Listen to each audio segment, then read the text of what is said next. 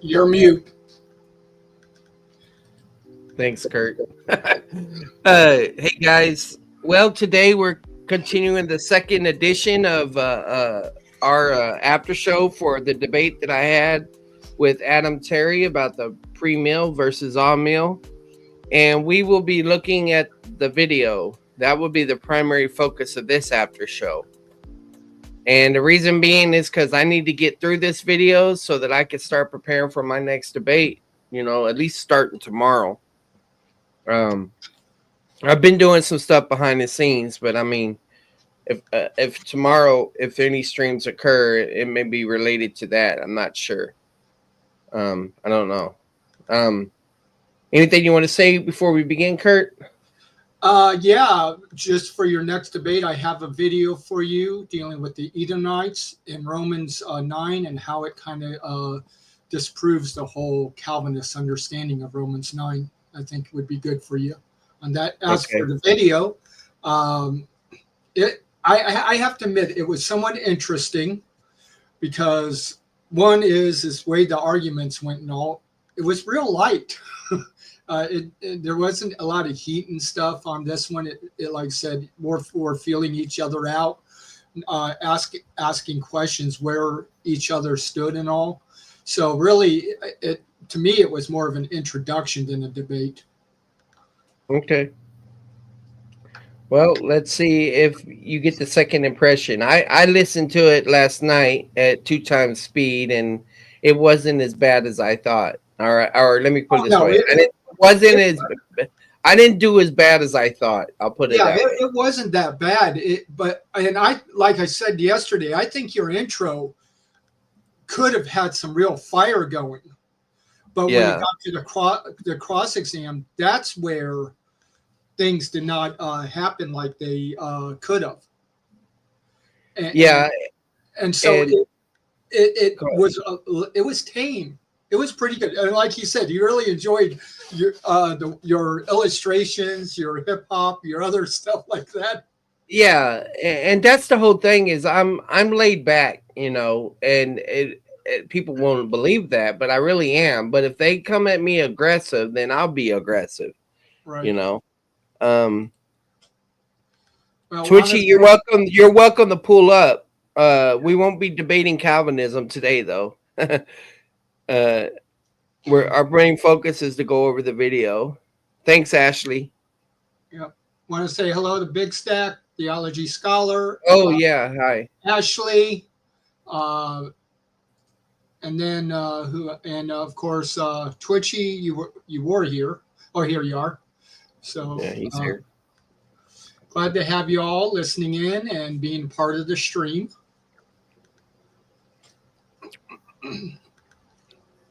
All right, here we go.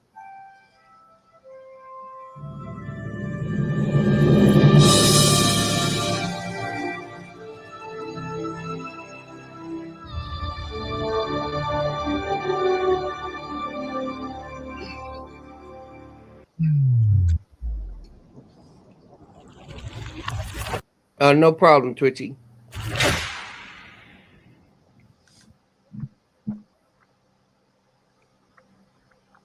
All right. Welcome, everybody, to Standing for Truth. My name is Donnie Badinsky, and I am your host and moderator for tonight's great Millennium debate between Adam Terry from Curious Christianity and Charles Jennings from the Layman Seminary. I am thrilled to have two experienced debaters at this point to engage the question, what does the Bible teach about the millennium? Adam takes the all-mill position, and Charles takes the pre-mill position. Kurt, be watching if anybody pulls up. Yep, I'm watching and all. Hey, I did ask before the thing. Did you ever look up the word millennium to find out what it meant? Who asked that? I did to you, or in the chat. It means 1,000. Yeah, I was making a joke Oh, before you okay. got started. Oh, okay. All right. Gotcha. Yeah, just having a little fun with you back. Oh.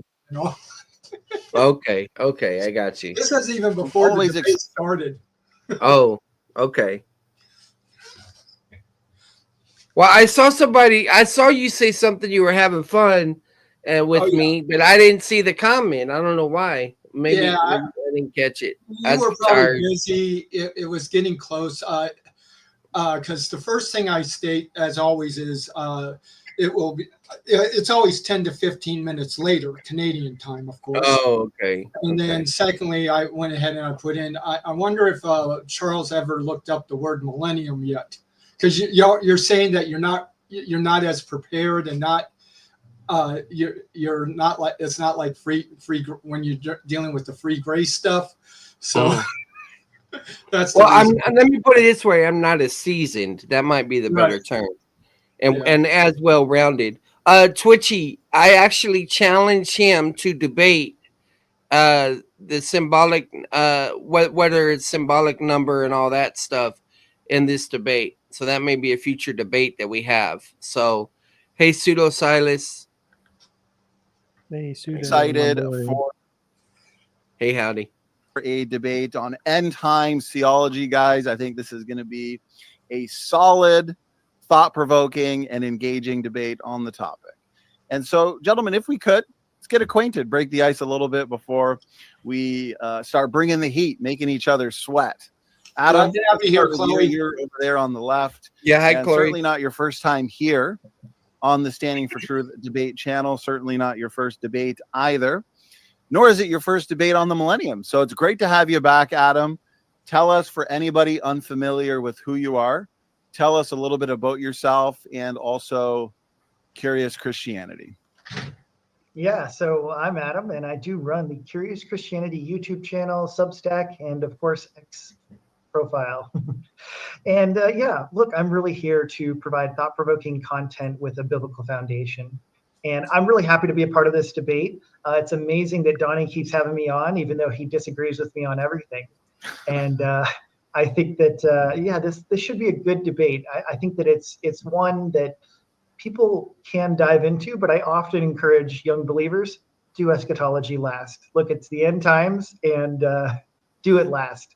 So, and Donnie almost introduced my position correct. He said I represent the Amil position, and what he meant to say was I represent the correct position, and everyone else represents some other sort of view. So, how dare you? Fighting words already. I like it. I'm all for it. Adam, whoever said that two people who disagree on just about everything can't get along, right? yeah, We're showing at least we're agreed on Jesus. So amen. Amen. That's a big thing to agree on and to come together on. So Adam, appreciate that introduction. Appreciate you, as always, being a good sport, having a good sense of humor. And I'm excited for this, as I know the audience is as well. The Millennium. You know, we need more debates on the Millennium, engaging the various views, post-millennialism, amillennialism, or Adam, as you call it, the correct position, premillennialism, which Charles says is the correct position. And so that's why we want you guys in the audience to examine and analyze tonight's exchange in an objective manner. And if you hear something that's coming from Adam or Charles that you disagree with and you want to challenge them, put that challenge in the form of a question, end it with a question mark, send that in, and we'll have some fun interacting with those during the audience Q&A period. Charles, Jennings, good to have you back. You're, in a way, experienced now on end time theology. This has got to be at least your second or third debate on the topic, but you've done a ton of debates, 30 plus if we consider your soteriology debate. So Charles, tell us, how have you been since the last time you were here? And also tell us a little bit about yourself. Charles, I think the last time you were here was for your debate with Pastor Jeff Dollar, if I remember correctly. I think so. Okay, well, tell us, how have you been since then? I'm all right. I'm going to say that this is my fifth eschatology debate thing, because I'm going to claim the Tommy McMurtry parable one, Matthew 25, the map verse, replacement theology, the panel discussions, night of eschatology, and stuff like that. So I'm going to claim those. But yeah, I am glad to have a break from free grace theology because my opponents are not challenging. I need a real challenge. And into the meantime, I need to challenge myself by getting out of my comfort zone into eschatology and other topics like that, so I'm thankful for that. And thank you, Adam, for being willing to do this. Or God the Son, Jesus Christ say we're watching the debate right now, so you didn't miss it. Not for you. Charles, thank you. Let me mention my wife, or I end up having a debate later on. She's in the chat, Janet Absioma Jennings, and she's going to be debating in the chat.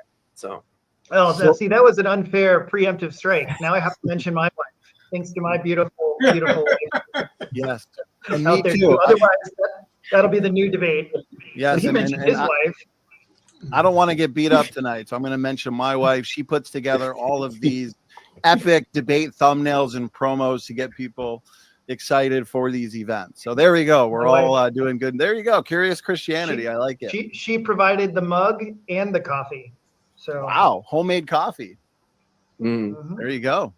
You can't beat that. And I appreciate that it's coffee. Because for you, Adam, you're like on the other side of the world. So it's morning for you, nighttime for us. So you're kickstarting your day the right way with a coffee and with a debate against the layman seminary. So this is going to be good, guys. Appreciate you helping us to break the ice and get acquainted. So for those who like what they're hearing tonight from Adam Terry and also Charles Jennings, do check the description box of this video for links to their YouTube channels. And they're both going. Now, with him being across the world, that's why it's such a later time than normal. Correct? No, that's me. I think because whenever I work on that day, I think I was the reason for the later time. Okay. But I'm not sure. But you probably appreciated it being later. Yeah. Yeah, that's true. All right, I'm going to bring it up to 125. I know I talk fast, so hopefully that'll be all right.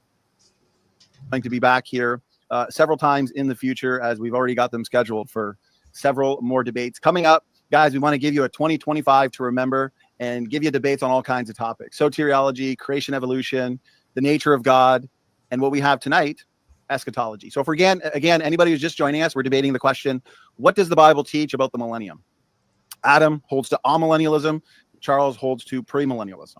So we're going to see who makes the better case tonight for their positions. And let's go over the format.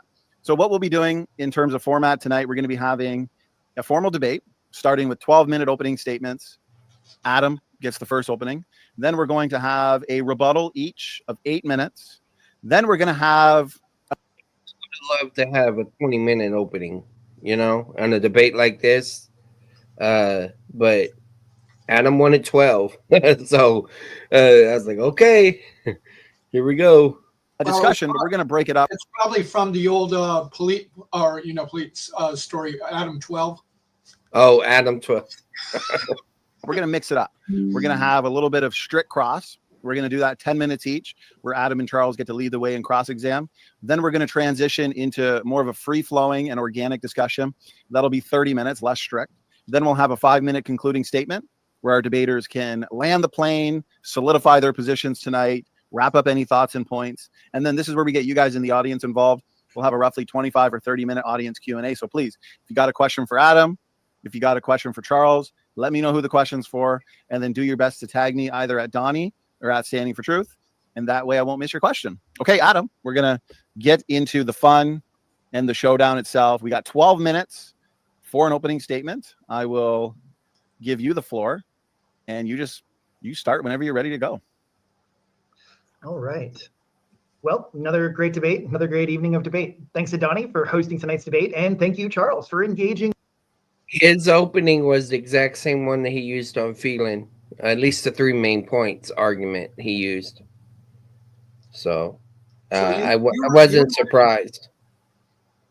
Huh? So you were ready. Yeah. With me on the topic of the millennium.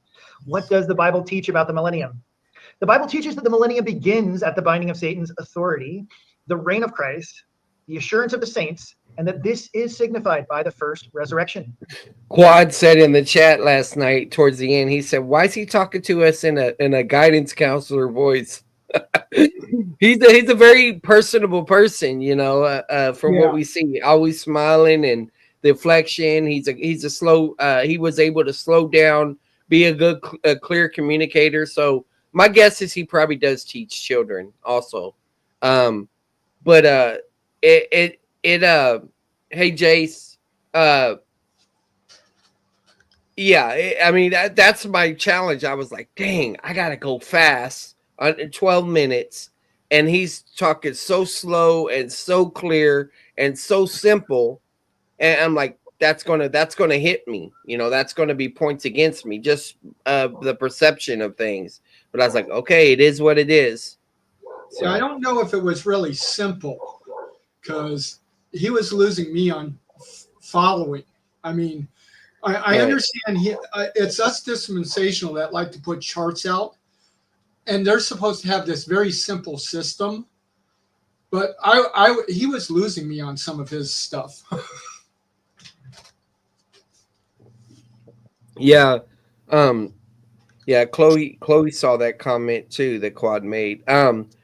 When we get to my opening, we're gonna slow down and break it open, because if we understand what I was attempting to do and what that thing actually included, I think it's going to bring a whole nother it's going to put the debate in context, I think. Right. A careful examination of John's vision in Revelation 20 will help explain what is meant by the millennium and lead you to the conclusion that the millennium is not only for the future, but that it is right now. I will offer you 3 arguments in support of this with a sum-up explanation of how to interpret John's vision. So, first thing, we have the defeat of Satan. Second, the reign of Christ. Third, the assurance of Christ's saints and martyrs, followed by John's vision. The first argument is regarding Satan's defeat. The defeat of Satan signals the beginning of the millennial reign. Genesis 3:15 says, I will put enmity between you and the woman, and between your seed and her seed. He shall bruise you on the head, and you shall bruise him on the heel. If you believe that Genesis 3:15 is speaking about Christ crushing the head of the serpent on the cross, then you should agree with me that we are in the millennium. And like I said, I don't, and even I knew he was going there anyway. And even if you do, it doesn't mean it's the start of the millennium. I think he made a presup at that without really being able to prove it. Yeah. You can have a binding of Satan before the millennium begins, I guess, I don't think I would conceive it as that, though. Oh, I think what I would even on the head, which Christ nailing him on the head, it don't mean that he's done and out with yet. Right. Someone could go that. Then also one of the things that wasn't mentioned is Romans 1:4, where Jesus rose with power. Mm-hmm. And so in dealing with that deals with the whole idea of reconciliation that you have to really think about then also. And reconciliation is just not bringing the elect to salvation. It's putting everything in order. Mm-hmm. Go ahead, Howdy. Say quickly, when someone uses like a conditional argument, like if you believe X, then Y. And there's like a lot of ways, like you said, like you just, okay, I don't grant X. You know what I mean? Like that's one thing you can say. Another thing I would say is, well, does not X entail not Y? Like is it if and only if? Because then like is your position defeated if your interpretation of Genesis is like wrong? And then you could, if you're even stronger, you could say, in addition to both of those cases, I can even grant you, for the sake of argument, this interpretation, but I don't see how it leads to, like Kurt was saying, like it's a non sequitur. How do you justify that this means what you mean by that? So, right, yeah, yeah, and I made a 2-hour debate prep video the day before the debate. I think it was maybe 2 days before, a day or two before, and then I made another one right before. But I hope I don't understand. I always mention in my debates, in my openings, how for future opponents, this is you can watch so it's like, shouldn't every opponent of mine know, including Twitchy in the chat, that I do transparent debate prep? So it's I let people know, hey, this is what I'm going to do.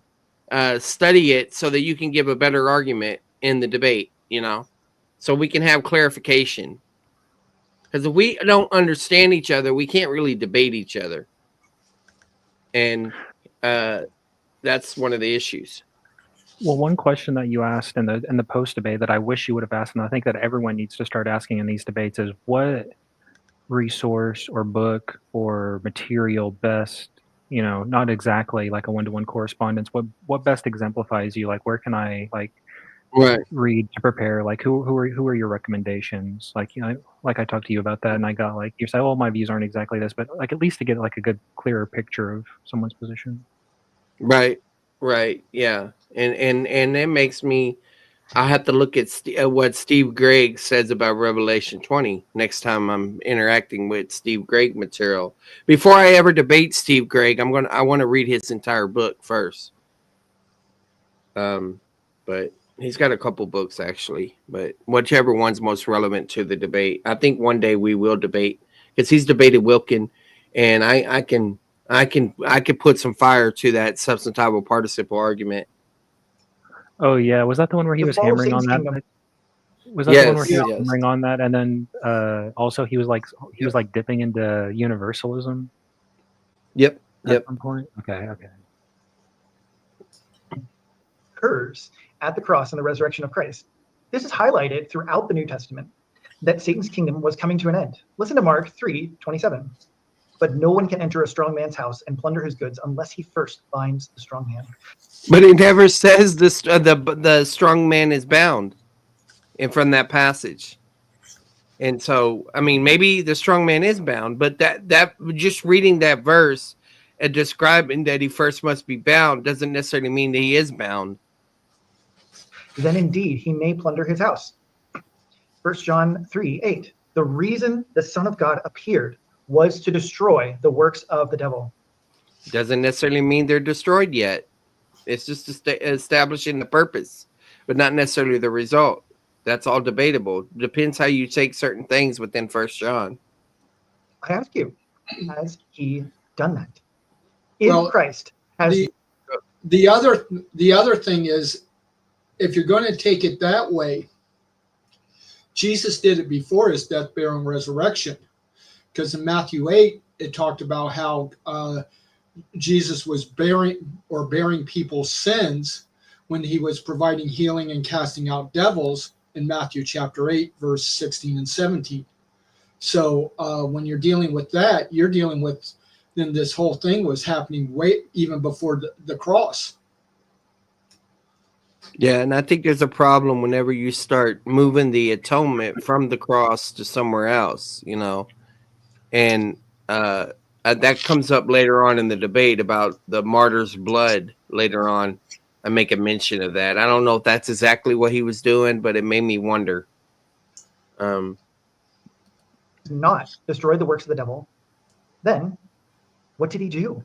How can 1 John be true if Christ has not destroyed the works of the devil? John 12:31. Now is the judgment of this world. Who says the strong man isn't Satan? I don't know.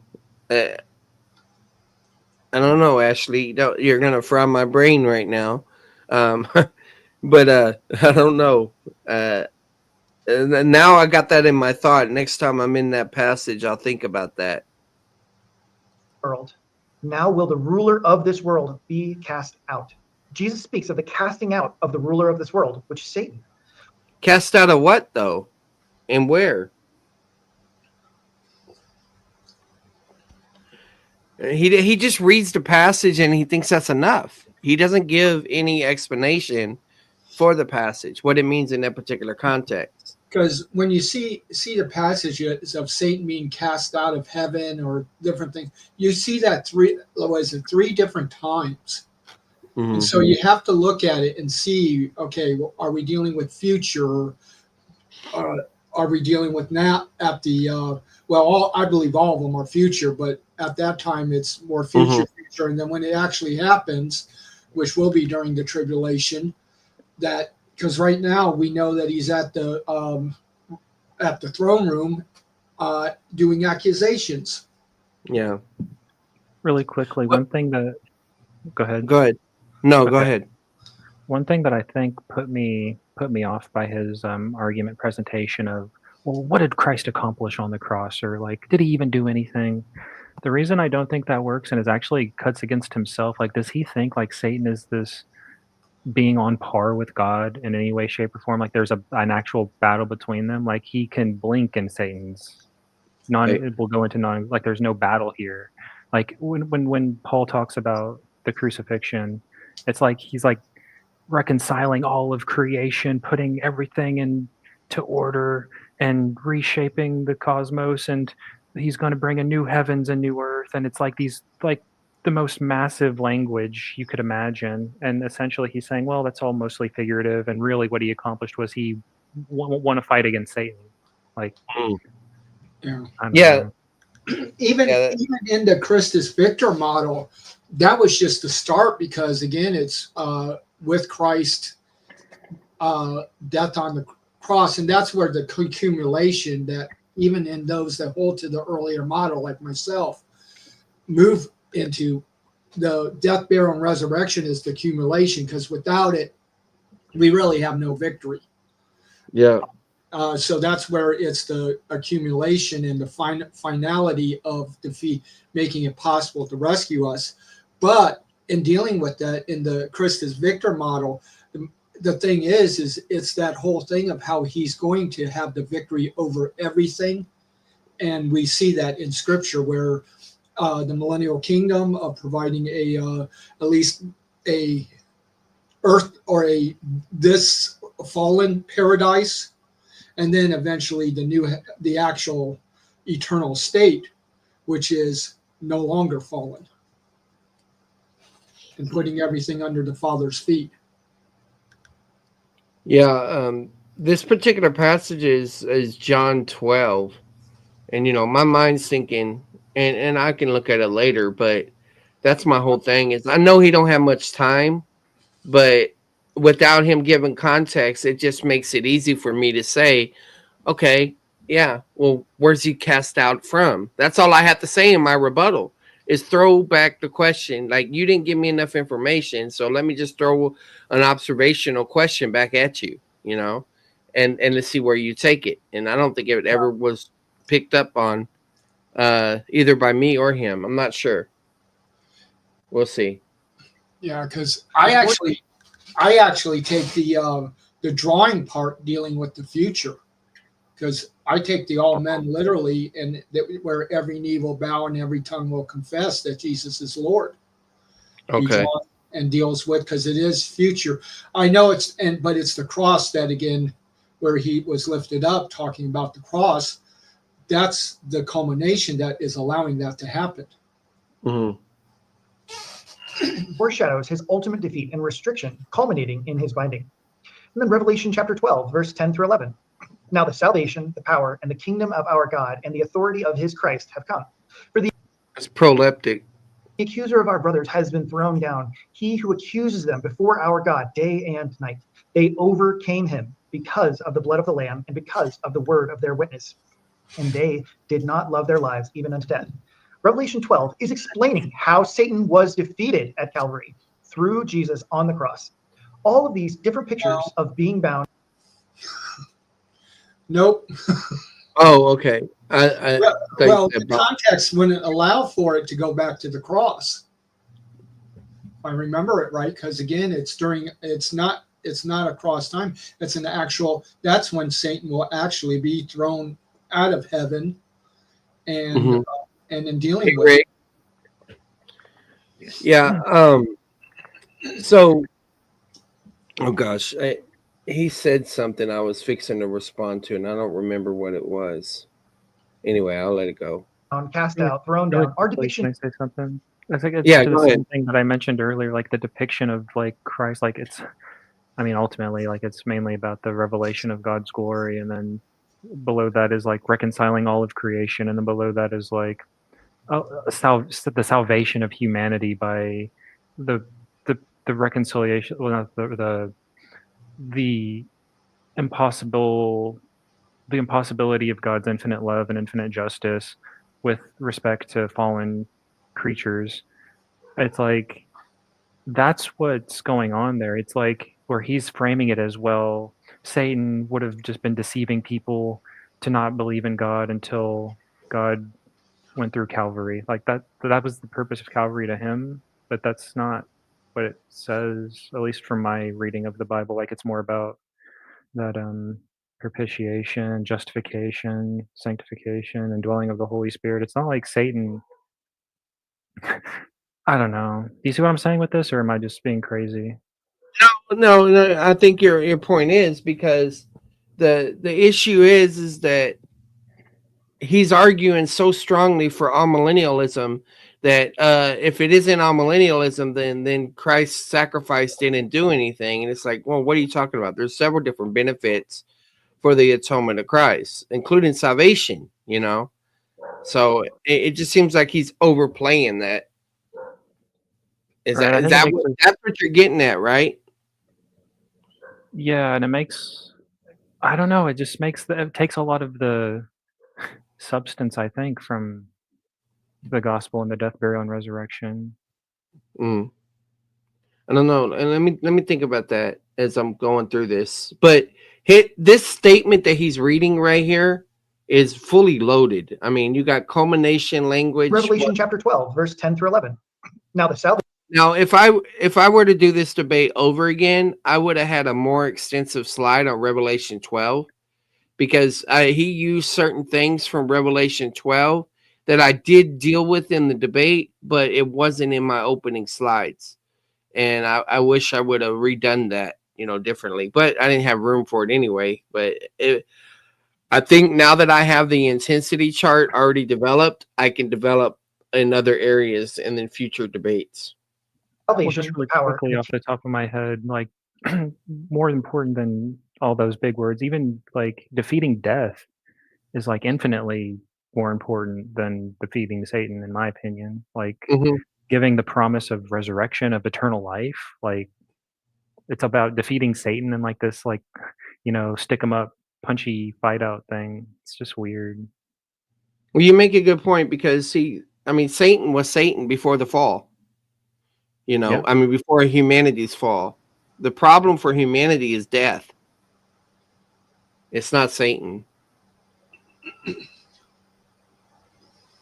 And I think Hebrews argues that way.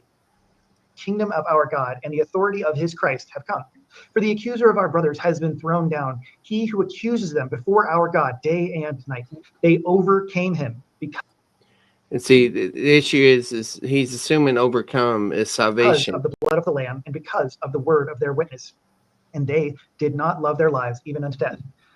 So is it two bloods or salvation? No. And I don't think it's a salvation passage. So him to reduce everything to the first coming, I don't think it works. But Revelation that's 12 what they is do.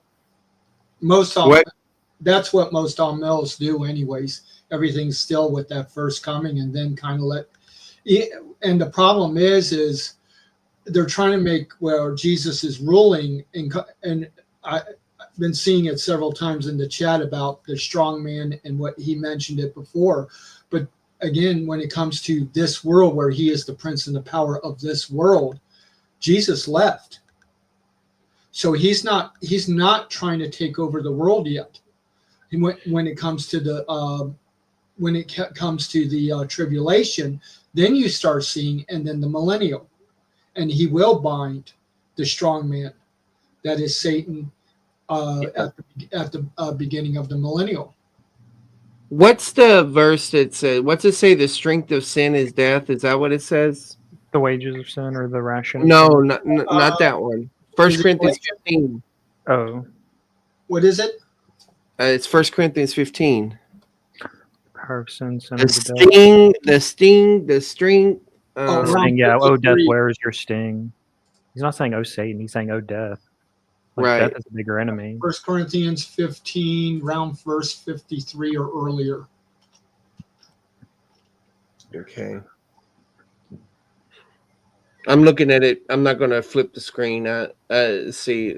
All right. I mean, Yeah. okay, so But when the perishable will have put on the imperishable, and this mortal will have put on immortality, then will come about the saying that is written, death swallowed up in victory. O death, where is your victory? O death, where is your sting? Then it says, the sting of death is sin. So death uses sin. Is that what it's saying? The sting of death. So death is the scorpion, and sin is the stinger. And the power of sin is the law. So the exploitation, basically. from but- sin comes death. Uh-huh. And then what powers sin is the law.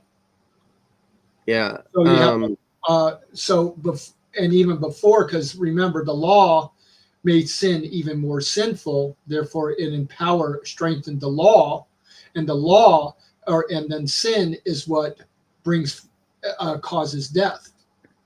Yeah, No. Romans 5:13, for until the law, valence was already in the cosmos, but valence was not imputed for not being a law. Right. in Hebrews, I brought this up in the debate, but I didn't cite it. Hebrews 2:14. Therefore, since the children share in flesh and blood, he himself likewise also partook of the same, that through death he might render powerless him who had the power of death, that is the devil. He rendered him powerless. I understand that.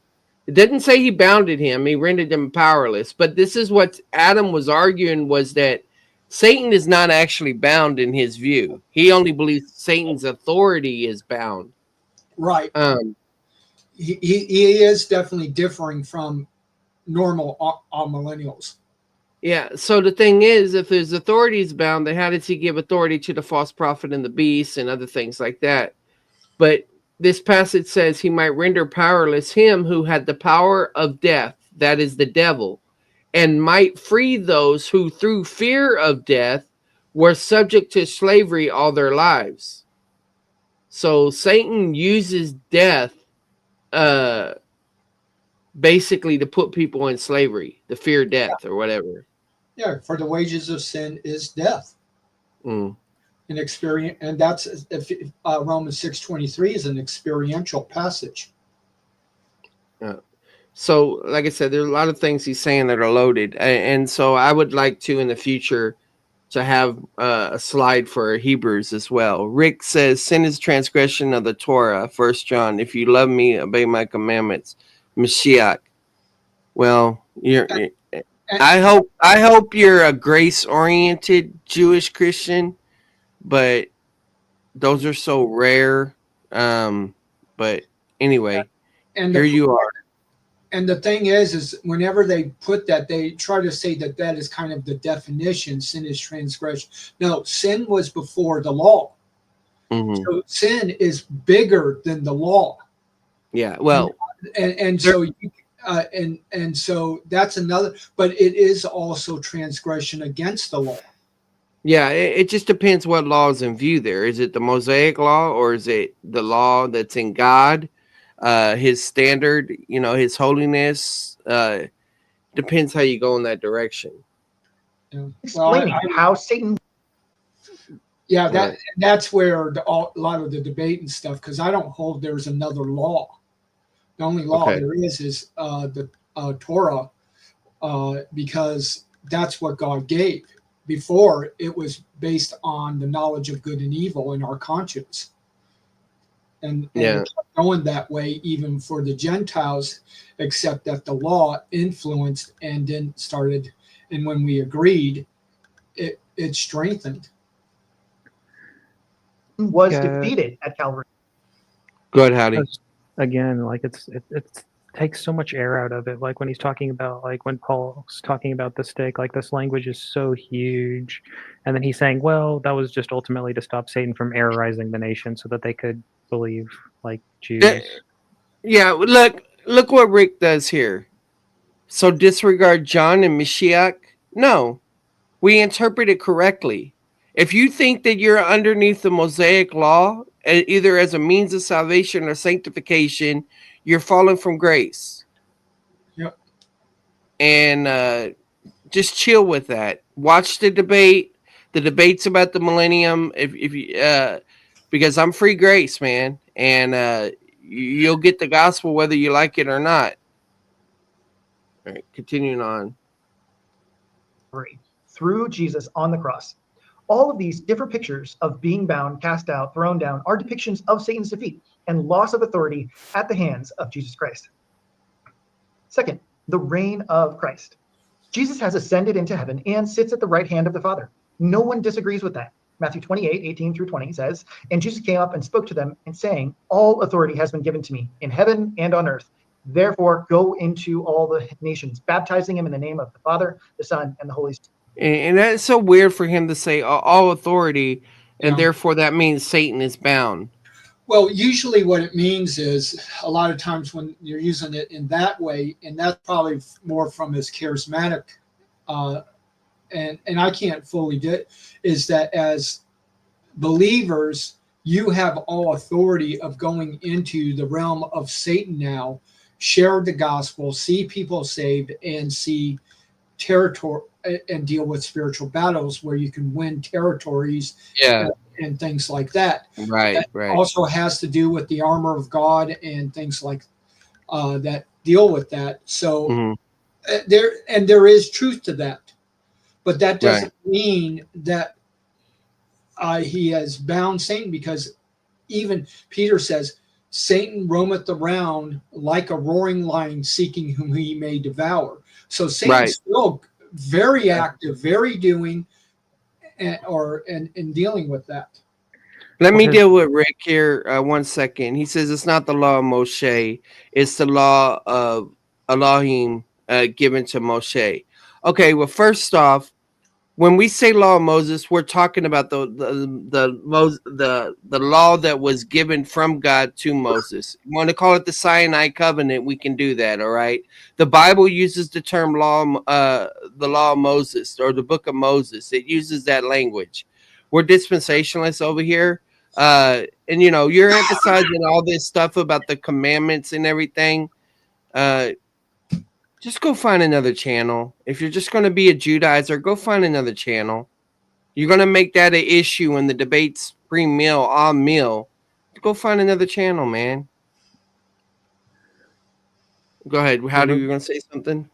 Yeah, like when it comes to like going out into the, and you talked about this too, like, and Kurt just brought it up, like he's still around doing things, and so the defeat is just being able to proselytize or preach. Like that was what Christ accomplished. That's so minimal. Yeah. It's like God really Right. was just the God of Abraham, Isaac, and Moses, and not over creation.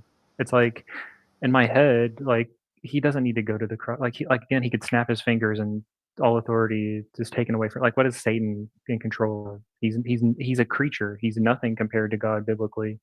He doesn't have to Yeah. do anything to take any authority from him. He has no authority except what's given to him. And Well, then if I were in the future, I would have a slide on that passage, all authority. I've never heard anybody lay so much emphasis on that passage, because to me that's just that's a generic passage. I mean, it's a true passage, don't get me wrong, but it's not loaded up with the concepts that he's talking about. It's just a he's great commission passage. It's not, hey, Satan's bound, so I'm commissioning you. That's not the focus. it's so small, like in comparison to the gospel. Like he's saying, oh, it's like a territorial conquest. Like Satan was in control of Rome, and God was in control of Israel, and then they had a battle at the cross, and God won. So now God can, teach Roman citizens. Like it was literally just like a territorial dispute where he could control the nations. Well, Like, maybe, but remember, he's not a preterist, at least in the sense of what how the others argue. He says he's partial to partial preterism, but you say any resource of hyper grace. I know you're free grace. I want no beef. Just as if this is all new to me. For hyper grace or against hyper grace? Well, number one, Michael Brown's book. Well, first off, I don't think what's his name, Ellis's book helped that much, and I don't think Michael Brown's book helped that much. I would recommend you go to Duluth Bible Church, their YouTube channel, and look at Tom Stegel's series on hyper grace. That may help more. Also, Dennis Roxer on hyper grace.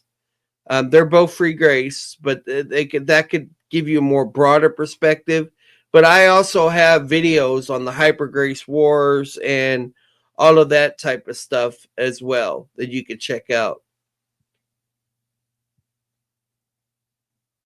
Well, can you go guard his commandments somewhere else, Rick?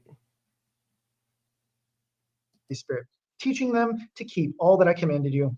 And behold, I am with you always, even to the end of the age. The earth belongs to Christ. That is why we. I don't care if people agree with us, but if they're going to make every little comment about the commandments, okay. Yeah, well, guess what? You're going to pass away. Here, you passed away from my stream. Why do people do that, man? Do they not have a YouTube channel of their own? Do they not have a ministry of their own? They just hop in and just start that stuff. It's like you can find people that you agree with. Leave us alone. Well, it's a mean of proselytizing. Yeah. That's all it is. And so they go there until they get kicked out and occupy the. Oh yeah, that's the thing. Now that he's been rejected, it validates his Messiah complex or whatever. Oh yeah, because again, the law puffs up. Think, oh, I'm doing all these things and all, and they don't understand that we are for the law, but for where it's supposed to be. Right. Yeah. He went from having a wrench to not having no sense. So now we know where he went. Here we go. The authority to preach the gospel to the world. Peter explains from the Old Testament how Christ sits on David's throne and rules. Hey, Quad, we were talking about the guidance counselor comment earlier. Acts 2:29 through 36. Men, brothers, I may confidently say, regarding the patriarch David, that he both died and was buried, and his tomb is with us to this day. But so, because he was a prophet and knew that God sworn to him an oath to set one of the fruit of his own body on his throne, he looked ahead and spoke of the resurrection of Christ, that he was neither forsaken to Hades, nor did his flesh see corruption.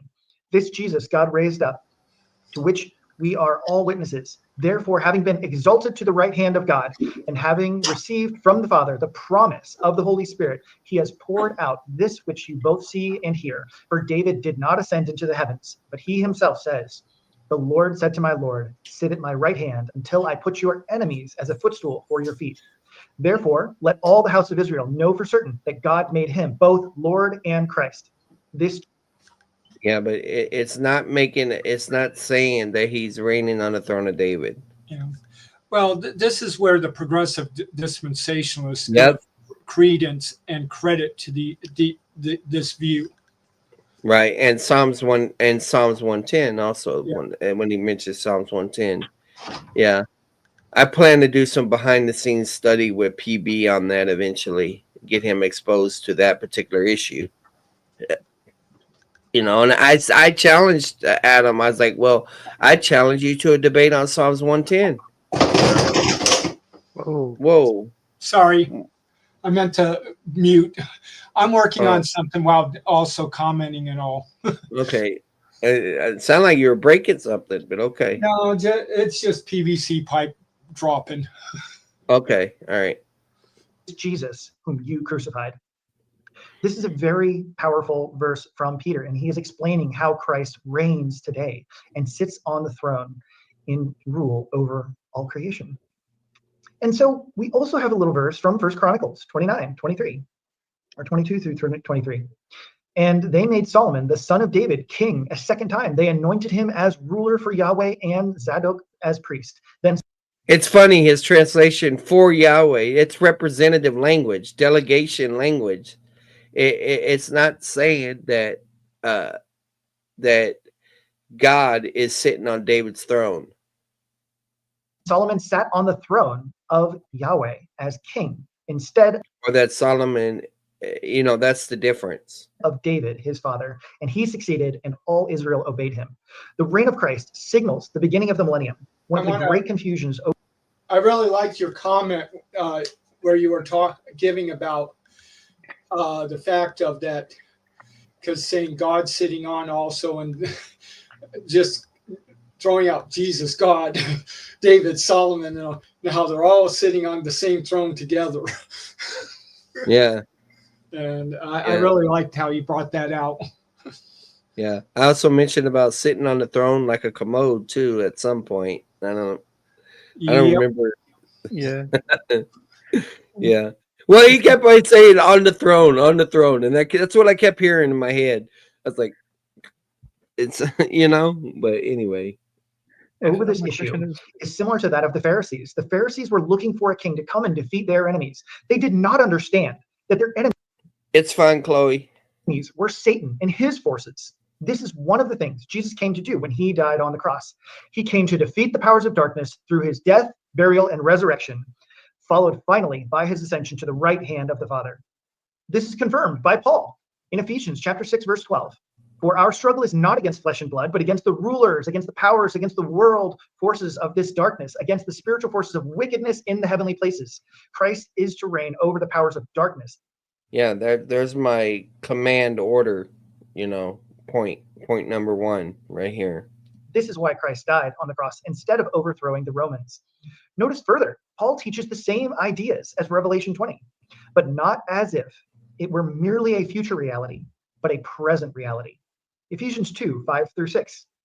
Even when we were dead in our transgressions, made alive together with Christ. By grace you have been saved and raised up. Well, I don't think dead and alive are necessarily salvation in that passage. I know most people take it that way, but it could be just exalted to those to that de jure inheritance. With him, seated us with him in the heavenly places in Christ Jesus. We as believers are made alive with Christ, exactly as it says in Revelation 20. He also says we are raised up with Christ and seated with him in heavenly places in Christ Jesus. This is what John is communicating. Not that there is a future resurrection, because so what he's trying to do is he's trying to put all the thrones in heaven, all the seated in the heavenlies. Well, wait a minute. The kingdom of heaven is on the earth. It's the kingdom that comes down from heaven to the earth. Yeah, he's making a lot of commitments exegetically already. Mm-hmm. I got to ask, do you think there's a lot of all the volumes of Uncle John's bathroom reader up there? Well, there's a lot of thrones, so it's possible. Yep. No telling what's in Satan's throne room. Exactly. I mean, did Satan have to get bound for Solomon or David to take the throne? Or were they not sitting on like the premium deluxe throne? Yeah. Because Jesus was resurrected, we reign in Christ as he sits on his throne. John uses the same words and imagery as Paul. Please pay attention. We should understand that Christ reigns now and the saints with him.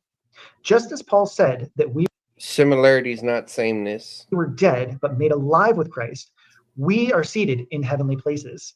He is explaining that we share in the resurrection of Jesus. This is the same message that John shares in Revelation 20.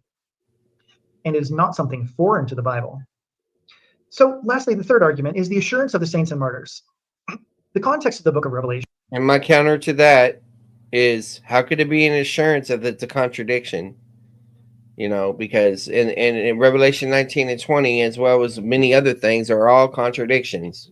So remember, his arguments are about the defeat of Satan, is Genesis 3:15, the reign of Christ, right, which I don't grant, you know, and then now this assurance thing, and I refuted them all three. I think I did okay with that. It would have been nice to be able to restate it in that way, but I think I got it out there.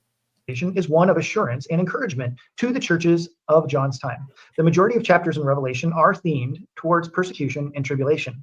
Here's a short list mentioning the persecution. Yeah, Quad, they might find out just how literal it is, you know. God might say, hey, you didn't believe the kingdom is literal, so go stand in that literal corner over there, you know. I don't know. Yeah, there's not enough time to get into it in like a debate like this, but I would like to ask Right. him like, his exegetical method, like where are you drawing the line between allegorization and like how do you have that authority to like make these distinctions? Like what's your process to like Yeah. I don't know. Well, it makes me want to evaluate Steve Gregg, you know, in that area, and that's who's had the most influence. Persecution of martyrs. Revelation 1, verse 9. I, John, your brother. This is an emotional aspect to this. I'm saying it's needed, like to sway the audience, but all this about persecution, and he does it in the closing too, about choosing the cross or whatever. But right here, he's given a list of persecution, and it's saying there's a comfort. You don't need all those passages. You could just say, man, the the book of Revelation emphasizes the persecution, and this functions to give them assurance in the midst of this persecution. So to me, he could have put something else in his opening instead of all this. Brother and partner in the Oh, tribulation. really quickly, I have and the something. Good. Yeah. Speaking of all this like atrocities and persecutions, could you imagine him saying, "Oh, by the way, Satan's bound right now, and Christ is ruling, so it's all good." Well, he Like, would how just would say it's humans' fault. Humans can do bad things. He said that in the debate. kingdom and the patient endurance that are in Jesus was on the island of Patmos, called on account of the word of God and the testimony of Jesus. That is the setting for the book of Revelation. There are a list of other passages that all speak to the persecution and martyrdom. It's funny he goes into the setting, but yet the book talks about the synagogue of Satan, where Satan's throne is, where Satan dwells. The original audience wouldn't have perceived Satan as bound. Quad says the sheer amount of allegory is mind-boggling. Greg is very irresponsible with the text as well. He's convinced a lot of people into believing annihilationism and a symbolic antichrist and such. Whoa. Okay. Yeah. Well, we're going to have to address him eventually. Yeah. Well, again, you look at history-wise. You had again, Origen comes in, deals with, throws in allegorism. From him, now you see the church, because up to about the 3rd century, the church was very solid. It seemed to be very solid pre-mill. They were all pre-mill, all of them. And then you start seeing the amill come in and things. And then, of course, Augustine, he does his City of God, amill, everything. And that's where everything moves to that direction. Mm-hmm. Yep. All right, here we go. John is comforting and giving assurance to the martyrs and to the persecuted church. Note, this is the theme in Revelation 2:10, 3:10, 6:9, 7:14, 12:11, 13:7, 14:13, 16:6, 17:6, 18:20, 19:2, and chapter 24. It should be no surprise then that this vision is assuring believers that they are blessed and do not have to fear the second death. All who are in Christ will be rewarded. Revelation 20 verse 6 says, "Blessed and holy is the one who has part in the first resurrection." Over these, the second death has no authority.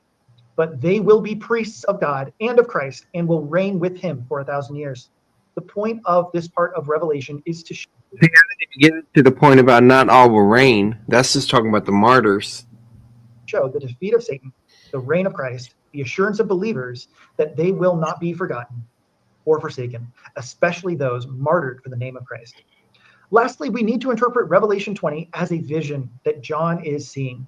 John is explaining a vision which is not entirely different from visions of Joseph or visions of Pharaoh that Joseph interpreted. Pharaoh saw 7 lean cows and 7 fat cows. The 7 lean cows represented 7 years of famine, while the 7 fat cows represented harvest.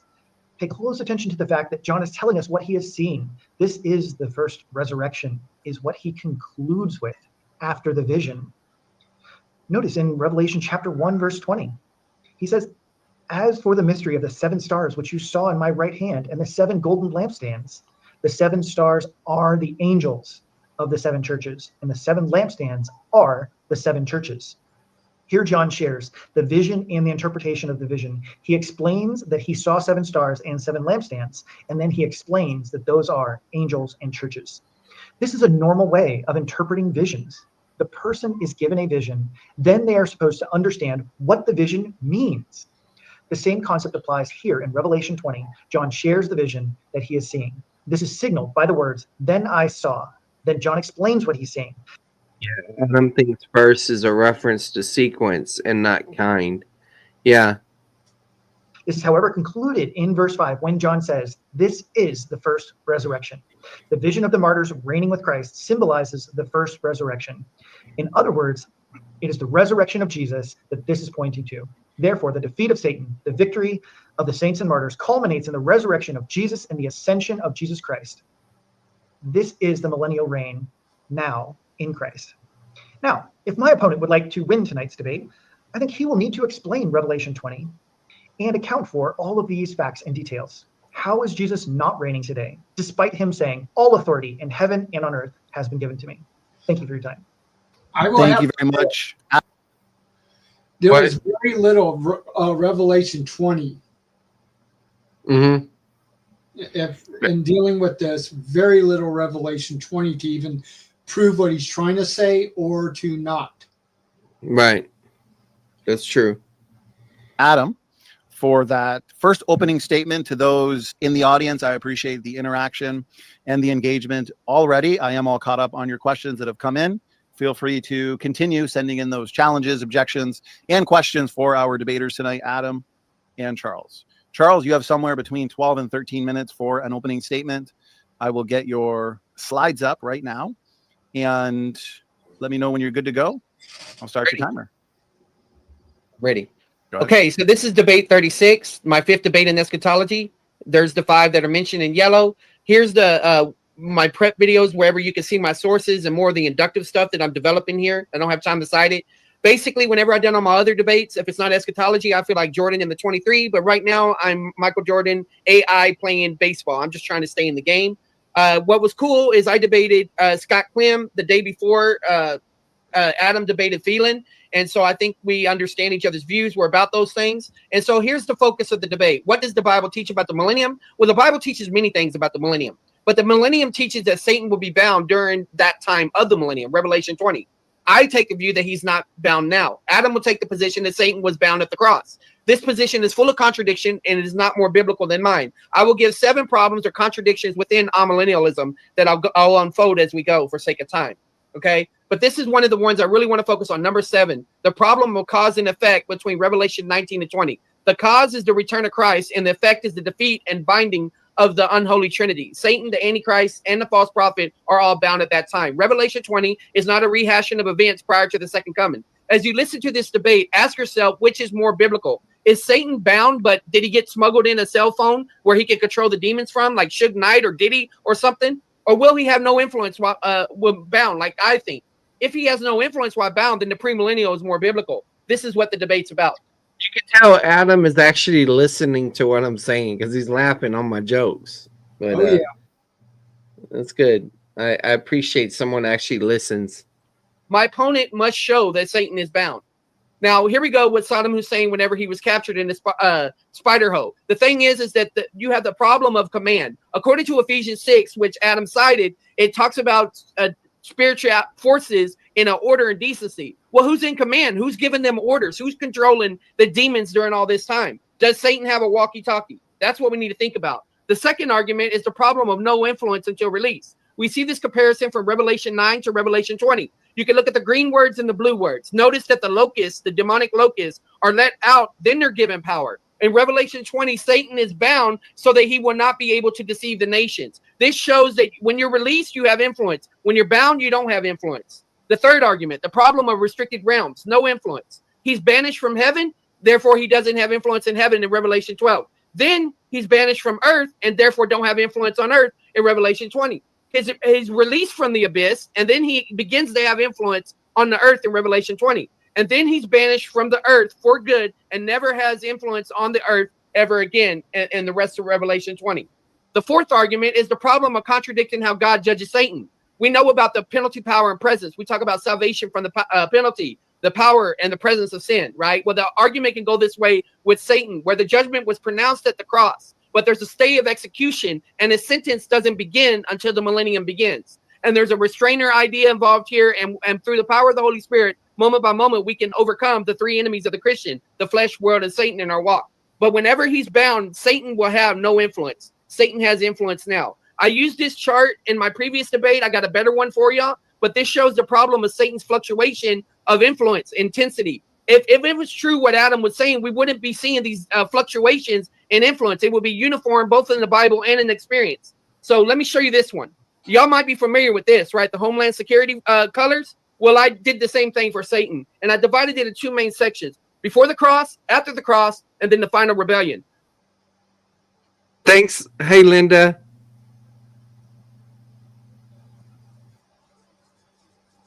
Adam needs to be able to explain these fluctuations in the themes that are in the text that show greater or lesser forms of intensity. Like I said, it should all be uniform. The sixth problem is the contradictions between Revelation 12 compared to 20. In Revelation 12, you got the dragon and his angels. But in Revelation 20, you only have Satan being bound. I don't believe that the demons are bound at the same time in Revelation 20. In Revelation 12, Satan is able to deceive, but in Revelation 20, he's not able to deceive. In Revelation 12, he comes down with great wrath, knowing he has a short time. But in Revelation 20, he's bound for 1,000 years and then released for a short time. These are contradictions if you take it in the view that Adam holds to it. And this is a chart based off of how other amillennialists have viewed it. And the red is showing these contradictions where they exist, wherever people have focused superficial similarities and not getting to the true differences in all this. So I'll keep going. The seventh is the problem of the cause and effect between Revelation 19 and 20. You have the colors right here. Watch this. So I'm going to go with the yellow first. We go from heaven to mid-heaven to earth to the abyss. Then we got the judgment link. The beast was seized in the false prophet, Revelation 20, the devil and Satan. Then we got the deceived link in 19, by which he deceived those who received the mark. And then it says that he was locked up so that he won't deceive. And then we have the rest link. The rest were killed with the sword. And then we have the rest. Hey, SP.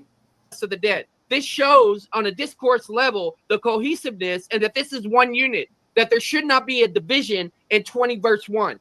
Okay, that's very important to understand. Now, what I'm basically saying is, I believe, I wrote this actually as a conclusion slide, but it's fine to put it here. Adam's millennium is going to fail. You know why? Because he's not going to be able to show that Satan is bailed.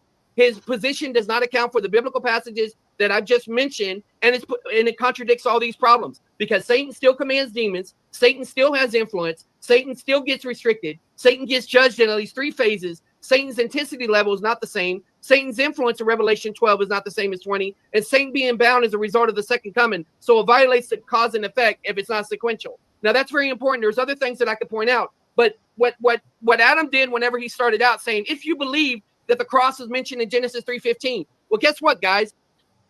I'm going into rebuttal right now. I'm going ahead. I've already started a rebuttal in my opening because I've already established what I needed. And like I said, the stuff is in the slides. If I kept playing the slides, you'll see the responses I had, because I studied his debates and I wrote responses. But I'm freestyling right now based off of that prep that's in my mind. I don't believe the cross is mentioned in Genesis 3:15. When the serpent's head is crushed, it's Daniel 2. whenever the mountain crushes the statue. This is important to understand because the time of the Gentiles cannot be enforced at the same time as the theocracy of Israel. When the mountain hits, when the kingdom comes, when Christ comes to establish that in his second coming, that's whenever that's set up. That's all in place. So there's all kinds of contradictions here. I don't claim. And that's my argument right there. There's a couple of these that are my arguments only. Some of them are Alan Kirshner's, but And you're sticking with it right now. yeah. To understand all of Adam's views or even Amelie. Which, again, that's even in the most dispensationalism, we do see the final thing is when the stone comes, knocks Right. down and established. That's when Satan is actually bound. That's when everything is he's taken out of the way. Yeah. And I know that like Quad brought up some of that in the chat, and he's like, well, we study the same type of people, or we're at the same seminary and stuff. And so I could definitely I'm conditioned in certain areas, I'll put it that way. Yeah, if you notice for a lot of them, and even with the thing with preterists yesterday, skipping the feet and the 10 toes. Mm-hmm. And talking about another nation that is like the Roman Empire. And the reason I brought that up is because PB did a mock debate. He was pretending to be a preterist a couple days ago, and I pressed him on explain to me who the 10 toes are. And I've never heard anybody ever explain it. Okay, are you saying those 10 toes existed before 70 AD? So when preterists made a claim, I was like, okay, let me evaluate that because that's new information. And it was something, I need to look into. Yeah, I did a quick look. I did a quick look, and I got a lot of comments of showing that who was the guy that wrote about it? He said the historian and how he lied. Josephus and somebody else, yeah. So they did not. There's a lot of people that don't look at Josephus as being honest in his writings. Lead them to the best, but this is my safe haven right now wherever I'm developing these. And so these things I need to understand, like what does Adam actually believe about the resurrection? Does he believe Jesus bodily resurrected? Does he believe we will resurrect? There's a lot of areas I'm not sure about. But the thing is that all this is one unit, and that's what we got to look at. Now, I'm just going through here. Another thing I want to talk about is the symbolic. Whenever you have a symbolic number, it's usually because of a connotation. It's not really a symbolic number. It's a connotation associated with it. When you say 40, that's a literal number in the same way. Now, that's what we do with 1,000. It's really interesting that he talked about Joseph's dream where it was 7 years of famine, 7 years of plenty. And I know he was making a different point of that, and this is not the rebuttal, but my point is that it's literally 1,000 there. And as I've said many times before, even a dope dealer knows what 6 kilos is. The text emphasizes 1,000 6 times to get it through our head that God is pushing major weight when it comes to his ruling and reigning. All the assumptions about the Davidic covenant and all of that, I agree with the Davidic covenant is going to occur, but it's not occurring right now. He tried to link the idea about the throne of Yahweh. That's because of delegation. But the problem is confusing the kingdoms versus the eternal universal kingdom versus the temporal mediatorial kingdom. And we'll go into that stuff later on. But I believe the chart on Satan explains a lot of the. Yeah, just something that you didn't bring out, but I heard, and there is truth to a lot of it, not every aspect, but when John knows the difference between using 1,000 figuratively, and he knows how to use it regularly. And a lot of times, even in Revelation 20, though the first one doesn't have it, the second one has the article, and having that article makes it a literal 1,000.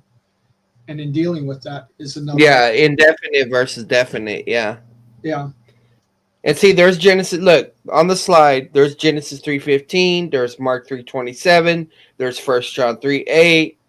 Those are all the passages he brought up in his opening, because his opening was the same, except maybe for the last part of the closing. Like when he said, "If my opponent is to win," he reconstructed that, but everything else was the same.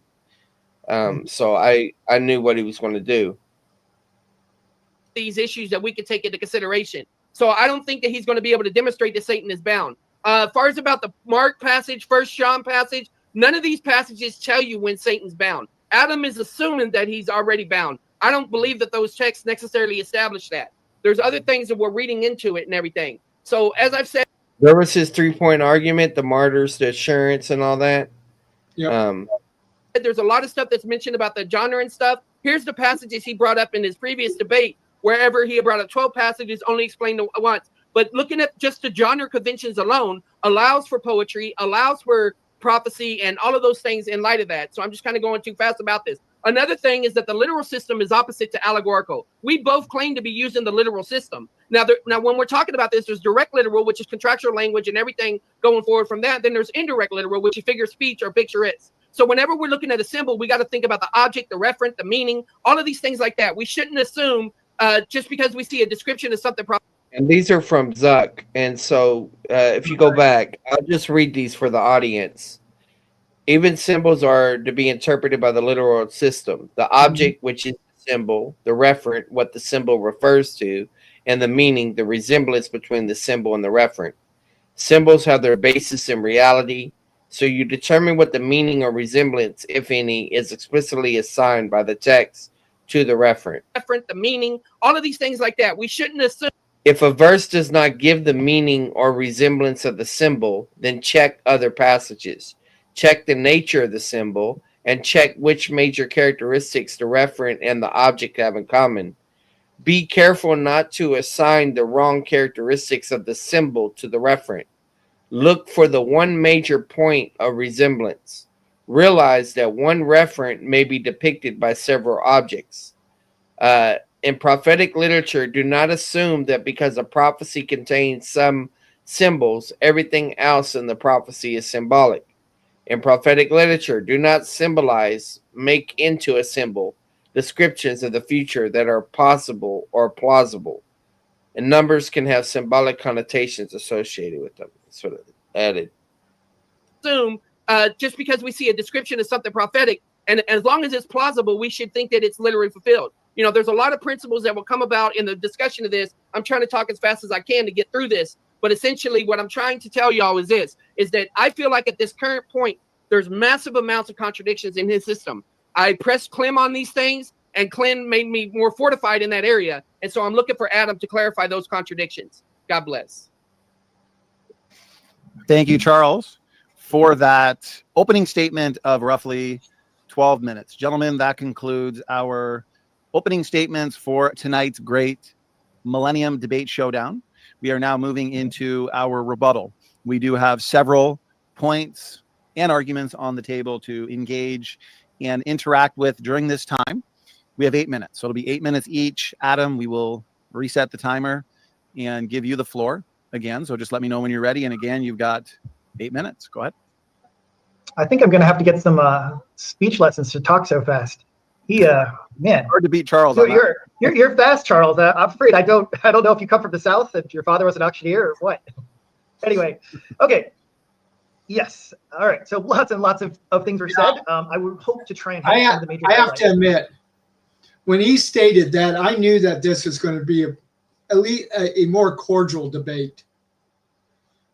Yeah, because he could have said that in a real jerkish way. And it could have been an accusation against me, like, you can't communicate worth a crap, you know? That's what some people try to do in a certain situation. But he communicated really well at this point. And I think you're right, Kurt. I think this set the tone for the debate.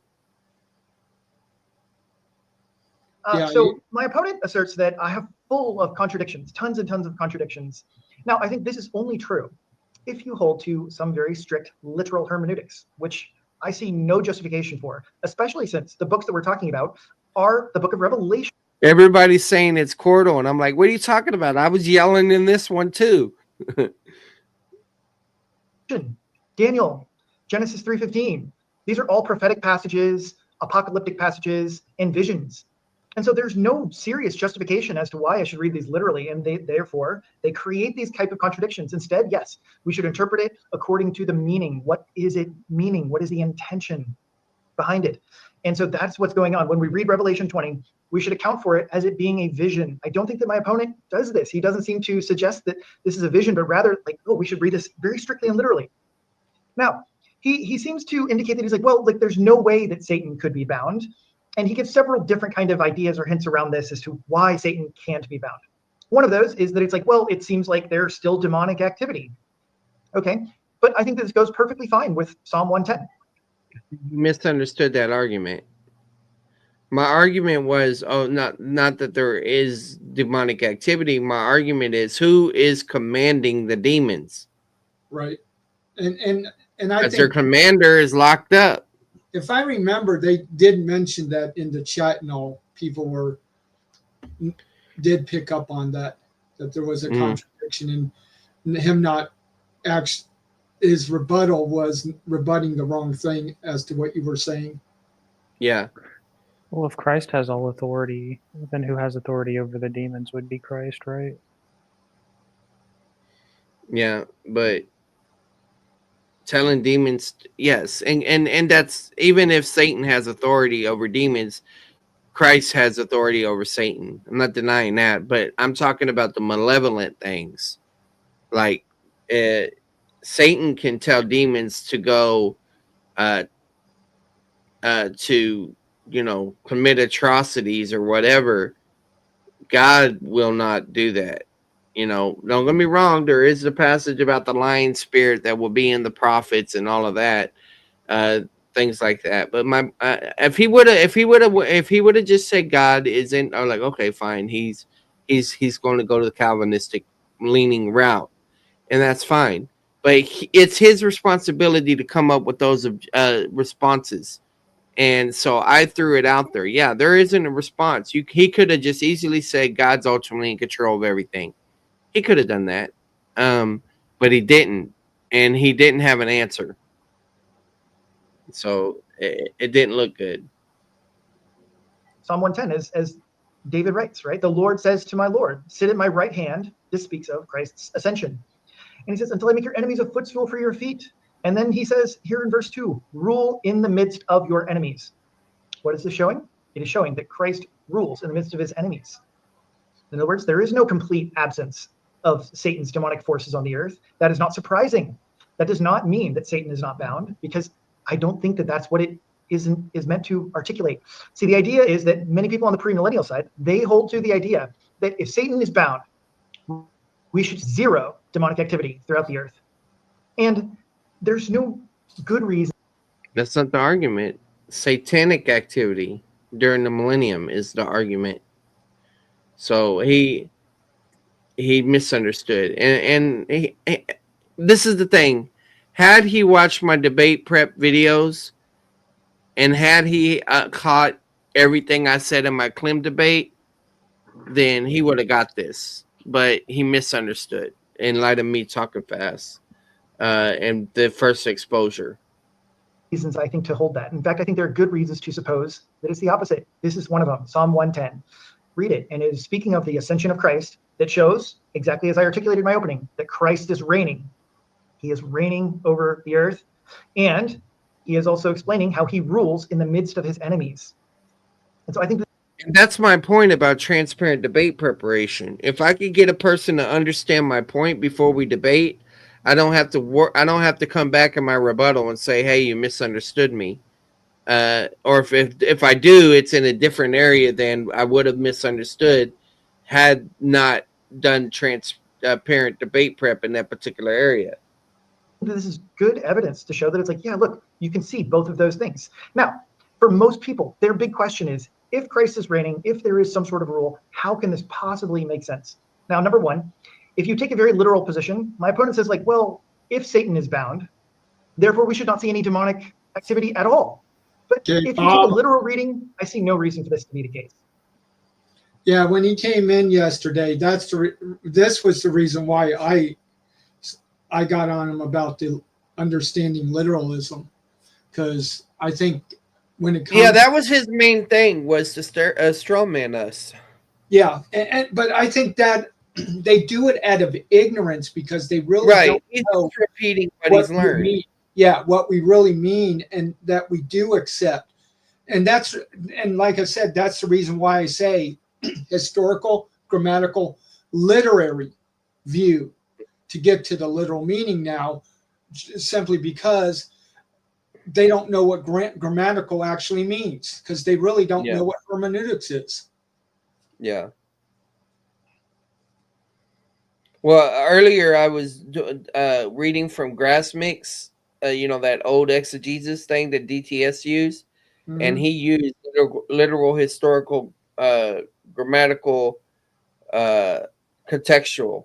He used it that early on. Right. But yeah. No reason whatsoever. Now he just asserts that it's like, well, look, how can you have an army without a leader, a ruler? Now, number one, I think that it's very clear that the New Testament also teaches. So he thought I was saying you can't have an army without the leader. No, that's not my point. Who is commanding the army? That some other demonic or angelic being. That's my argument. I don't think anybody ever made that argument.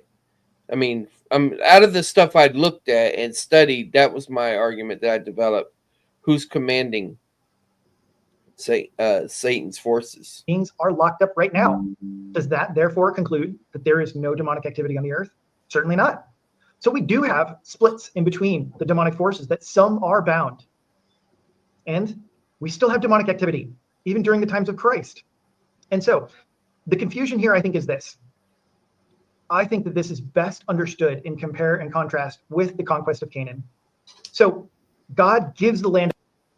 I set him up on this one because as soon as he made this comparison, and then he says that, and I said, "Well, the giants were in the land; they weren't bound, So this didn't help him to make this comparison."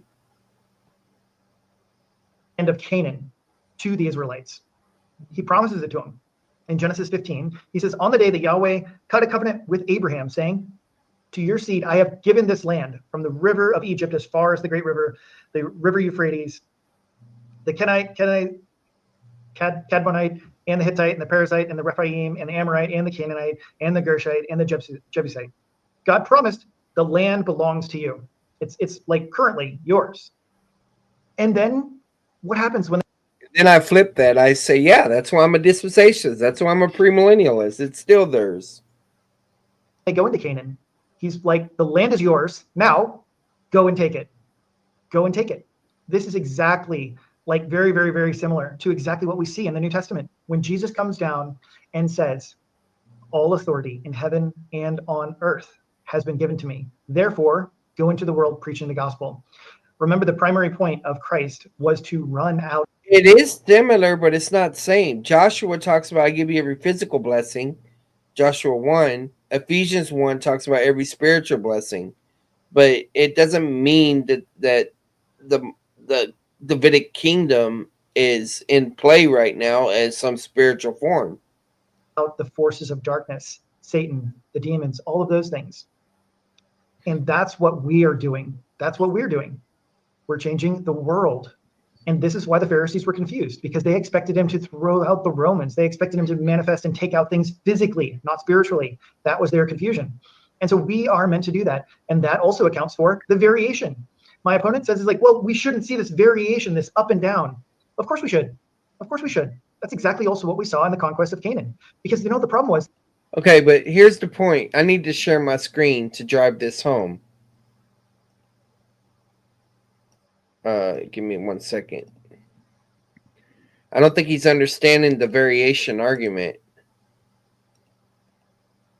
Well, I don't think, again, you got to remember, a lot of that is based so much in algorithm, or not, and because of that algorithm, they're typing everything in a shadow type thing and turning it into the spiritual as the real. Well, yeah, and that's why I told him. I said, well, here's the thing. Treat it like a Disney movie, but you still have rising and falling the action. You have plot. You have those things going on, and it would be all even keel if his view was correct. We're not just talking about little. Maybe I could do an earthquake with aftershock ripple effects. Maybe that would communicate. I don't know, but here your mic is bad. Yeah, because I'm sharing the slide. Can you hear me though, at least? Yeah, Yeah, kind of. you're speckled. All right. I'll try. I'll try to be. Okay. Here's the thing. I divided up to how he sees things into three categories: from the Eden till before the cross, after the cross, and then the final rebellion. If his view is correct, there should not be a hike from a 6 to a 9 before the cross. Okay?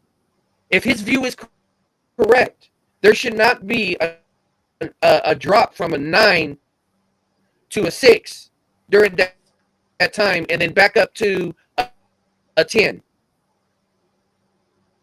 all in that period of time. Now, I know he doesn't recognize these periods of time, but this is like the literary plot structure, line, or whatever you want to call it. See, but he reads it more like this. Okay, Jesus bound everyone. Now we got victory over demons. Okay, that explains why it drops. But that's not what you see in Revelation. You don't see any of that language in the book of Revelation. And the fact that they believe in an actual rebellion where Satan is let out. Okay, so Satan is given authority again. So rather than Satan being confined, which explains why he has no influence during the kingdom, in their view, or at least his view of it, is Satan's authority is given back to him so that he can go cause a rebellion. And it's like, why don't millennialists just allegorize the final rebellion also? If you're going to do it with the 1,000 years, why not just do it with the final rebellion? Yeah. Well, the thing is what why can't you just allegorize it all? Allegorize God, Yeah. allegorize Satan, allegorize, and just say none of it works. Right, and see, that's like whenever it says, "I don't really believe in an actual beast or false prophet." Like, well, that symbol has to refer to something, you know. Yeah. There I don't has to think be he a referent. understood It could be a real referent or a mythological referent, but it still has to exist. Yeah, I don't think he understood that aspect until we actually talked in the after show, because he really Yeah. didn't understand what you were. It seemed like he didn't understand what you were actually speaking about. How it all, or when you were dealing with hermeneutics there, and just the simple fact that it doesn't matter. What you find out is, okay, what is it saying? What is it? And now what is it actually meaning? Right. Yeah, you can't just say, oh, it's symbolic. You have to talk about what's the connection. Right. And he does that in some places, but in other places he doesn't. It just seemed like that. I don't know. Maybe I'll catch something I didn't catch before. The Israelites did not drive out everybody in the land of Canaan. They actually ended up letting some of them stay, which was to their great problem. They were not doing a good job. God told them to drive all of them out completely, and they didn't. And later on, each one of the ones that they didn't drive out caused problems. That's why we see the book of Judges. Well, that's another problem too, because whose responsibility is it to drive out the demons? He's saying it's ours. Like he's saying, like we could. Yeah. Like, I mean, Yeah. can we kill demons now? Or can we throw demons Well, into the abyss? Or what is we he can thinking? bind them. We can bind them and send them. You know, in his view. We can cause them to run from their territories, things like that. Yeah. Yeah. Judges. Remember, the book of Judges is after they enter the land. There are all sorts of terrible things that are happening because of the disobedience and lack of them driving out the enemy. And so I think that this very much accounts for these sorts of notions. Now, my opponent asserts that, okay, Genesis 3:15 is not talking about Jesus Christ on the cross. I think that's an interesting thing. Perhaps we will get into that more. I don't have a lot of time, but I think for most Christians, most of us, we do believe that Genesis 3:15 is referring to Jesus Christ crushing the head of the serpent on the cross. And this is really shown by two things. Yeah, again, the whole thing of Jesus, the whole thing is stating that God is going to send someone to take care of this sin issue. And that's more than just the cross. That's including the whole restoration, not just of us, of creation, of bringing us back into paradise. That is one of the dispensational understandings, is to reestablish a paradise or a perfect place for us to be in. Mm-hmm. Mike, Well, I have a mean, question. you think about the superhero movies and stuff, where you look like the superhero is defeated, right? But somehow he survives, and whenever he survives, he goes and defeats the enemy. The fact that he survives doesn't say, okay, roll the credits, No, it's all about how he makes a comeback and ultimately defeats the enemy. So the cross is the fact that Christ survived, did something no one else did, resurrected, and had that authority and fulfilled, pleased the Lord and all that stuff. But that's not the ultimate defeat of Satan. Even in And his it's view, not it's the not the binding ultimate of defeat. Satan. Yeah. Even in his view, it's not the ultimate defeat because he comes out later.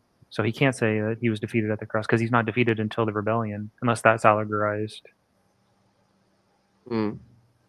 But I have a question. Things. Like, if it's our responsibility to drive out the demons, right? He said, okay, the problem with humanity was Satan's demonic army was so powerful we couldn't overcome it, but Jesus crushed the head of the serpent and just took the leader and threw the leader in change. But he didn't take out any of the lackeys, and it's our responsibility to take out the lackeys. My question is, how can we take out the lackeys if we couldn't take them out before the binding? Did Satan give him like super demonic powers, or was he just like a mastermind and he knew how to, just when to Yeah. send them and just when not to? Well, Was Jesus Satan like a leveled up. counselor? Jesus leveled up the games, and so now we got power packs. I'm like, what does a demon do with Satan? Does Satan like a counselor? Like a demon goes to Satan, he says, Satan, how do you think I should, mess with this guy? Oh, I wouldn't have thought of that. Oh, thank you. And now we can't defeat the demons because they have like Satan as an advisor. But with Satan out of the picture, now the demons, they just don't know what to do, and they try. But now we can beat them. It's just, I don't know. It's like Looney Tunes. Well, maybe. I don't see his full expression of his belief, but it does hint at, he seemed to be, based on his responses when I asked him about charismaticism and dominion theology, he didn't get fanatical in those statements. Maybe he is fanatical, but he didn't depict that at that point. So I mean, I don't know where he's at on the continuum. I'll put it that way. I think he used the word spectrum. Yeah. Well, it doesn't matter what spectrum one might be on. There is still a sense of, like, even in the what was it, Calvary Chapel, which is probably that and Missionary Alliance. Those are probably the most conservative.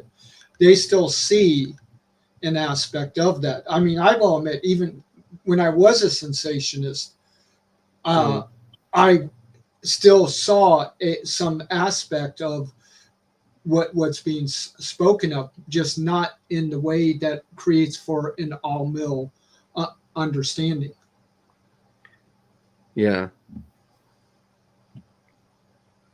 The authority of Satan being crushed and destroyed. And two, the fact is that the serpent is the one who kills Christ. And I think this is multiply attested throughout the book of the Bible. Now, he makes a bunch of other interesting points about Revelation 12 and some of these other passages. So one of the passages he quotes, and he says, Revelation chapter 12, let's see here, verse 9. And the great dragon was thrown down, the serpent of old, who was called the devil and Satan, who deceives the whole world. He was thrown down to the earth, and his angels were thrown down with him. Now, I'm not exactly sure, because he seemed to suggest that this verse is saying that he was thrown down and expelled from the earth. Why was he expelled from the earth? This says he was thrown down to the earth. He misunderstood that one too. And I mean, I highlighted things and all that, but yeah, he misunderstood it. The point is, there's a contradiction. Revelations 12 is talking about how he goes from heaven to being cast to earth. Revelation 20 it goes from being on the earth cast to the abyss. I think he just couldn't keep up with your speed, and so he's like picking at what he thinks to have remembered you saying, maybe. Yeah, but all he had to do is watch my debate prep. I don't know, man. Maybe it's just me. When I know I'm going to be debating an opponent, I'm lurking on their channel. I'm going and looking for resources left and right. You know, I'm sizing them up. Just need to let you know it's Revelation singular, not Revelations plural. When did I say that? Just now? Just now. You also did in the debate. You were going you were going so quickly that you don't even pay attention to. And I know it's singular, but I do it all the time. Yeah, you're right. Yeah, and I know a lot of people do. It's just one of those little things. I remember people saying about that, and so I said, "Yeah, this is a good one to be annoying about." Yeah. Well, for him, it is Revelations because he's looking forward and he's looking in the past, even though there's no textual indicators for it. In his view, he's saying, "Oh, this is future. This is future. This is future. This is future prophetic. Oh, but this happened at the cross. That's in the past, and then we're back to the future, the future, the future." So it's actually two revelations, isn't it? It's two different things. He's looking forward and he's looking back. Well, there are elements in Revelation that do that, but they just do it differently than how he's saying. I think that's the issue. The earth. And so I don't feel like there's any contradiction or 30 seconds left. And I feel like this is expressing the idea that, Satan was defeated, conquered, beaten in Revelation chapter 12. And what is Revelation chapter 12 surrounded by? The resurrection.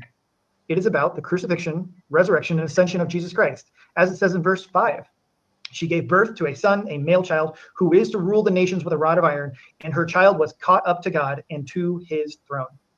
His throne is the throne from which he rules, and it is the reason that Satan is bound today. Thank you. Thank you very much, Adam, for that 8 minute. Like I said, next time I have to debate this topic, my slides and my arguments will be stronger because I'll be sure that whenever I make my slides, there's none of these miscommunications that are occurring right here. You know.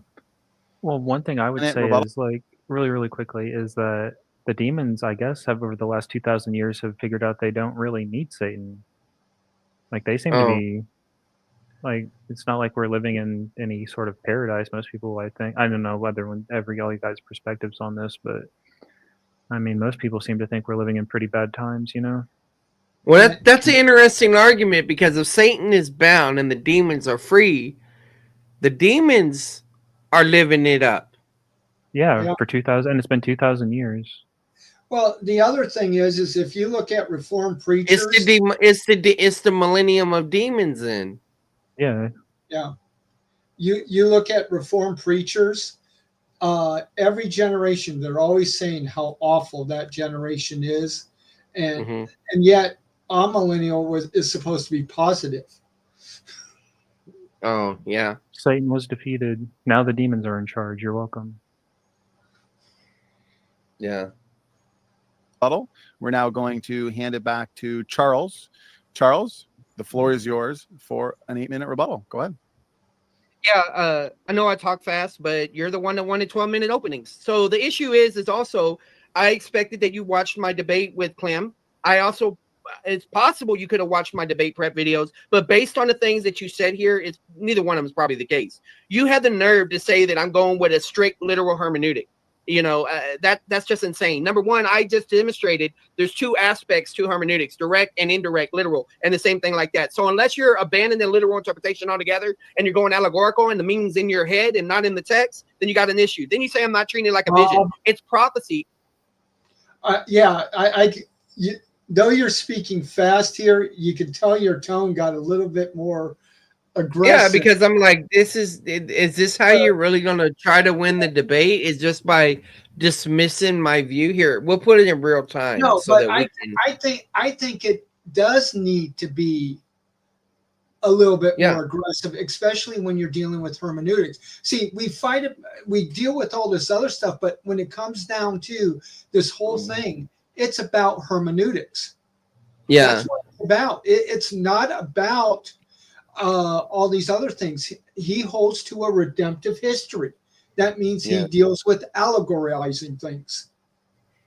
Yeah, and you know, I mean, it's like, okay, this dude's cool and everything, but is he just going to dismiss us like this? And you're right, he's dismissing it by his hermeneutic, Right. and he should be. But yeah, But he doesn't. in prophecy, you see what? And the problem is usually a lot of the other opponents, especially of Reformed Catholic, they don't understand our hermeneutic. They just make pejoratives and other things, but they really don't understand it. A Calvinist, I can't remember which one who said it, but a famous Calvinist that dealt with, he said, if you actually took it in a literal meaning, you're going to come up with a premillennial. Right. Yeah. You have to. Yeah. Vision. You see things. The word saw is repeated, I think, 7 times in that section of the things that are seen there. And each one of those has a real reference in time and history and all of that stuff right there. But sadly, you misunderstood me. I'm not saying there's no demonic activity. I'm using that argument against you. I'm saying if Satan is bound, who is giving the commands to the demons now? That's what you got to talk about. As far as you bringing up Psalms 110, that's a debatable text. I don't agree that the priesthood of Melchizedek, that's in operation right now. You're conflating those passages. I don't agree to an already not yet thing like that. And then if you do hold to that, do you hold to inaugurated and consummation language and all that and everything? It sounds like you hold to a dominion theology where you think that almost like a post-mill idea that we're all the nations are going to come together and all that. Is that what the Deceive the Nations is really about? That you think that eventually the whole world's going to be Christianized? Then you might as well be post-mill at that point. But see, I think a lot of the assumptions are you're charismatic. I think that's part of the issue because from what I've seen from whenever you were on Standing for Truth channel, you were having a discussion about this particular issue and you were talking about the victory that we have because binding of Satan and all of that stuff. Well, I think that's only in the 1st century. And see, that's the issue. If we bring up my charts, and I may not get you in this debate, but I'll get you in that after show where we can take our sweet time and look at those charts because the fluctuation in intensity doesn't explain even your belief. Because wait a minute, demonic activity was very active before Satan ever went to the cross. And you know what? I meant to say Christ went to the cross, but I messed up. Anyway, it increased as well during that time after. But guess what? It starts dropping off, at least far as overt activity, after the 1st century. And I'm a selective cessationist, so maybe that's my assumption. But you believe in some type of final rebellion and everything. You just conflate all these passages. And then for you to say that Revelations 12 said that I was saying that he was expelled from the earth. No, I was describing how he was kicked from heaven, kicked to the earth, put in the abyss, let out of the abyss, back to the earth to deceive the nations no more. Altogether, that's the full movement and stuff. Yeah, there are contradictions, at least from what I can see here. You're copping out about the resurrection, but I want to know, do you hold to a bodily resurrection of Jesus? Do you think we will get glorified bodies that are conformed to him? I'm not sure exactly what you're holding in that. I've already dealt with your Genesis 3:15. I dealt with your Mark 3:27. I said it doesn't tell you when the strong man is bound. I dealt with the 1 John 3:8. It says destroy the works of the devil. You're assuming that's already completed, but you got language in Hebrews 2 and all of that. As far as about the John 12:31, it says the rulers cast out of what? And you got to determine, is that proleptic, prophetic? What's going on there? As far as about the Revelation 12 language that you're referring back to, and you hop back and go back in time, it's like we're watching Back to the Future and everything. And the reality is that that's talking about his first coming. Are you really going to conflate his first coming with his second coming? Because he's not ruling with a rod of iron yet. You're assuming he is because it talks about that he will rule with a rod of iron.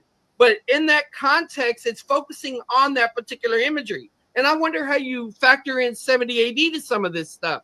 Do you see some of that of a fulfillment? Do you see Pella? Do you see Basra? What's going on there about some of that issue?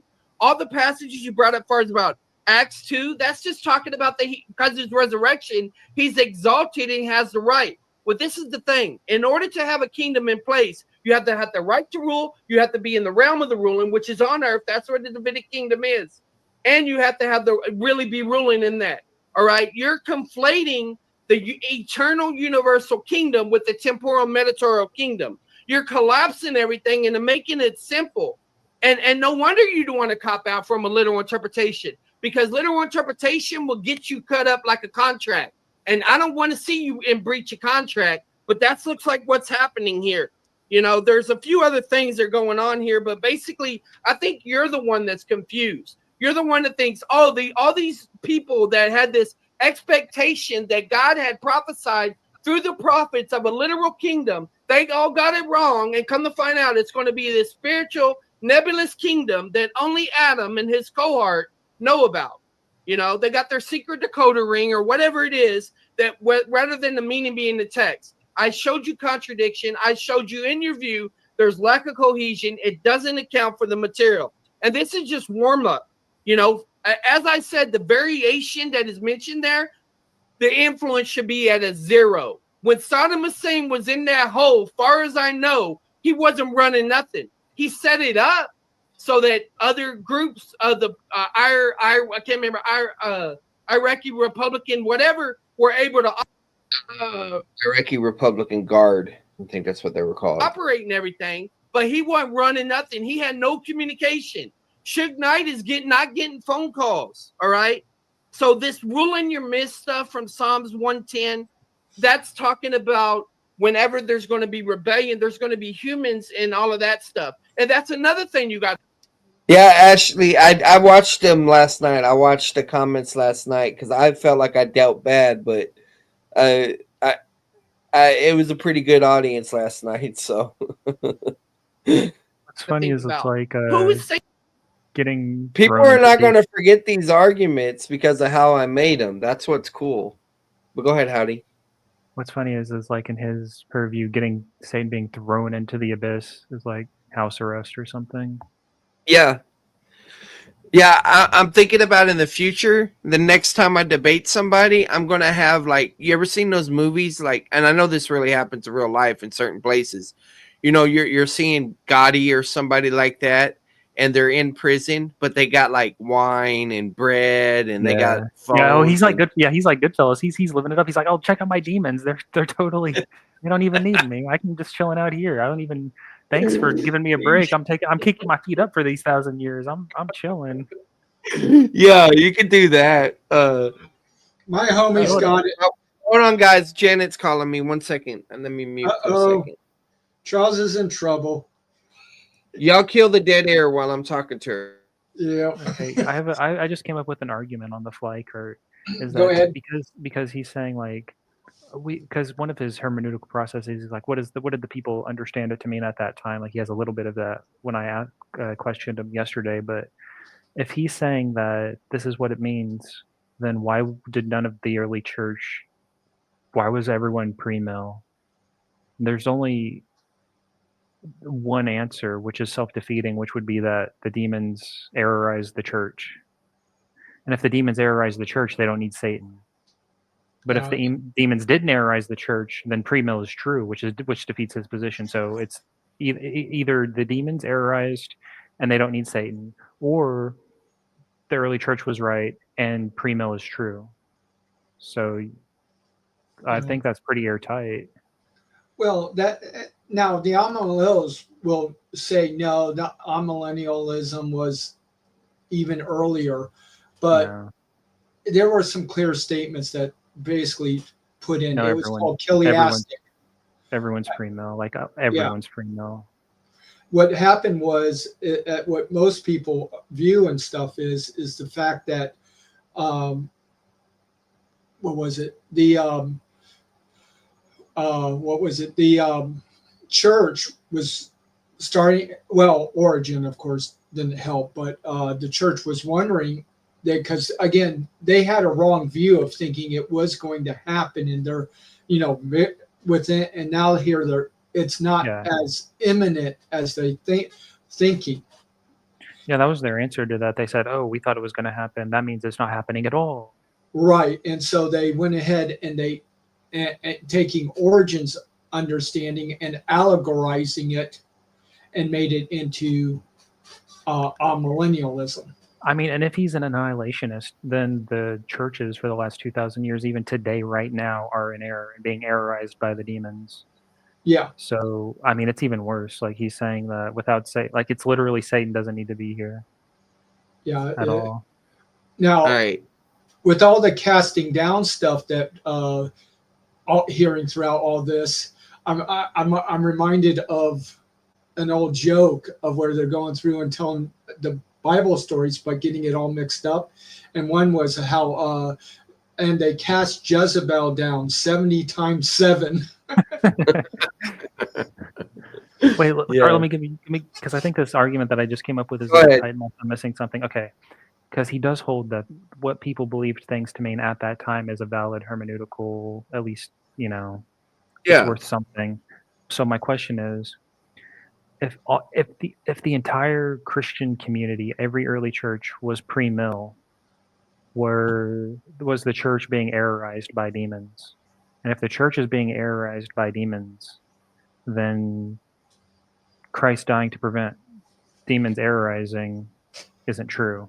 But if they're not Errorizing or terrorizing? What word are you using? error, like they're in error because they're pre-mill. And he's saying Oh, that pre-mill is error. wrong. Okay, got you. So again, if if they're pre-mill and pre-mill is wrong, they are in error by definition. Yeah, And so the demons are errorizing the church. Now, if right. that's the case, then it cannot be the case that Christ died to prevent the errorization of the church because the church is in error.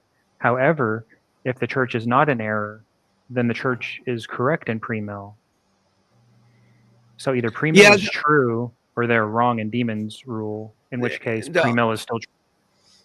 the only thing you would have to deal with is the idea that God never promises that the church is not going to be in error. In fact, he prophesies that the church there will be a falling away in prophecy.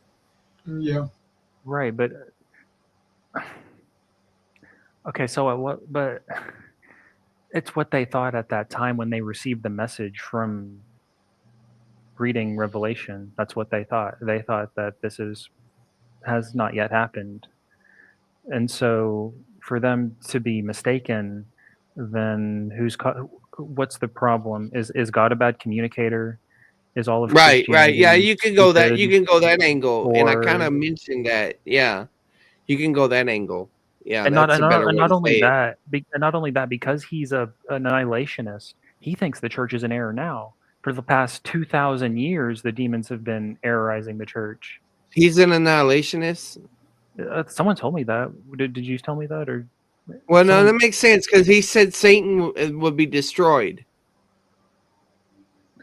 So, like in his view, the church has been errorized for 2,000 years. So, I mean, what does taking Satan out do? What does that accomplish exactly? If all of Christianity, nothing, literally nothing.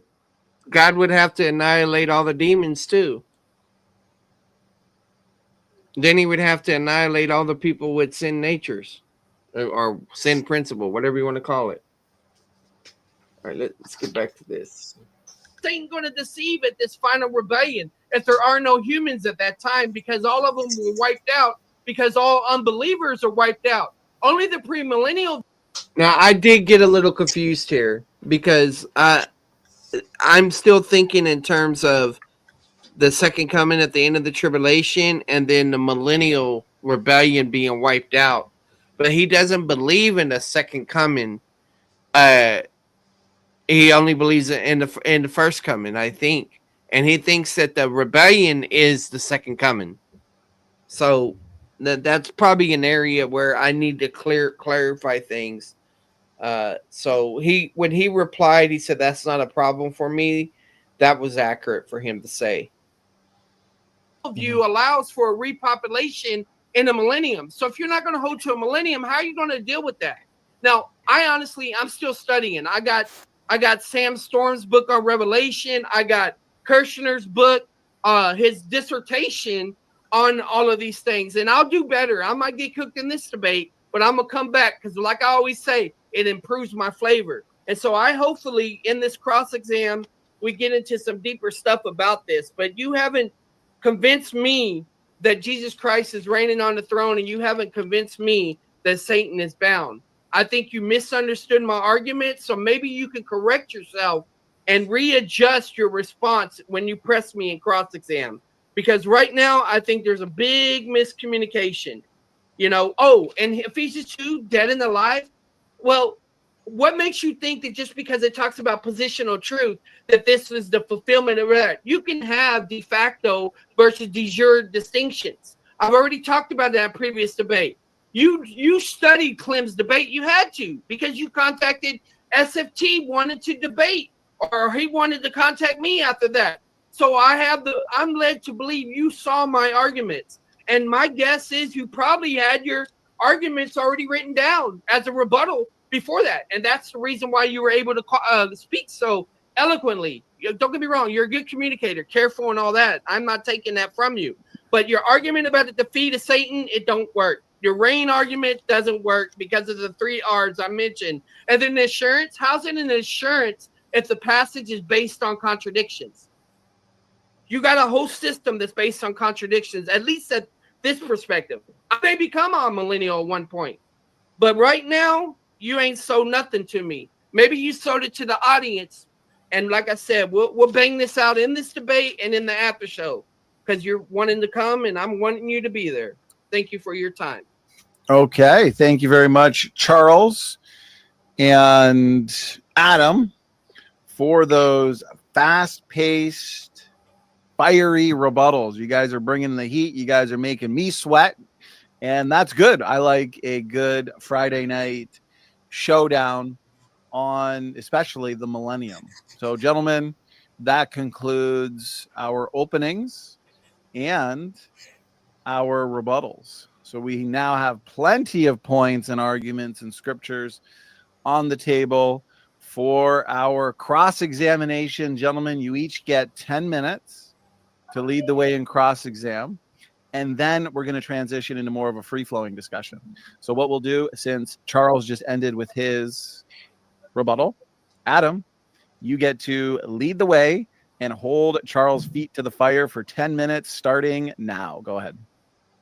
First, I got to say, dude, Charles, I love you, buddy. You're quite the hoot. And all I could hear is El Guapo in my head is like, I like these guys. They are funny guys. Only shoot one of them. Okay, that's a reference for you.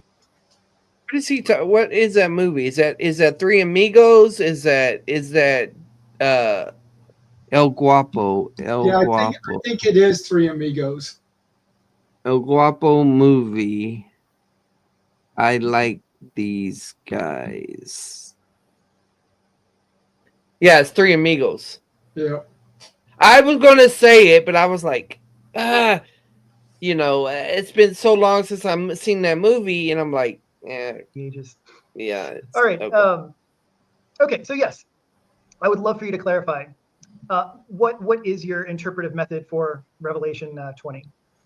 Revelation is, number one, it's an epistle. It's prophecy. Mm-hmm. And so the visions within it, I use the same hermeneutic on every piece of scripture. And so it's literal. So what I do is I find out, okay, what literal means is everything that we use in our normal conventions, in music, in rap, in drama, and all of these things can be included in there. Now, I don't believe it's apocalyptic genre because that was developed during the intertestamental times. And so I think there's a lot of assumptions that come about in that. But yeah, there's references and stuff. So what specifically are you asking about? Well, yeah. So because we were talking about the idea that, okay, you don't take it woodenly literal, but you had some sort of notion. What did you mean by, forgive me, because I don't remember exactly the term. You said you have literal, allegorical, and you have like a semi. You all there is literal interpretation. Unless you're Catholic, okay. It's just literal interpretation. You have direct, literal, and indirect. If I say I'm so hungry I can eat a horse, that's a literal meaning. I could. It's a figurative way of saying I'm very hungry. So figures of speech are still literal. Now, are you saying, therefore, how do you take it? Are you taking it as straight literal or direct literal or indirect literal? Take what? Revelation 20. There's aspects of it that use more direct literal language, and there's other aspects that use more indirect literal. Okay, how do you take the abyss? Is that direct or indirect literal? For right now, I think it is a direct literal. I think this is the issue with this. There's a literal Satan, right? He doesn't deny that. But the chain is figurative. Because it's probably not necessarily a chain. It could be a chain, but it's, some kind of imprisonment or whatever. So there's things like that are mentioned. I believe that it's an actual location that's going to be spiritual confinement. It might be like when Magneto had to be, imprisoned or whatever in a special cell so that his powers could not break it or something. I think if I'm getting my Marvel stuff right. I appreciate that one, Charles. I gotta say, yeah, that was a good one. movie. And he don't have one of them balls to break it or whatever it was. It was a plastic prison, so he couldn't escape. Okay. Very good. Yeah. All right. Yeah, that's how this works. Okay, so in your view, are you saying that yes, we should interpret prophecy as literal, or direct or indirect literal? One of those two. You're saying? I think yes. It's a continuum, but it's all literal interpretation.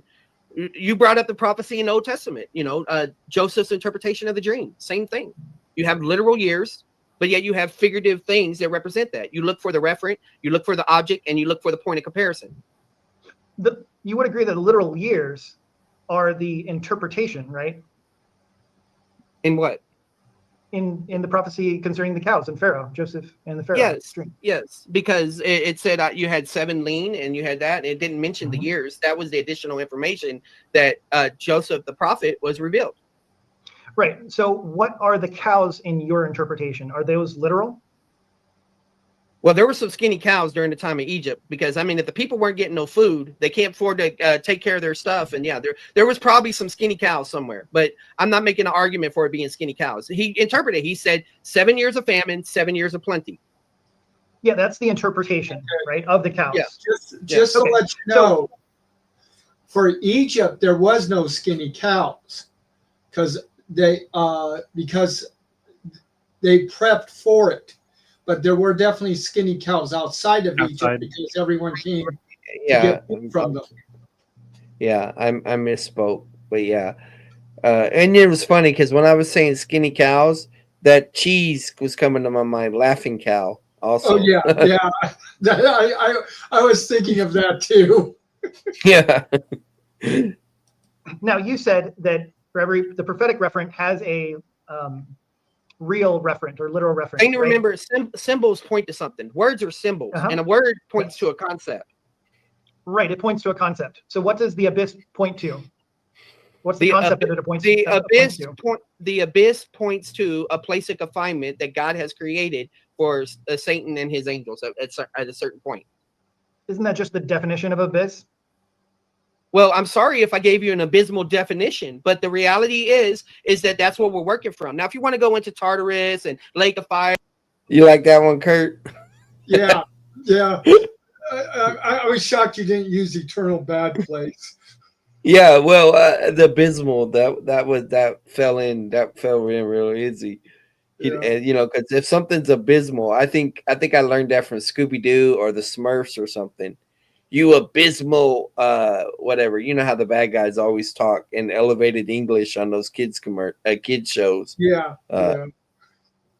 Fire and all of that type of stuff. But here's my point. There's a New Jerusalem, which I believe is God created it because angels are not eternal. So therefore he created it for them and Old Testament saints, church age saints, millennial saints to all dwell in.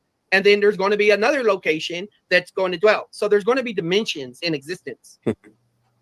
Right. But I'm asking, you said that it should point to something, but I feel like you just defined what an abyss is. Are you saying that it points to something that isn't an abyss, or are you saying that it just points to basically the abyss? No, I believe it's a physical place because an abyss, a bottomless pit, if you will.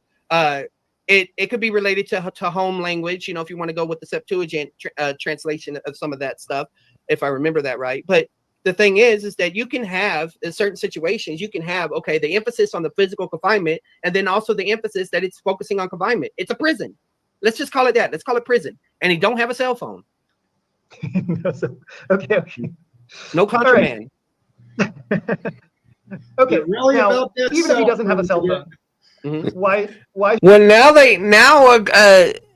I've seen on YouTube and stuff they have tablets and stuff. So maybe I need to use my AI and have a picture of Satan on a tablet in a cell eating mafia food or something. You Yeah, know? that could He's be. watching TV. No, he has a Yeah. they have TVs and he's watching TV and on the TV shows the news of all the bad things in the world that's been happening while he's in prison and he's just like kicking his Yeah. feet up.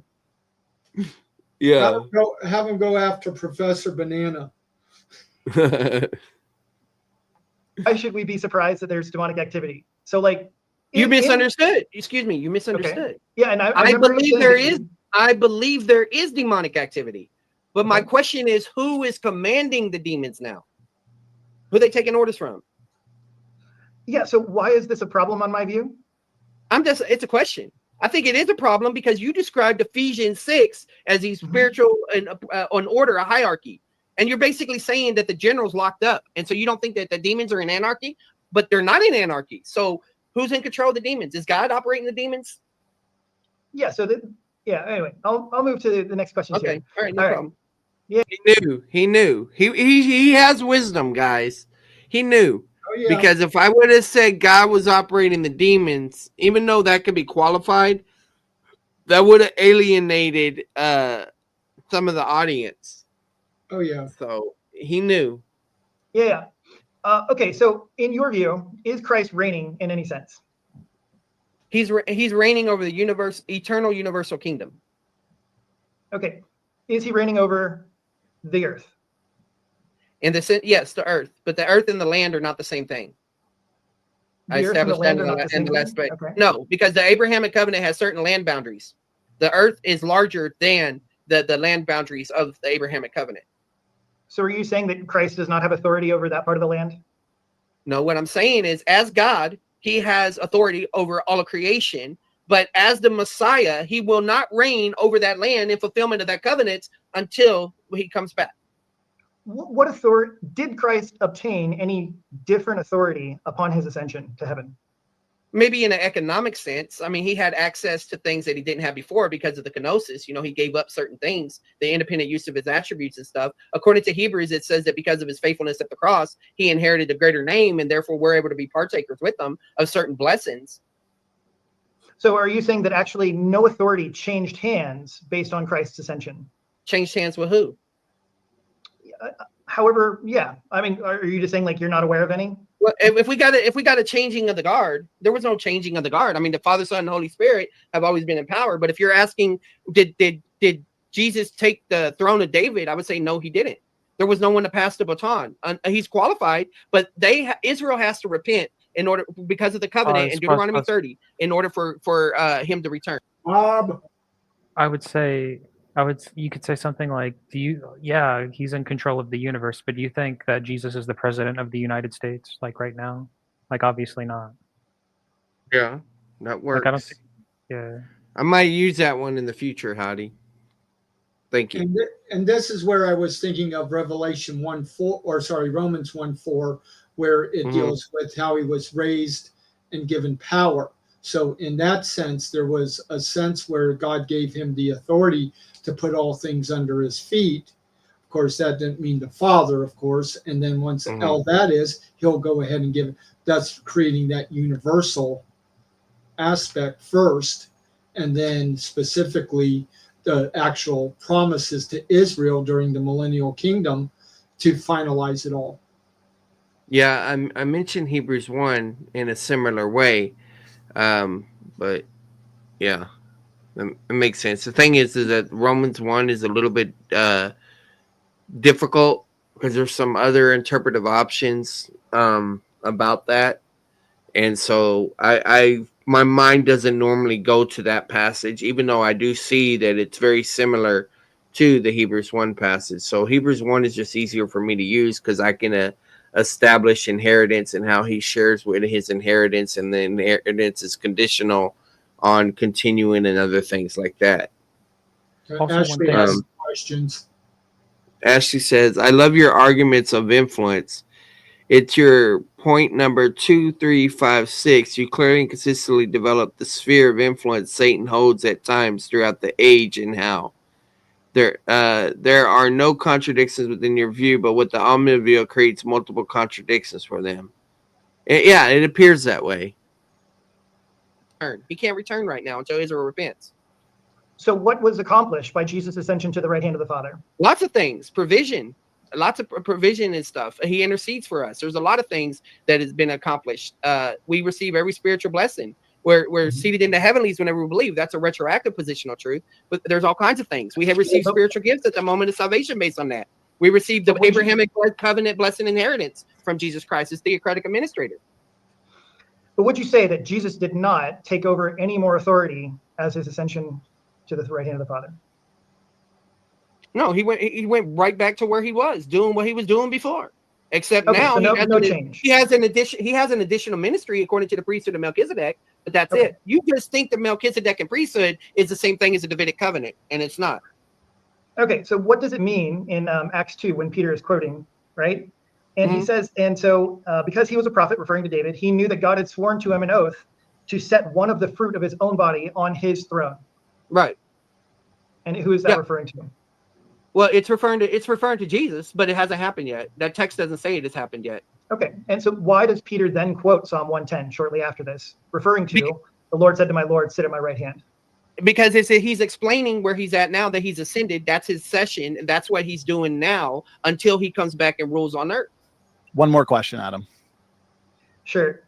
So therefore, he is sitting on a throne right now, right? You would agree with that? But not the Davidic throne, not the throne of David, which is an earthly throne. Okay, gentlemen, very good. First, roughly 10 to 11 minutes. Fast paced. I blinked. It was over. Loving this debate so far. Very engaging. And what an excellent way to spend our Friday nights tonight. And so we could probably continue those points in the free flowing discussion. But before we get to that portion, Charles, you now get 10 minutes to lead the way in cross examination and hold Adam's feet to the fire. Go ahead. I'm going to go right down the list. Real brief. What is the purpose for binding Satan? Try to be as brief as possible. Sure. The purpose of binding Satan is so that he will not deceive the nations and that the gospel will move forward throughout the world. Okay. How does Satan not deceive nations now? Yeah, so Satan doesn't deceive nations now, and I think that we actually see this manifested in the real world because his power is diminished, his power and authority is diminished, and so that is why we went from a small, little contingency of God's people in Israel during the times of Christ to today. And today we see... You see what happened? He just said Satan doesn't deceive nations now. But the problem with that is Revelations 20 says so that he would not deceive the nations any longer. So he's deceiving them. And Revelation 20 describes him as the one who deceived the nations. Those are the things that are brought up as contradictions. 2 billion people who profess Jesus Christ and the gospel being heard all around the world. We have 150 nations who now profess Christ, as opposed to the size of Israel during the times of Christ was 600,000 people. And even most of us would agree. I got you. Well, save the statistics. We got to keep going. All right. So compared to the ultimate... And see, the problem with that is that he's talking about nominal Christians. And that's why later on, and I make my argument, well, everyone that's not free grace, I said, I'm going to piss some people off. Everyone that's not free grace, maybe satanic, from that perspective. Because my point is, you're pointing to nations. You just because those nations have Christians in it doesn't necessarily mean that they're saved or that they're Christian. What's going on there? That's the problem with state religion, arguments. Well, even with America, we created a so-called Christian nation, and though there's no official state religion and all, but we created that idea, and look how it backfired. Yeah, I know you don't have the time to be down there, but you can be like, how do you know that those are Christians? Right. And not, yeah. Demon-possessed fake believers. That's spoken of in all these other... I got it in there in my closing. That it was indirect, but yeah, it got in there. Nice. Yeah, I was thinking exactly the same way, Howdy. Ultimate rebellion that you agree about, as far as I know, what would be different then compared to now when Satan is out? Now, just so okay, so you are referring to after the millennium, correct? Yes, Just clarifying. Yeah. So what will be different then is that, yeah, I think that God will remove a significant portion of his provision and stuff like that, and he will. I actually speculate. Now, this is a little bit more speculative, I'm willing to admit. It's okay, Don. You could be entertained by just starting where we're at now, or you could go catch up to where we're at. It's fine. Whatever you want to do. That he may even remove those demons who are now held in prison that are mentioned in Peter. And so I think that it will probably be a full unleashing of the demonic forces in all the realms, and that it'll be, much more challenging in that regard. Okay. How does the beast and the false prophet deceive the nations now? How do they deceive the nations now? So that's an interesting question. So regarding deceiving the nations, I mean, it's really not any different than any time outside of Genesis chapter 3. Like, we all buy into lies. We deceive the nation. They deceive the nations through, world systems, lies. I mean, I guess to me, that the question is so broad. I struggle to answer it other than, You don't get it. How can it says that the beast and the false prophet were given power or authority to deceive the nations by the dragon? But if the dragon's bound, how does he get the authority if he don't have a cell phone? Well, that's the whole thing is they don't have, because they allegorize it, they don't have to, they just kind of can ignore those passages and stuff. Yeah. Also, he's also saying that Satan is bound in order for the gospel to be preached, so that Satan has the power to prevent believers. So is he saying that when Satan is loosed, that it will be impossible to believe or become a believer? Yeah, That'd I don't be know. interesting. Well, people could be saved before Satan was bound in his view. So I don't know why Satan being bound makes people be saved. I don't think that. I think it. See, I know I studied Sam Storms. What Sam Storms says, and what Sam Storms is saying is not exactly what Adam says. Sam Storms is more on the idea. Well, I'll bring it up and show y'all.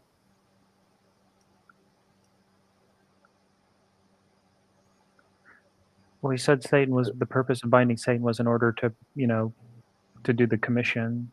But if that's the case, then when Satan's back, we can't commission anymore. Yeah. So this is a 2024 commentary, and I read the chapter 24. I read it with the Discord crew, PB and them, and so this is what he goes through, and he's going to make his argument. Does he all know? Oh yeah. Yes. So this is the most recent Revelation commentary in existence. Now, there might be some journal articles that might be more recent, but as far as commentaries, this is the most recent one. So in this chapter, I'm aiming to show you that the millennium that I believe John describes in Revelation 20 is concurrent or simultaneous with the church age in which we live. It consists of the co-regency with Christ of those believers who have died and entered into the glory of the immediate state. That's not the problem. He quotes Hokema. Let's see. Right here. The 1,000-year period is not chronologically literal piece of history. It's a symbolic number coextensive with the history of the church on earth between the resurrection of the church and its return. No problem there. That's typical of them. Look right here. When the nations, in other words, to put it simply, why would Satan need to be bound in Revelation 20? Let's see. Deceive the nations when the nations have all been utterly destroyed by Christ in Revelation 19. My point is that Revelation 20 takes us back to the beginning of the present church age and describes the course of church history up to the end when Christ returns. That's what I mentioned earlier, is like, if they have to read Revelations, like, and then this happens, and then this happens, and this happens, and this happens, and there's like 30 chronological things, and then with no textual indicators out of nowhere, oh, this part of Revelations is actually previous, and then right after that we're back right in the future. It's like chronological, and then without any reason or anything saying, and this was in the past, like no indicators whatsoever says, okay, this was in the past, and then right after this chapter and verse, okay, now we're back in the future. That's what I was going through earlier. Like, this is just like a wild assertion. Yeah, listen to this. Although Satan may and will do much in his present age, as the epistle clearly indicate, There is one thing of which John assures us: Satan will never be permitted to incite and organize the unbelieving nations of the world in a final catastrophic assault against the church until such time as God in His providence so determines. So that's what he means about deceiving the nation, and that's what Satan is bound for, is that there can't be a final assault on the church. All the nations won't agree until that Okay. occurs. So, So it says binding it Satan, all it does is designs prevent only, yeah, to the destruction of curtail, yeah, to prohibit and prevent a satanic plot to deceive the nations in a war which, in view of the prophetic plan and power of God, is both premature and futile, or futile if you want to go Star Trek. All right. So right here, thus the binding of Satan means that throughout the present gospel age, which began with Christ's first coming and extends nearly to the second coming, the devil's influence on earth is curtailed so that he is unable to prevent the extension of the church among the nations by means of an active missionary program. And see, now he went from Satan can't destroy the church, right, to now talking about this, like an active missionary program. Satan can't right. prevailing. And then he goes, and he says, to sum it up so far, this is Sam Storm for anybody watching on Millennium. Revelation 20 is telling us that during the course of this present church age, Satan is prevented from orchestrating a global assault against the church. It is during this time that all who die haven't believed in Jesus join with him in heaven in the intermediate state, where they shall share his reign and rule over the affairs of the earth. Just before the return of Christ, the restriction placed on Satan will be lifted, and he will once again deceive the unbelieving nations into launching a war against the church. We know this war to be what Revelation calls Armageddon. At that time, Christ returns from heaven with the saints and defeats them all. Satan is judged and cast into the lake of fire. The unbelieving dead are all raised to stand judgment, and in turn cast into the lake of fire to suffer the second death. And then, and he said, "This is what I believe is the first resurrection." And anything else. Okay, but if Satan is tossed in to prevent the church from being destroyed, I don't think. So Satan could have destroyed the church before then, like he could have destroyed Israel, or he could, like that doesn't. No, remember the church didn't. The church didn't exist till Acts 2, at least in my view, in Kurt's Right. view. But I know, but I'm saying if he has the power to destroy. Okay, go ahead. no, yeah, you bring up a good point. I'm just saying the level of Satan, power, like if he has the strength to destroy the church, now if he would have had the strength to destroy the church, now why didn't he have the strength to destroy Israel? Well, he tried. He tried, but God's covenant and God protected them. There's several times that Satan tried to destroy Israel. He tried to attack the Messiah, prevent the Messiah from coming, and all of that. So that's a great But question. he wasn't bound but he wasn't bound during that Right. time. Right, that's a good point. Yeah, you're right. Here, while we're here, go ahead, Howdy, read out loud how Sam Storms deals with 1,000. Many insist the words 1,000 Tell me what years you must think. mean literal years, which is to say arithmetically and chronologically precise years. But as we have seen repeatedly in our study of Revelation, in virtually every instance where a number is mentioned, it is symbolic of theological truth. Every instance? Jeez. In other texts, 1,000 rarely, if ever, is meant to be taken with an arithmetical precision. We are told in Psalm 50:10 that God owns the cattle on 1,000 hills. He does. Obviously, this does not mean that the cattle on the 1,001st hills belongs to someone else. No. Do you see what happened here? Look, on as Kurt brought out, this is indefinite, 8,000 years. Okay, where watch what he does. Does not mean that the cattle on 1,001st. And I know this is normal language, but there's a difference between 8,000 and the 1,000. Yeah, that's a accusative or a definite article. But I mean, even then, it doesn't matter either way. Like obviously, like the point is that there are countless cattle on countless hills, and he owns all of them. So why the number 1,000 here?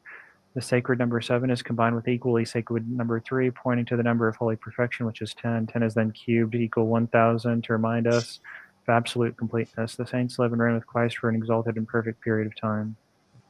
That's their answer. Yeah.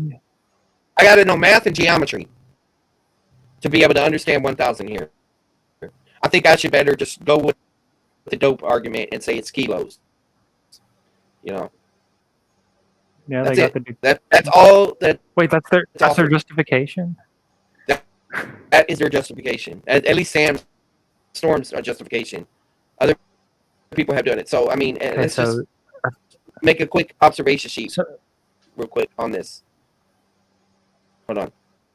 So this is the best he's got. At least Sam Storm. This is what he included. Now other people will bring up other passages, but I'm talking about the argument from this.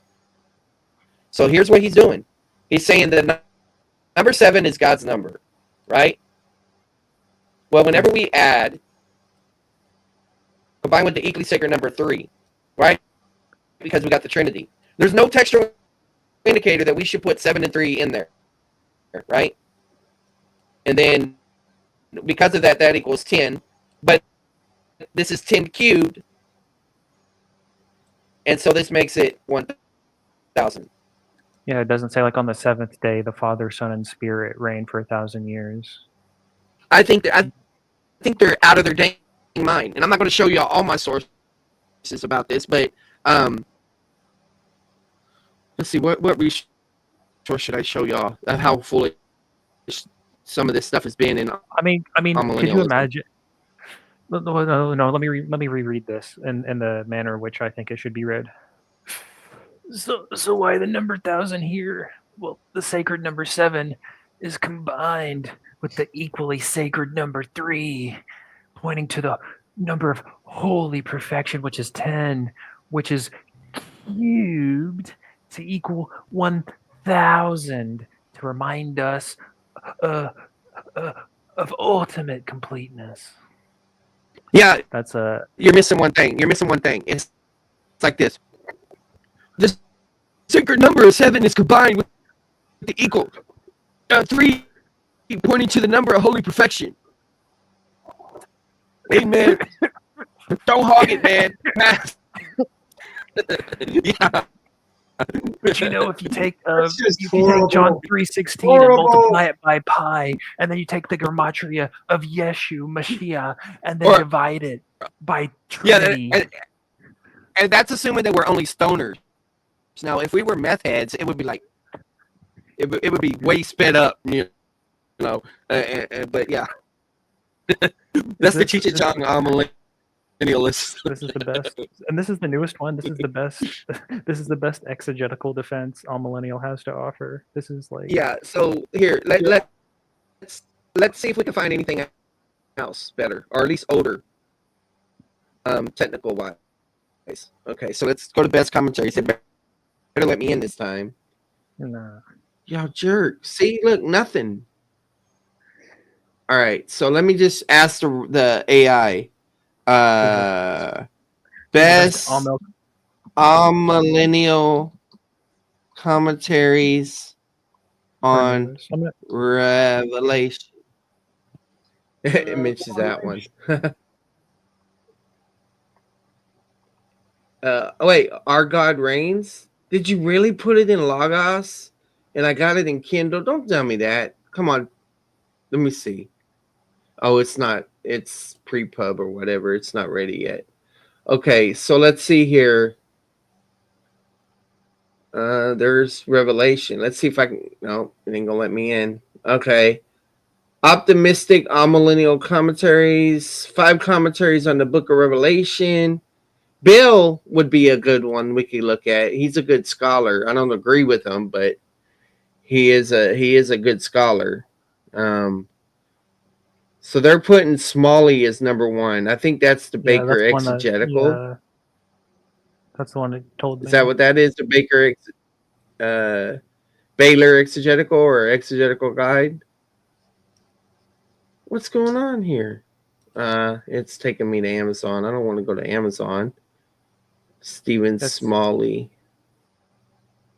It's the NIGTC, New International Greek Testament Commentary. Oh, I like the New I'd International. rather be a NIGTC. Anyway, No, I like these guys. These guys are really strong, actually.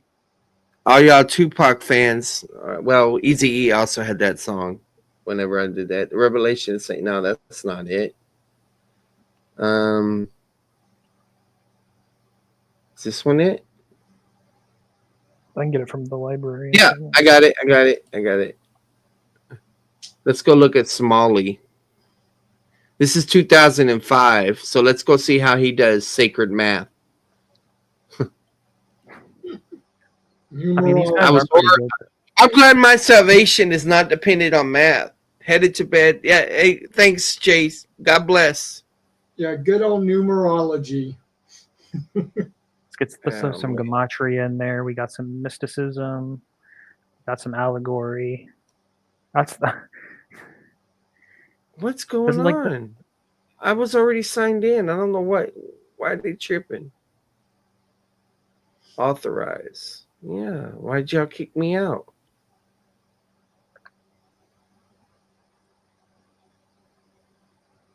I'm not on the encyclopedia. Why'd y'all send me here? Hold on. High memory usage. Okay.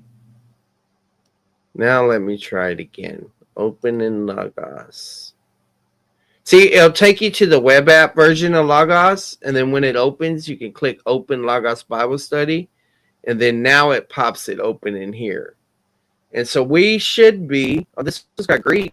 That's a plus. Yeah, these guys are really good. Let's see here. Table of contents. And Revelation 19. Text translation, theology. Literary setting, comments, theology. Let's just go with comments. Okay. Satan bound. Satan bound. All right. So let's just find out the number 1,000. The symbolism. Angel, the Millennium, Revelation. Here it is. 1,000 years is used as Go ahead. Specific, but I can't listen to your voice when you.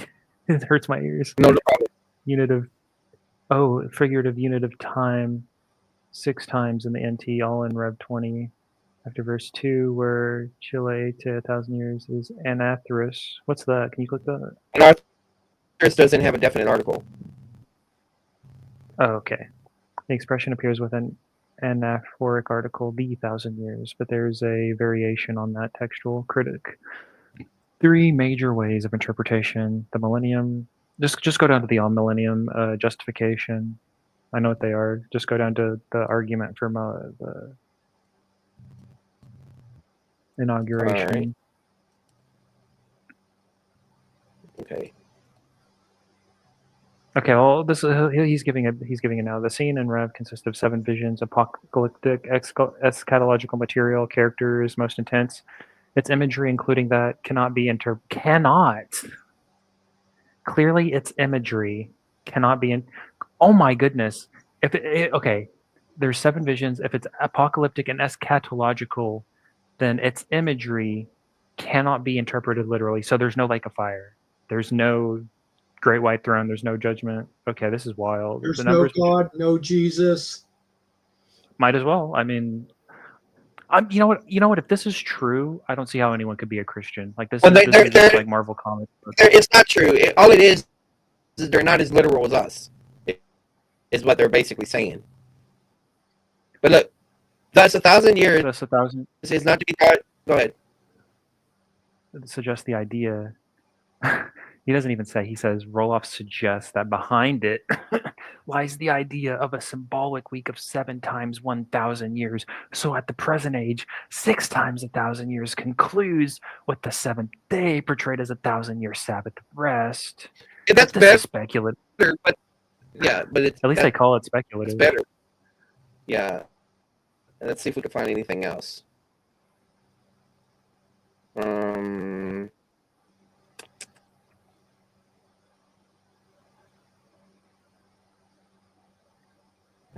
See, conclusion. it's to not making the millennium. argument.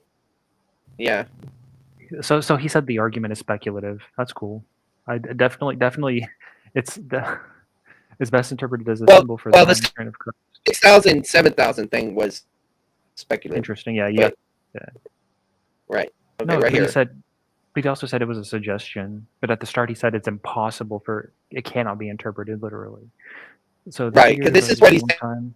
saying it is. It's a timeless reign, and the figurative represents a long time. Same thing Adam does in terms of the age it stretches.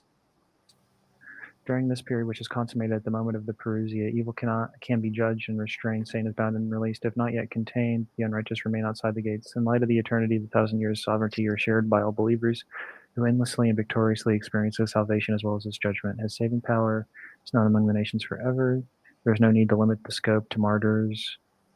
Argues millennium is integral to There's the nothing. Well, Not where's the relevant to the justification? Where's the argument for it? Yeah. Yeah, no argument. Okay. Yeah. And Well, that's the problem. Okay, let's go with Bill. Bill's older, but he's got a recent commentary on Revelation also. It's a smaller one, and maybe we'll check that one first. well, the argument in that book, he said, because it's eschatological in a vision, it cannot be taken literally. That means everything in that entire vision is figurative, including the lake of fire, the judgment. Oh my God. They don't really mean that. They don't really mean that. Most of the time they don't. They're just being inconsistent. Okay, so these are all the stuff I have by Bill. Revelation, a shorter commentary. Let's start here because this is 2015.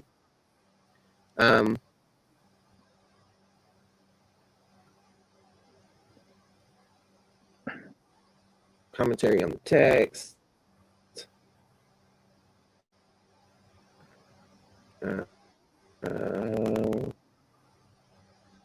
Millennium. Hold on, let me fix the view.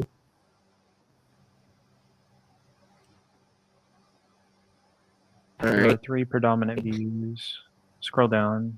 I just want to get to the argument. He's like explaining the views. We're looking for the right verse. Starting with its first verse. No, yeah, he's saying why it's symbolic. Scroll up a little bit. The visionary level of interpretation. Oh, no, down. He's just explaining the different. All right.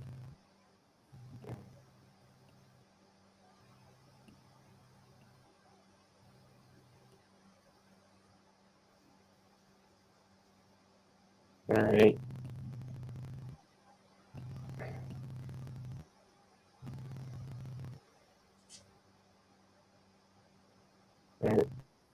Yeah, they're linking it to Ezekiel.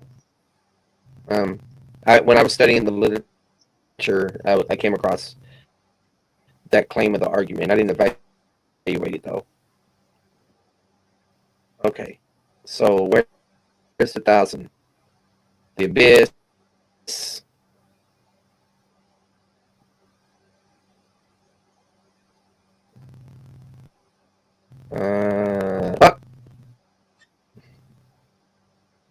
Did we find it? Yeah. Well, the binding it's talking about.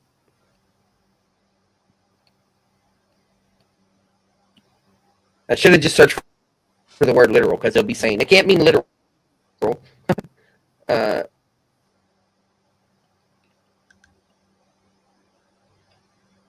right. I'm going to go to, I don't see it. I'm going to go to the more extensive commentary that he wrote in 2025, which is more detailed, but it's just more technical. See, you see that? That was the chart that by Bell and I think the other one was Ridebacher. I took it in and put in red the contradictions because they pride themselves on this chart right here, but there's contradictions in it, and then they try to deal with them. But let's see here. Figurative use of 1,000 in the Old Testament.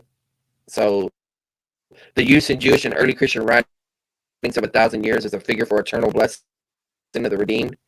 Yeah, that's from the Old Testament. That's a little bit better. But look, here it is. Are you there, Howdy? Yeah. It's saying because Go it's ahead, read this. supports figurative. 1,000 is the third power of 10. If figurative here might represent, so they don't even know, it might represent a long era, at least, would signify an ideal epoch. If the suffering saints endure their brief trials of 10 days, they will receive the reward of a millennial reign.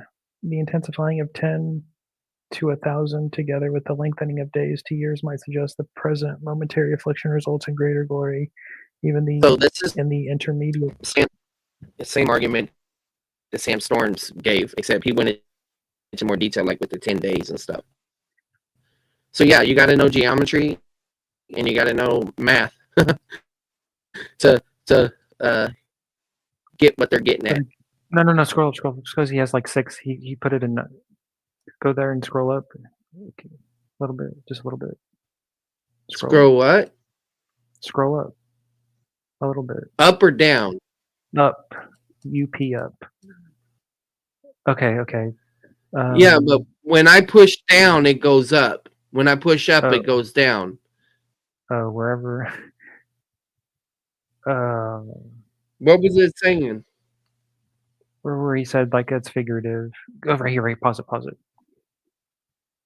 That it is not a literal chronological number is apparent from the consistently figurative use of numbers elsewhere in the book. The figurative nature of much of the immediate context, chain, abyss, dragon, serpent, locked, sealed, beast. So it's all figurative. The predominantly figurative tone of the entire book's figurative. I should have figured that, right? Yeah, would say that. All of Revelation is figurative. Yeah, but that's their argument. It's they're saying this is figurative because the book's figurative. But again, the book is figurative because each individual thing is figurative. So it's like a circular argument. You see what I'm saying? Like this section is figurative because the book is figurative, and the book is figurative because all these little sections are figurative. Mm-hmm. So it's figurative because it's figurative. So it's there's no there's judgment. A couple There's others. You don't even need to be worried. There's not even a lake of fire. Well, like I said, they're not. Most of them are not going to do that, and that's the issue. We have to say what are they saying, and then what are they meaning? Because they're not actually always saying what they mean, literally. Okay, where are we at? Then they're inconsistent in their hermeneutical and interpretive process, which is even worse. It's better to be consistent and wrong than to be inconsistent. If you're inconsistent, then there's no rules to the game. Like we're just spitballing. Okay. Kurt, you still awake? No. I don't know if you have more. Let me try to narrow it. Yeah, I'm still here. I just was doing something. Okay, that's fine. Get authority from Satan if Satan is bound. I'm not really. I guess I don't see any reason why they have to assume authority from him or something. Well, because the beast and the false prophet are given authority, and they're the ones that are going to deceive the nations through the mark of the beast and other things like that. Now, regardless of whether you think this is actually going to occur or if it's just fairyland or whatever, the point is, in the story, in the Disney movie that we're watching, these things are occurring. Okay. So you let's get this clear. You don't believe demons are bound with Satan. That's correct, right? At least some of them at a minimum, yeah. Okay, yeah, I get you on that. So who are demons taking orders from? I don't know. I mean, because let's imagine, if you had an army, I really don't find it to be implausible at all that Satan would have some sort of order. So just like we talk about a commander, if the commander-in-chief goes down, somebody steps up to take command afterwards. So it seems to be on your model that you only have Satan and He's saying if Satan goes out, then someone takes his place. So what did he accomplish? He had a backup plan. That's what he's saying. But how could Satan have a backup plan if Satan's blinded by pride and actually thinks he can defeat God? He didn't. Satan couldn't stop the cross. Did he know about the cross? That, there's all kinds of. It depends how you take that passage where it says, "For had they have known, they wouldn't crucify them." Is that? And I mentioned that in a minute. and foot soldiers and no other hierarchy. But I don't see any reason for that to be the case. Yeah, but if you go that route, remember the deck of cards, Osama bin Laden and these different people that step up. If you do that, then you just got another Satan. So how is Satan bound in that way? I mean, simply saying that, like, if you take out one person.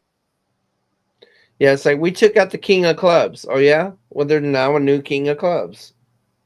Therefore, the next person is equal or equivalent. Like, I don't see any reason for that to be the case either. Like, there's all sorts of examples. There's all sorts of examples where you have a top leader go out and then somebody replace them.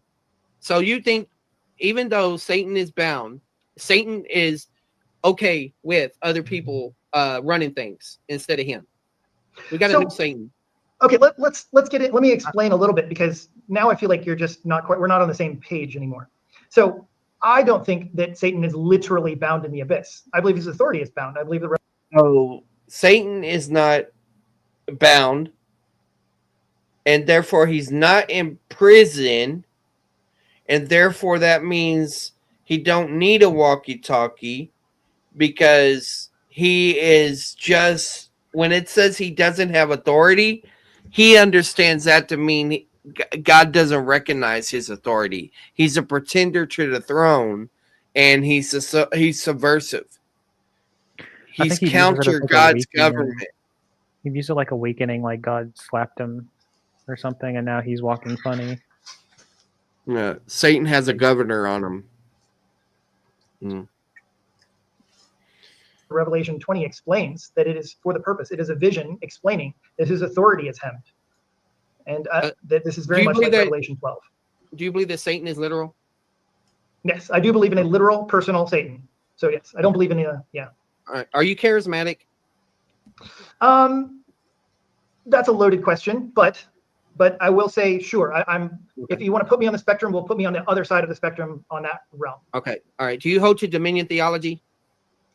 That is also a very loaded question. Let's see if I can. You mentioned about the nations. You were describing with the statistics and all of that. Sure. See, we haven't interacted much, so I don't exactly know entirely. But I will say that I believe that. Well, I don't know. To me, the best thing is exactly what we've talked about. I believe that Christ is reigning now and has dominion over the earth. How's that? Okay. All right. Do you believe apostasy causes loss of salvation? I'm trying to gauge to what degree can Satan deceive nations that are made out of individuals? Can Satan deceive the church? Those type of things like that, and the individual. If I were to quote a Bible passage, I just refer to the other passage that says, "And if it were possible, he would even deceive the elect." Okay, and you take that elect to refer to the church there? Sure. Okay. I guess. I mean, yeah. So who does Satan deceive in the end? Whenever he's out in the ultimate rebellion, these nations, where do these nations come from? The nations are the same nations that are on the earth now. But isn't Jesus going to destroy all unbelievers when he comes back? Yes, absolutely. So how can Satan deceive the nations? So I'm an amillennialist, right? So when Jesus comes back, it is the end. Like I said, he's right on this point. Yeah. And right? Okay. So I don't believe, I don't really, yeah. When Jesus comes back, it's the end. There is no more. So Jesus comes back after Satan is released after the millennium. All right. So as you're talking about, do you view, let me ask you this. Do you differentiate yourself from post-mill? I mean, is the word going to get better and better? Well, yes, I do differentiate from post-mill. Okay. All right. So I guess my question to you is, why do you think that Revelation 20, and you shouldn't use why questions, but I was struggling here to like, how can I ask him a relevant question? And I don't know if this is the question I was thinking about that, but I know you're not supposed to ask why questions, not because it's illegal, but just because it opens up too many doors. It's going back before 19. It's flashing back. Why do you think that? Why is there a break in narrative in light of all the cohesive things, all the colors, all the things that are mentioned there? That's fancy term for that is discourse analysis. Yeah. Okay. So discourse analysis. How do you account for that? Yeah. So what I would say is that to me, the most clear part of Revelation 20 is John's interpretation of the vision which he sees, in which he says, this is the first resurrection. So therefore, Okay. what John is referring to in Revelation 20 is the resurrection of Christ. Okay. In Daniel chapter 2, do you view the mountain that crushes the statue as the return of Christ? As the return of Christ? Yes. Now you mean as in a second coming, correct? Yes. No. Okay. So the reason I asked that is because I made the claim about the time of the Gentiles, which is represented by the statue and everything. And then when Christ comes back and does whatever he does, that's an thanks, Linda. Good. Cool. Yes, I appreciate it. I'm glad you're enjoying it. Additional reigning that's different from what he's doing now, right? When Christ comes back, it will Yeah. be, sure, it'll be different. So do you Yeah. hold to the language of inaugurated and consummated? Is that how you view it? Probably a lot closer to that. Yeah. So my understanding of Daniel 2 is like I would see that as actually the first coming of Christ. He is the cornerstone that is cut from. Well, just like I asked Clem, what about the idea that there's an inaugurated, consummated language whenever you're talking about the binding of Satan? There's some kind of inaugural binding that occurs, but not the full consummated thing. What do you think of that? So the consummation will be his complete elimination, right? Because ultimately being thrown in the lake of fire. Right, but my point is that if we say that the kingdom is inaugurated and then it's going to be consummated later on, then we're talking about no break, right? In the language. So if you say that there's inaugurated, not consummated when it comes to Satan, then that means Satan has some influence and therefore is not totally bound. Do you agree with that? That Satan is not totally bound? In the sense that you mean it, yes, I do agree that Satan is not totally bound. And I gave an illustration, such as the land of Canaan, in which the land was given to the children of Israel, but they had not wiped them out yet. And so the land was not entirely subdued. Okay, so you agree that Satan is a defeated foe, right? That his rule is illegitimate. Okay, but he's still ruling in the land. He's still present in the land. To use the Canaan language, he's one of the giants in the land. Sure.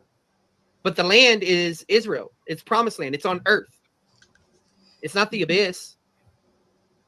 Yes, well, I don't agree. As I was explaining, I don't believe that it's literally referring to Satan being thrown into the literal abyss. Okay. One more question, Charles. All right. Make it count. I gotta make it good. Let's see if you can win the debate. And I was praying at this point.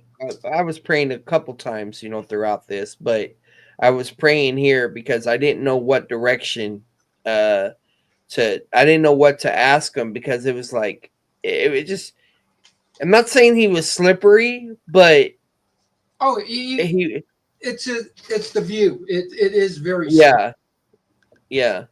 I think you should have asked him this. This is my question because his answer to why the break in the narrative of like chronological. Why are we jumping back and with this narrative break with no indicator? And he says the indicator is that the first resurrection. In their view, they do that all throughout the book of Revelation. So it's not just in one place where they do that. They do it in multiple places. Oh, so it's not chronological at all throughout Revelation? Right. They don't see it chronological. Oh, Yeah, so they might see a few movements that are chronological, but most of the time, no. Well, maybe Satan getting released is the end of the story. If I can just move all the verses around. Because my question would be, when does verse 4 happen? Because he said verse 3 happened already because of verse 5, but we're skipping a verse, which is verse 4. Does verse 4 jump back in the future and then go back in the past for 5, or is 4 also in the past with 4? Or with 3? Because if 4 is in the past, when was the hunting beast? What was the scratch? When was the scratch mark?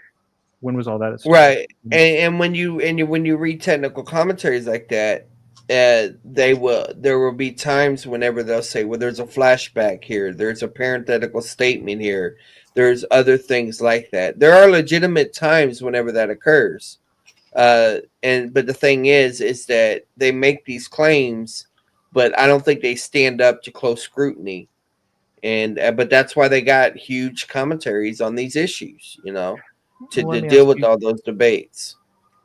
Since I can't ask him, what do you think? Do you think he says 4 has happened?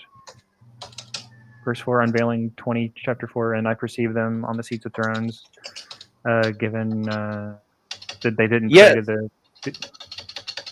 Yeah, from my understanding, he believes that at Christ's resurrection, we were exalted positionally, and therefore we're reigning with Christ now.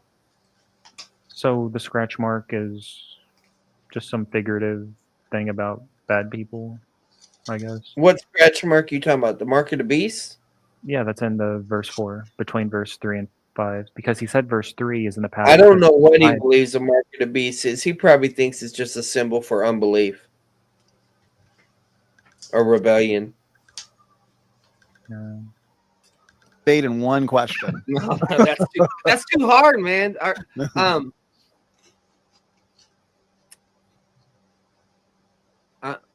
I'm gonna trust God. I have We're gonna nothing. I have nothing. See what I said? I prayed and nothing's coming to my mind, and I do this all the time. And if it's something coming to my mind, I'm like, well, I'll just trust God, and that's what I just said out loud. Okay.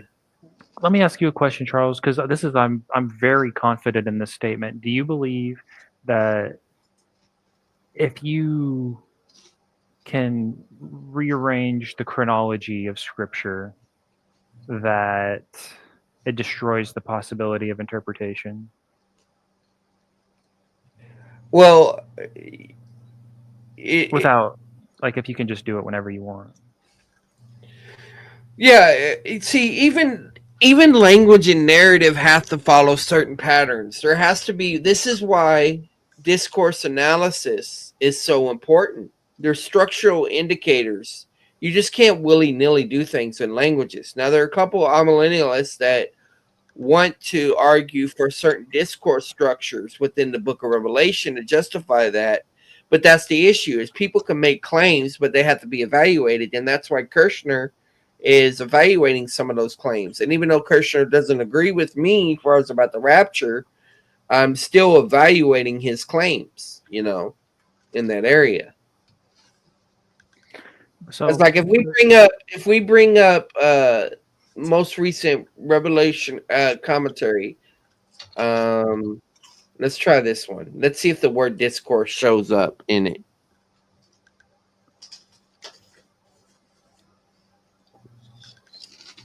Not in this one.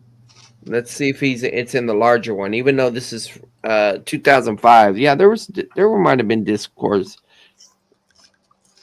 Yeah, see, look right here, the use of Daniel and the synoptic eschatological discourse, but that's not discourse analysis necessarily. Let's see, discourse, discourse structure, apocalyptic discourse. Looks like he's just going through saying discourse. So let me just type in discourse analysis. I don't think it's not in here. So so it doesn't look like this Revelation commentary is dealing with discourse analysis. And so the Sam Storms is not going to probably use the term. Let's see.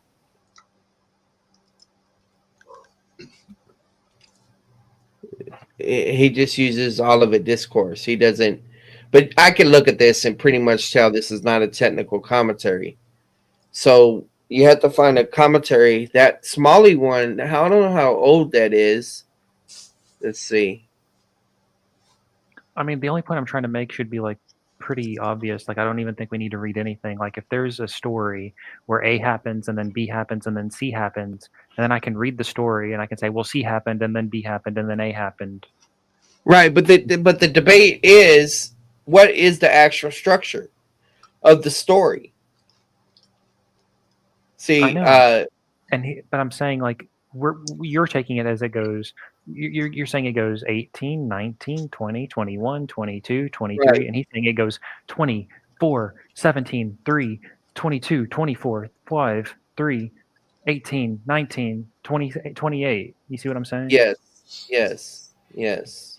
And you're absolutely right. And the thing is that's why, rather than using the term premillennial, amillennial, postmillennial, what Kirshner does is he says that there are sequential views and there's non-sequential views concerning Revelation 19 and 20. But yeah, But it's so not that's 19 and 20. It's all over. It's the whole book. It's right. all out of order. Yeah, right. So that's one of the issues. So watch this. Let's do discourse structure, book of Revelation. And we're talking about macro structure, but let's just see what happens.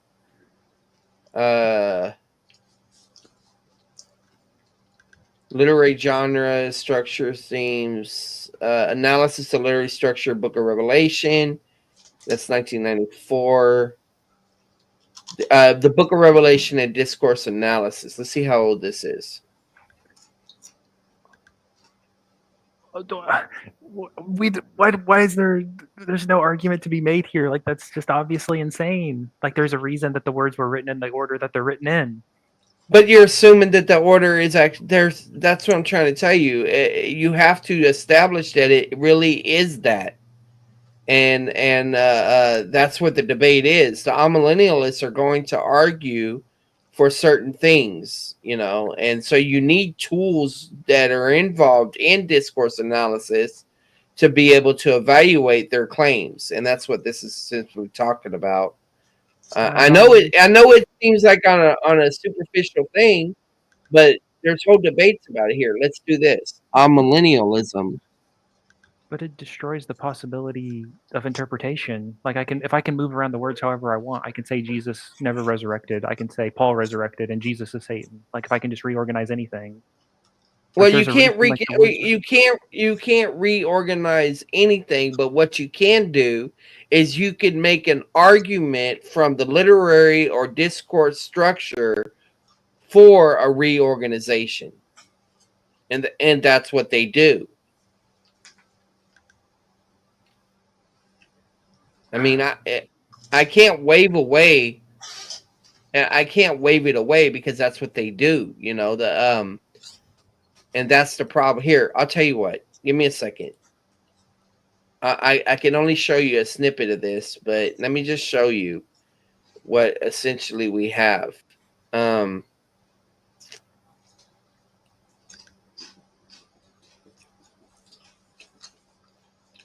Let's see.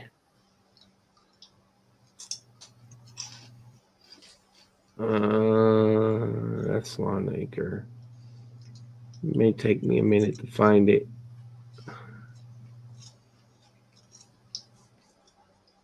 Kirshner.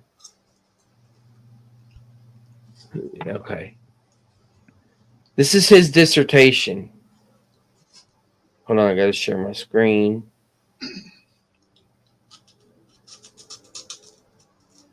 And remember, he's pre-wrath, but my point is, this book is 90,000 words.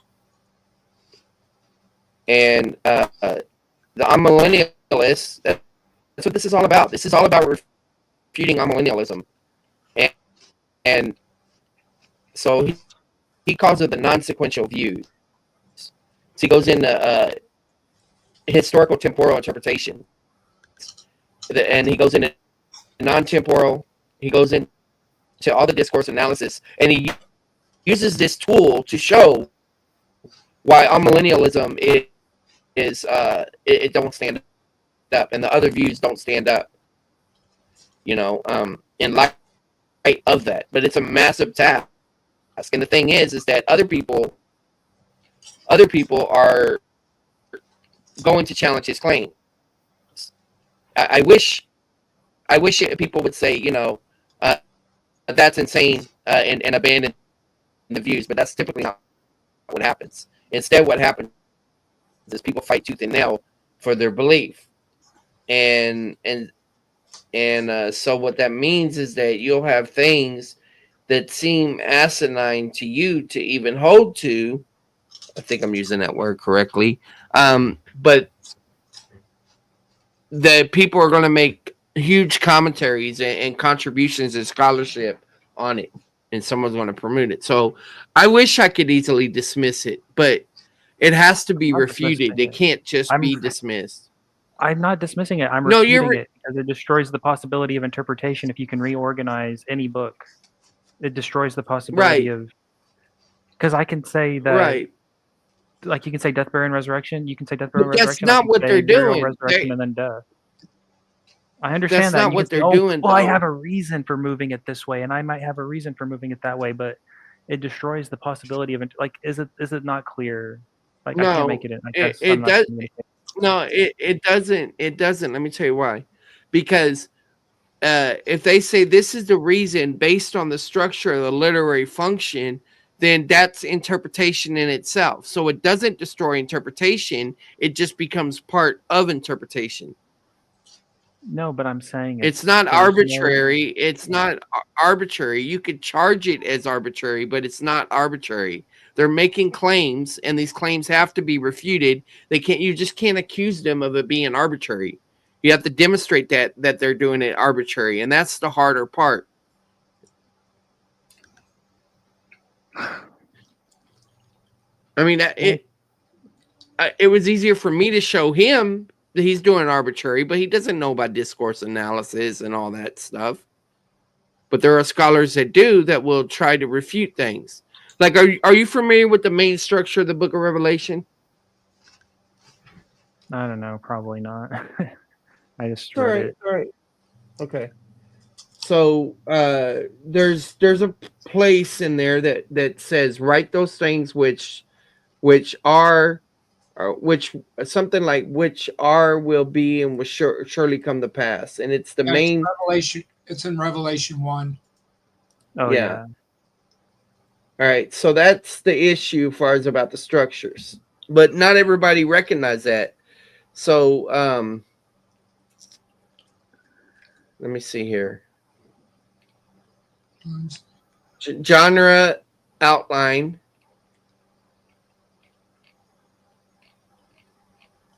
Message. Come on.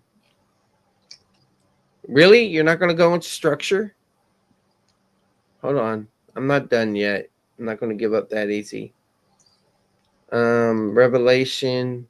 Let me just type in structure. If not, I got other sources, but they're older. I wanted something more recent. Revelation 4. See right here. Here's a quote. Someone's talking about chapter 4 and 5. And they say, in this respect, these chapters constitute the pivot of the structure which hold the books together. For the rest of the visions dovetail into the main structure. And so that's the constant debate is what is the proper structure for Revelation. I bet this guy even uses the word structure in his discussion. Sam Storms. Yeah, the structure of the entire book of Revelation. Yeah, let's see. Everyday Christian men and women in Ephesus pass these. Oh, that's the wrong kind of structure we're talking about.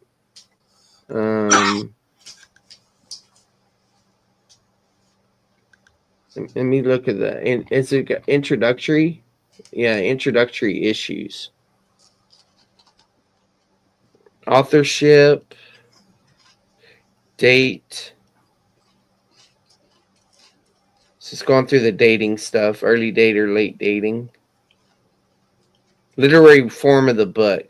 That's how they get in the apocalypse. And let's see here. Schools of methods of interpretation. Preterists. Don't mention them. He'll show up. Historicists. Futurists. Idealists. Wait, what was that? How did this commentary differ from others? Are you not going to go into this? Yeah, he doesn't mention structure either. And so that's the issue. Is that's what they'll cop out to. They'll make an argument for structure. Let's go to Bill. It's older. Or you know what? Let's try this one.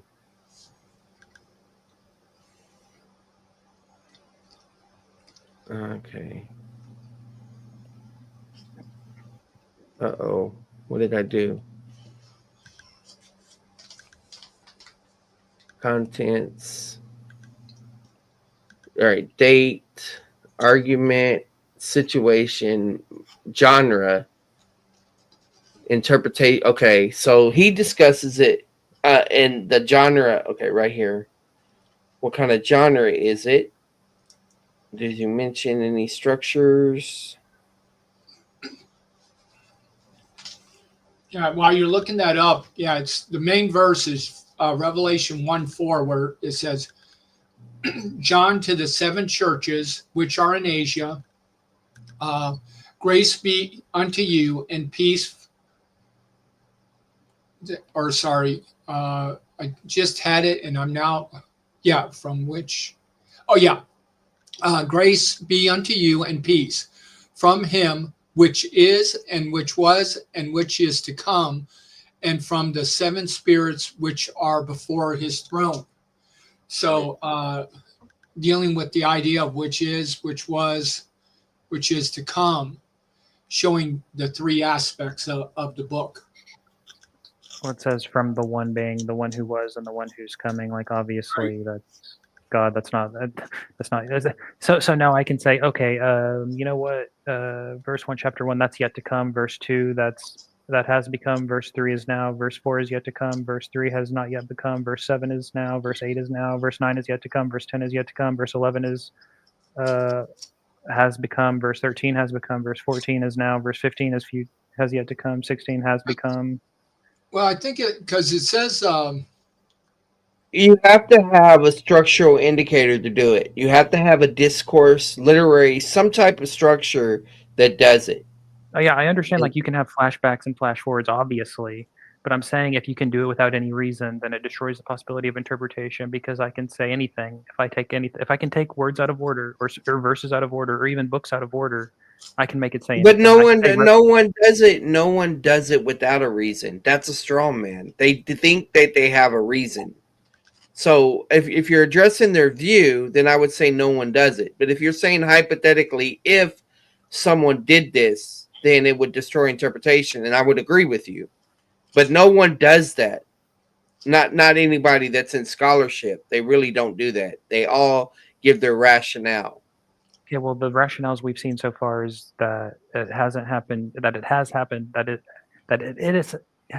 has become, because I 3 know. times 7 times 1,000 cubed is 7,000, and you take like, no, that's not a Yeah. justification. Okay, No, Absolutely not. I Yeah. get you. I get you. But look right here. This is the older one, and look at all these different views of the Revelation see. 119 passage. I can't Oh, see my it. bad. I didn't know I wasn't sharing my screen. Sorry. yeah, what's one of the key features, that not so much of that one, but it's just that these things he had told the seven churches in his right hand, who walketh in the midst of the seven candlesticks, and talking about know thy works. So you're dealing with the present. Then when you go to 4, chapter 1, it says, after this I looked, and this is after dealing with the seven churches of that time. After this I looked, and behold, a door was opened in heaven, and the first voice which I heard were of the trumpet talking with me, which saith, come up hither, and I will show thee things which must be hereafter.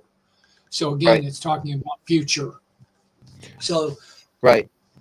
that's the break. That's where, at least within dispensationalism, we see a breaking in the book. Right. But see, look right here on this screen. These are all different views of the structure of the book. And this is in 2005, so there's more probably now. And that's what I'm saying. It all has to be evaluated and refuted. And that's why Kushner and others, at least in their particular area, like he did 19 and 20, are doing that. But more work needs to be done, because and that's one reason I'm debating all this stuff, is because there's views out there that need to die. And so there, I could try to paint things as arbitrary, but as long as they're claiming to have a rationale, I have to disprove that rationale. I have to say, nope, that's not right. That can't follow. There's something going on there that doesn't account for things. But let's get back to the debate. Definitely flow here. So Yeah. So what we're doing anyways So what's fine, gentlemen, is we are transitioning right into a free-flowing dialogue. I'm gonna go use the restroom. I'll be I right think, back. to be fair, Charles just did roughly 10 to 11 minutes of cross-exam. So Adam, let's have you pick the first topic you'd like to go back and forth on. But guys, this will be less strict now. And so treat it as more of a dialogue. You know, if you guys want to ask clarifying questions or jump in when you guys are talking, feel free to do so. Go ahead, Adam. We'll start with you. Charles, again, you're quite the treat. You're quite the fun. You wanted a challenge, so we had some fun. Okay, so if Jesus is Lord, what is he Lord over? Well, I mean, as God, he's Lord over everything. There's an objective aspect to his lordship, and there's a subjective aspect to his lordship. So, me being free grace, I believe that we don't our subjective lordship, recognize him as Lord in service or in our sanctification, is not a condition for salvation or sanctification. In that sense. I got you. So I'm just curious, I guess, what's your biggest Okay, Bob. to the mill? Bob. What happened? Nothing really. Well, when get on the thing of how is he Lord? It's like, or is he Lord and all? I'm my old Baptist upbringing and all this. He's King of Kings and Lord of Lords. Yeah, I was like, okay, I know what he's trying to. Yeah, he was trying to do that idea there, but I was like, you don't want to go into the free grace lordship territory. That's what I was thinking. Also, I was like, okay, I can understand why you're asking about the lordship thing, but yeah, let's see. Well, again, if you say King of Kings and Lord of Lords, it's like that he's thinking that's giving credence to his view. Yeah, He's saying if I he's know. Lord of everything, then he's also the Davidic king. Well, no, he's not the president of the United States. He's not the president of Mexico. He's not my governor right now. He's not, like, that's insane. Right, exactly. Contradictions in your view? Is it the interpretive method? No, so what he's doing right here is he's basically saying, is your view really an objection? Do you really disagree with my view, or are you kind of grandstanding? That's almost how I feel like this part was. But it gave me opportunity to say, no, look, I'm just testing out something. I can't remember my exact words, but we'll hear them. I'm a beginner on this particular issue, so I picked something that deals with Satanology, demonology, because that's an area where, according to Alan Kirshner, he's saying that's really what the focus of the debate is. Me, as you saw from my Clem debate, if you did see it, I argue from the covenants. I argue, based on those things. I would love to have debates about, Psalms 110 and all the technical stuff, Acts 2 and all that. I'm not necessarily prepared for that right now in detail, but I mean, that's Revelation 20. I'm not a premillennial covenantal premillennialist. I'm not hanging everything on Revelation 20 like Lad. That just tells us how many kilos we got. But I believe that the Old Testament tells us all the features and stuff like that. So I just have one more thing that I'm really interested on, and feel free to interject after this and stuff. But you mentioned the idea that there seems like there's a problem about when Satan is released and he goes and deceives the nations. How does all this happen? But I want to know, on your perspective, in your view, and feel free to correct me after I kind of articulate. This is my shot at understanding your view.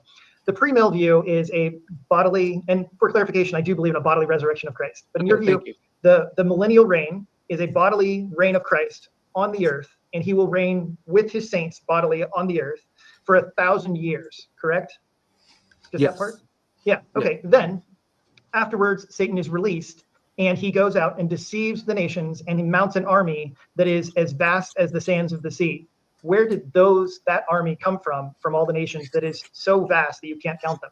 Well, in our view, at the end of the tribulation, because I hold to, the 7 years, at the end of the tribulation, you have the judgment of the sheep and goats. Jesus Christ wipes out all unbelievers. Then all believers repopulate the kingdom, and it's just rehashing what happened with the Exodus generation, just like they grew innumerable, while they were in Egypt. They're coming out and they repopulate. Their children will rebel eventually. The lifespan is going to be extended at that time, and SFT disappeared.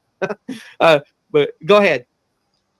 Yeah. So, okay. So you believe, there's a lot of things here. So you believe that there'll be a bodily thing. So all of the believers who live on the earth, they won't die. Is that right?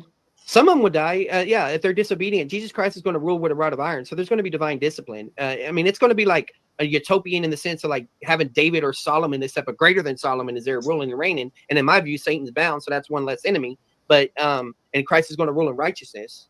But yeah, But you believe that humans will be immortal and resurrected, that they'll come with their resurrected bodies and live on earth? it's similar to the transfiguration. You have Old Testament saints, you have those that are in non-glorified bodies, and technically Moses and Elijah probably weren't glorified. But here's the point: I'm pre-trib also, so I believe that the church already has their glorified body. Okay, I believe Old Testament saints already have their glorified body.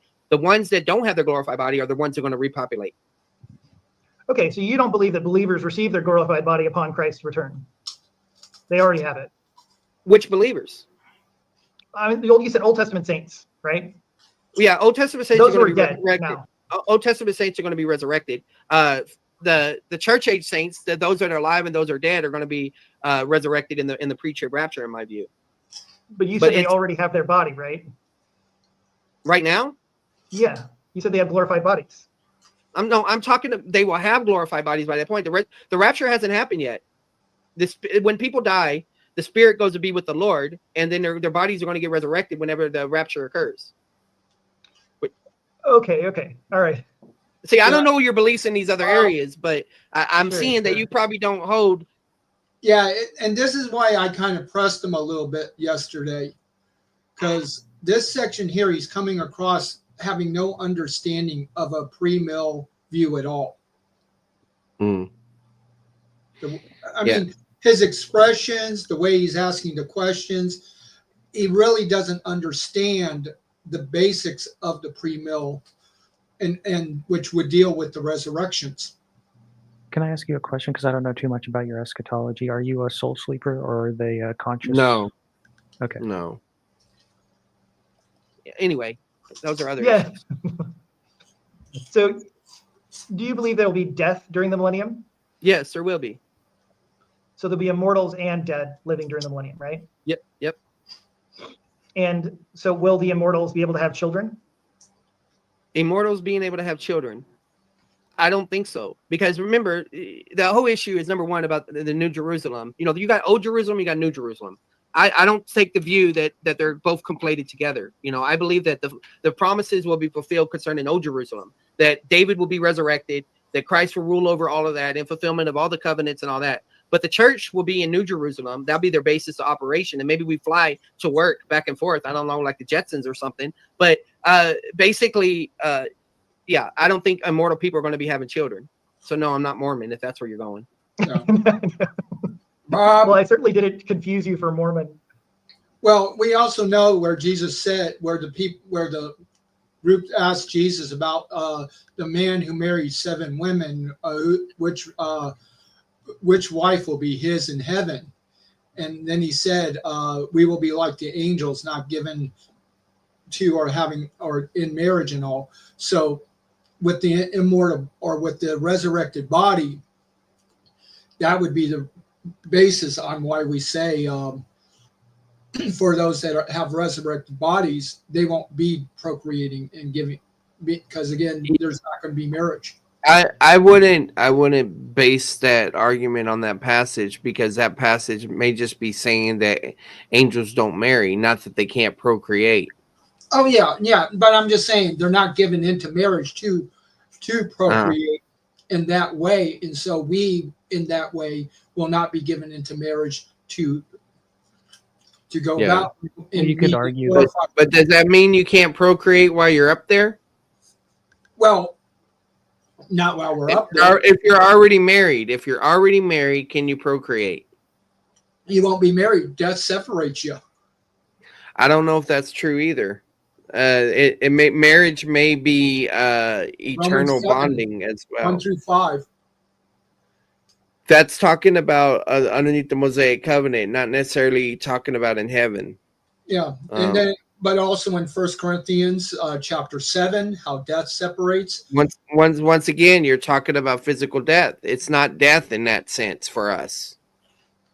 There are still debates about that. I'm still open to it. I don't think Yeah. I'm skeptic of all that, but Well, I'm more solid on it of taking that view. That's why I'm bringing it up.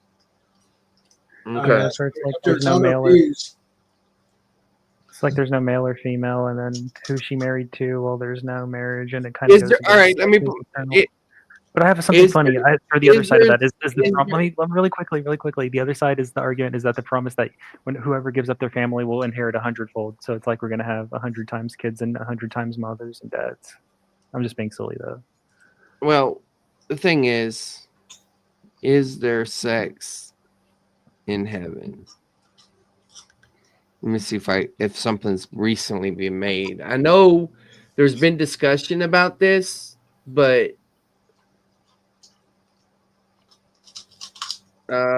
sex and so no, that's not it. Recently, Grace and Focus made a comment about because there is debates about what you can do in a glorified body. Race and focus. I think so. It's Yeah. probably a couple months ago. Sex in heaven. Sex and salvation. Will there be women in heaven? Someone was really brave to ask that question. Let's see. I don't know. If it comes up, we'll bring it up. But I don't think it is going to happen. But I wouldn't base it on that particular verse that you mentioned. But anyway, let's go. So we're going to be committing adultery then. No. If you're married, it may be eternal marriage. Well, Look, I don't want to hog all of the thing. If you had other things you wanted to talk about. No. I guess. What about? Are you preterists of any type? No. That's. I mean, partial. Yeah, I could be partial to partial preterism. In other words, of course, some things occurring during 70 AD. But yes, I'm certainly not a full preterist. For some reason, some people have put that out there. But I think most Amils are then partial preterists because it's basically 70, 70, 70, and then Christ coming back and establishing. That's 70's literal unless it's 40. Yeah, and well, they allegorize all the numbers too, the Amil, and in doing it's basically a partial preterist view because they're saying, okay, here now everything's just going to keep going on and on until Christ decides to come, and then that's it. Yeah, that's the partial preterist view. They may not hold to an actual return of Christ at 70 AD like the preterists, but still, it's the partial preterists don't hold to a return of Christ in 70 AD. I really don't want professing to pop up. But okay. I certainly don't embrace full preterism. Okay. All right. So I'll just go ahead and say it. I'm a dispensationalist. All right. So that's probably, you figure that out. Yeah. Okay. So you've been discovered. Yeah. I forgot. Yeah. In the claim debate. But I number one, I wanted to test out Kirshner's argument because Kirshner's a dispensationalist, but he's not pre-trib. But, I wanted to build from that position, from that because he hangs everything on the binding of Satan. And I don't say his name right. Kirshner. I don't know. Never sure. The issue with that is the argument goes like this: Satan is bound because Christ is reigning. Christ's second coming is when Satan is bound, and so it goes back to when the second coming occurs. Well, that's why whenever you bring up about Genesis 3:15, about the crushing the serpent's head and all that, I don't see the cross there. I really don't. So let's talk about that because that might be the thing that unlocks everything because that's early on in progressive revelation. Maybe we can see how this unfolds. Okay. I guess I'm curious what in particular about Genesis 3:15. So it's about the Messiah. Would you agree with that or no? Or do you reject that it's about the Messiah? Yeah, it's ultimately about the Messiah. And technically, so it's what G.B. Caird calls a situation vacancy. It's like a help wanted sign. Somebody had to fulfill the role of the serpent crusher. Now, God ultimately knows that only the sinless one, who is God in the flesh, is going to do it. But from the human standpoint, Eve thinks she's giving birth to the Messiah, with Cain. Mhm. That's right. Yeah. Yeah. She does, but then it is proven that Cain is not the Messiah because he instead falls prey to the serpent and all of that. Right He's saying, yeah. Yeah, and so the serpent is going to bruise the heel of the Messiah. Agreed? Mhm. Yep. So when it says in many of these passages throughout the Old Testament, he was pierced for our transgressions, why don't you think that that is actually the idea and concept of the serpent biting the heel of the Messiah? Well, it's talking about the nails on the cross or the spear. I mean, there's other types of piercing that's talking about. I wouldn't link the piercing to the serpent bite specifically. And even if you argue that Satan bit Jesus on the cross, it doesn't necessarily mean that Satan stomped on the serpent's head on the cross. Well, it talks about on his heel, so it can't be the spear. That was in his side. Yeah, so that can't be it. Well, some say that the heel, the reason it's at the heel because it was a death blow, because that's where snakes strike at. Right. If he's a snake. Well, it's a possible reference, but let me tell you why I don't have that. The reason he bites the heel is because when he bites the heel because that's a death blow. From the serpent's perspective, that's a death blow. Right. Mm-hmm. But this whole idea of trampling. Somebody mentioned in the chat last night that they said they don't have a dog in the fight, but they noticed that I had said that this is a death blow, but then later on I said it not necessarily is. And the reason being is because I do real-time observation on a biblical text. I work through a passage and the possibilities in real time when I'm asked about certain questions. And so I can change my mind in a debate. I don't know why people don't believe me when I say that. I used to start my debates with, if I can't change my mind, then why am I debating and why are you listening? But so I got too much criticism for that, so I took that out of my opening. I used to preface that every time I would debate early on. But anyway. In Satan under there, it's even used in Romans, for in sanctification. It's basically counting coup and all that. The word for head is rosh, which relates to king or kingdom. So you got that idea going on there as well. Yeah. But I'm linking it intertextually with the mountain that crushes that. Yeah. So there's the link I'm making right there. So that's how I'm understanding it. Okay. So thematically, you agree with that. Okay. I agree that the cornerstone is the Messiah, and he comes and, yes, crushes the other kingdoms. Mm-hmm. And that mountain, that the cornerstone, says it grows into a mountain that encompasses the whole world, right? Right. So, and the mountain, of course, can be also imagery for what? God's kingdom, God's mountain, Mount Zion, all those sorts of things, right? So we have a culmination of what? The striking of the head, which is, as you said, usually articulated as authority. And so I see it as, yes, Christ crushes the head. He crushes the authority of Satan, which to me is the exact same idea as we see in Revelation 20. He is capturing the authority of Satan. And again, with the ascension of Christ, he is capturing the authority of Satan, which is why Jesus says all authority in heaven and on earth. Let's talk about this. When you say Satan has no authority, what do you mean by that? Yeah, so like we talked about earlier, it's the idea of an illegitimate reign. So we actually have lots of different examples, right, where you would have a bad king, right? And honestly, I think the story of Christ is exactly kind of like this notion. You have a bad king, and this is actually what we see with Herod, right? Herod's king, and then he hears about, wait, the king of the Jews has been born, right? And now he's afraid because he's worried that there's going to be a new king that's going to supplant him, right? And so oftentimes, that's why we have the hiding of Josiah, I think, right? When Athaliah was queen over Israel. Yeah. So you're basically saying he's a pretender to the throne. Mm-hmm. But he's still on the throne. Yeah. And so that's exactly what we see also, exactly with that example of Athaliah. Who's sitting on the throne? Is Jesus on the throne or is Satan on the throne? Jesus is. Or is there multiple thrones? See, it is the unseating of the actual powers, like we gave in the example of the land of Canaan. The land officially, deed-wise, belongs to God's people, right? But then they had to push them out. Then they had to push them out. Nope. Don't worry. We'll forgive you for that one. No, I'm just kidding. All right. It's all right. Yeah. So I think it's, that notion of you have exactly that period of time from which their authority is undercut by the new king, and then it is the process of actually unseating him from the official place.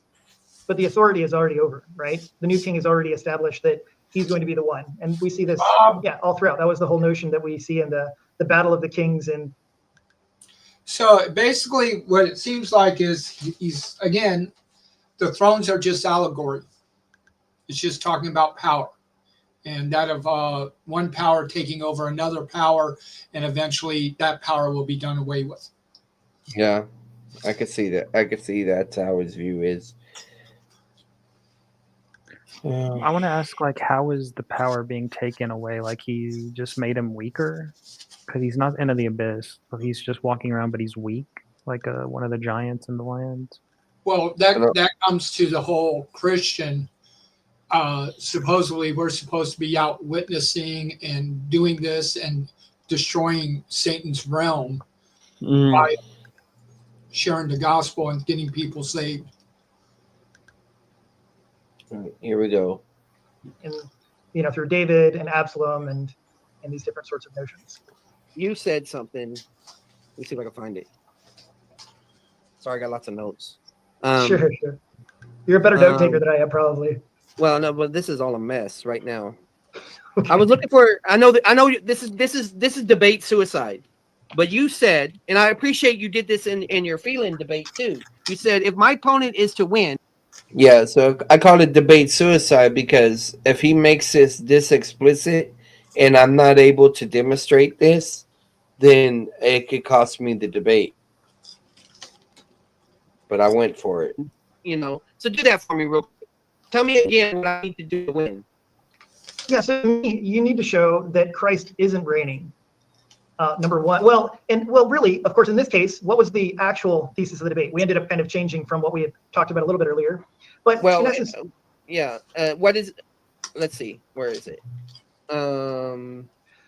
Well, in this what case, does the Bible teach about the millennium? So it's pretty general. Yeah. But I told you in advance that I was going to develop, from Satan, the whole thing from there. And your opening was the same as you gave in feelings. I knew your arguments then. So I'm glad you. I do the same thing when I have a free grace debate and my argument wins. I just bring it into the next one, make it more clear. And then people wonder why I got tons of slides and everything. I say, I'm cooking y'all in all these different areas. I can't help it. Y'all can't deal with it. So, if it's got greater explanatory power, I'll use it, and, so it seems to me, and correct me if I'm wrong, but basically none of Satan's power or authority. In all of this, he doesn't even know his main proposition of how he wins or how the other person wins. Well, he said to show Christ isn't ruling, but in what sense? Like he's always ruling in that ultimate sense. Yeah, but that wasn't the proposition, I don't think. No, the actual proposition is which view of the millennium is biblical. No, I'm talking about. No, I'm sorry. What does the Bible teach about the millennium? No, I'm talking about what he said. He specifically stated in his opening. Oh, earlier. Yeah, you're right. Yeah. He doesn't remember. And that's my issue on that part, because if he's making this drawing the line statement, then he should be able to reiterate it again. No, I got it. He said, let me give me 1 second. He says, for you to be right, show me how Christ isn't ruling and reigning now in whatever sense that you mean, I presume. So I would say, okay, he's not the king of Israel. Unless you're going to say like Netanyahu is the second coming, which I don't believe. So yeah, he's not. So what? Yeah, but then he'll say that you got to prove that the promises are about the land or from the Abrahamic covenant and so on. And that's provable. I know it's provable, but not in this debate. Yeah, I know, but it's still provable. I know, but I can't. We have to limit the scope of the debate to deal with. But I'm just saying that's provable.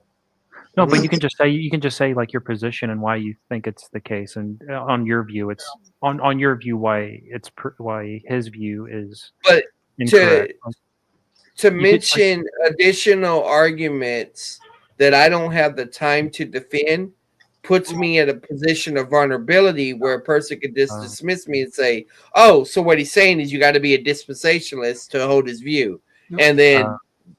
Most of SFT's audience are not dispensationalists, and I would lose the audience. Okay, well, if you want to take it the most, we would say, well, was Christ ruling and reigning before the crucifixion? And his deity. Yeah, So the answer is yes. Yeah, you could in do that that, sense. and If you're then that would if you're specify that we're not just talking about his deity; we're talking about his humanity. Well, he didn't say that. I know, and that could work. You're right, Howdy. That could work. no, like I'm saying, if he's conflating the earthly kingdom of Jerusalem with the heavenly Right. kingdom, then he's always ruling. So Yeah, it's true. What you're saying is correct. so he doesn't gain anything by throwing Satan. He doesn't gain anything by binding Satan.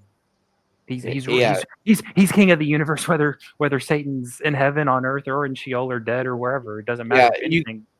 Nothing in creation matters. He's ruler of the universe. Right, and that's why whenever I talk about it economic wise, whenever he asked me what did Christ gain, I said, well, economically, I went into that description of things and the kenosis, because you're right. The debate would take a different turn in that areas, though. But I mean, you're right. Well, if he wants to bring it back to the cross, what did Christ gain by the cross? I would say he gained the salvation of humanity, and then the greatest, most impossibly miraculous event of all time, reconciling his infinite love with his infinite justice. Whereas you just think it's God punching Satan in the mouth to take some keys to the car. Well, he would say it's both. He would say that out of God's infinite love and justice, he punched Satan in the mouth. Right, and that would be one. But then you got the whole reconciling. Yeah, but if he's framing it as like, what did Christ do? And I'm saying this is what he did. Like that's just a byproduct. Yeah. Well, you could do that. You're right, Howdy. You could do that. But here's the other thing. In the debate, you could say yes, but that's a whole different topic in debate, and we could set it up if you want. We can go ahead and debate that on another time. And as you know, that's my normal approach. Right. Whenever right. Yeah, because you give a clear answer of a definite of saying yes, but we can't go into it because it's a whole different topic, and we can deal with it another time in another debate. Yeah, I always say, since you're so confident, we could debate that. Yeah, so that's what I'm thinking when I said yes. Not the matter of that you're going to go into an answer. It's just yes, so the audience know there are evidence, but now we can't really go into it because it's not the topic. Right. They have changed as a result of Christ on the cross. Yeah, you're absolutely right. No change has happened. So what do you think about what John says when he says that the purpose, the point, Christ came to destroy the works of the devil? And when I say no change, I'm talking about in the realm that he's talking about. Because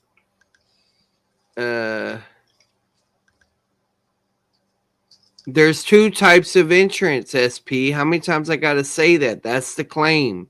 If you know my view, you would know that. Look at the abundant entrance that's mentioned in Peter.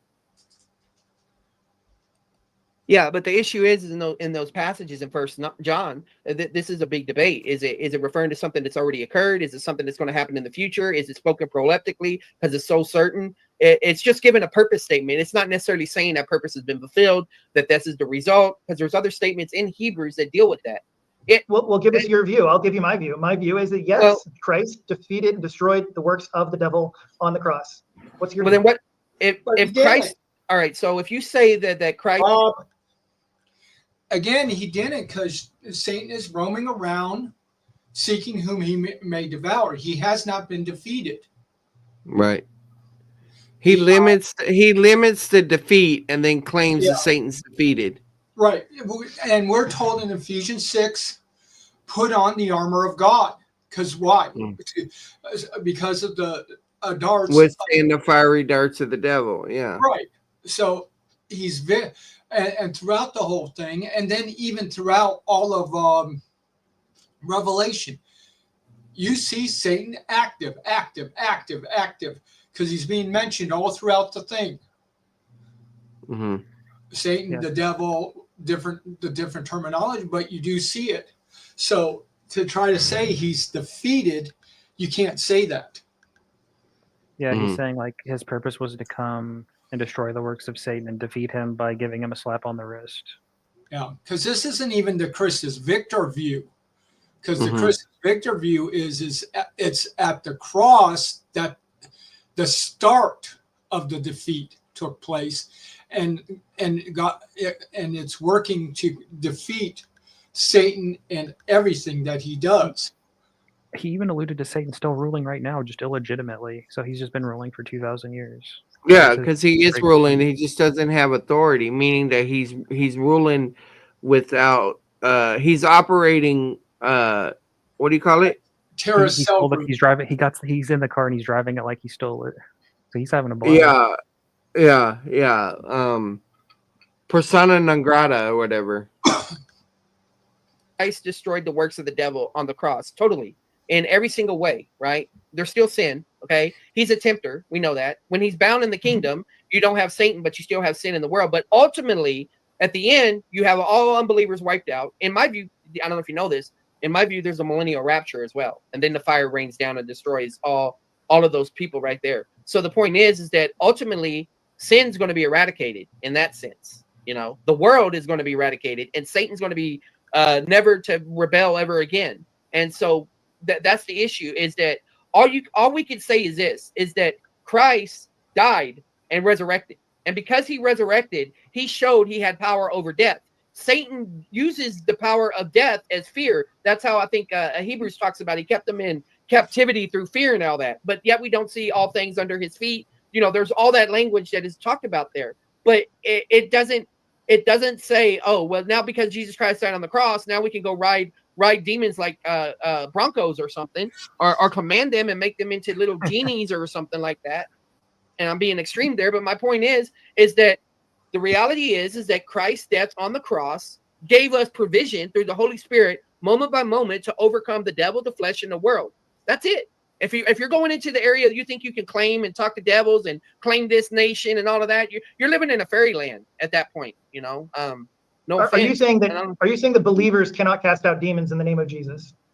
I don't see even a reason why there's even proof that demons even possess people now. I don't believe that no revelation can occur right now as a selective cessationist. I don't believe people can see angels or demons. I don't even hold to near-death experiences. I'm that conservative in that. So, you know, so in that sense, I believe Satan's bound because of the restrainer that's in the church and because of the cessation of certain gifts.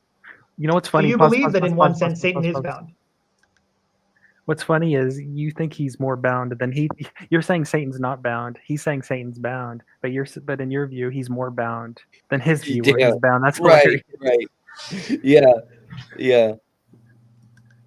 In the area that I just mentioned, yes. As a result of what? Why is he bound in that area? Because the restrainer. 2 Thessalonians 2. The Holy Spirit? The Holy Spirit within the church in particular. Remember, I'm a dispensationalist and I'm pre-trib, so when the church is removed, eventually. And that's not the only option. People say an angel, Michael, others, you know, there's other options. Oh, yeah. Eventually the tribulation will begin, then all hell breaks loose. So you know what that means? The church, in a sense, is Magneto's prison. If you want to go that route.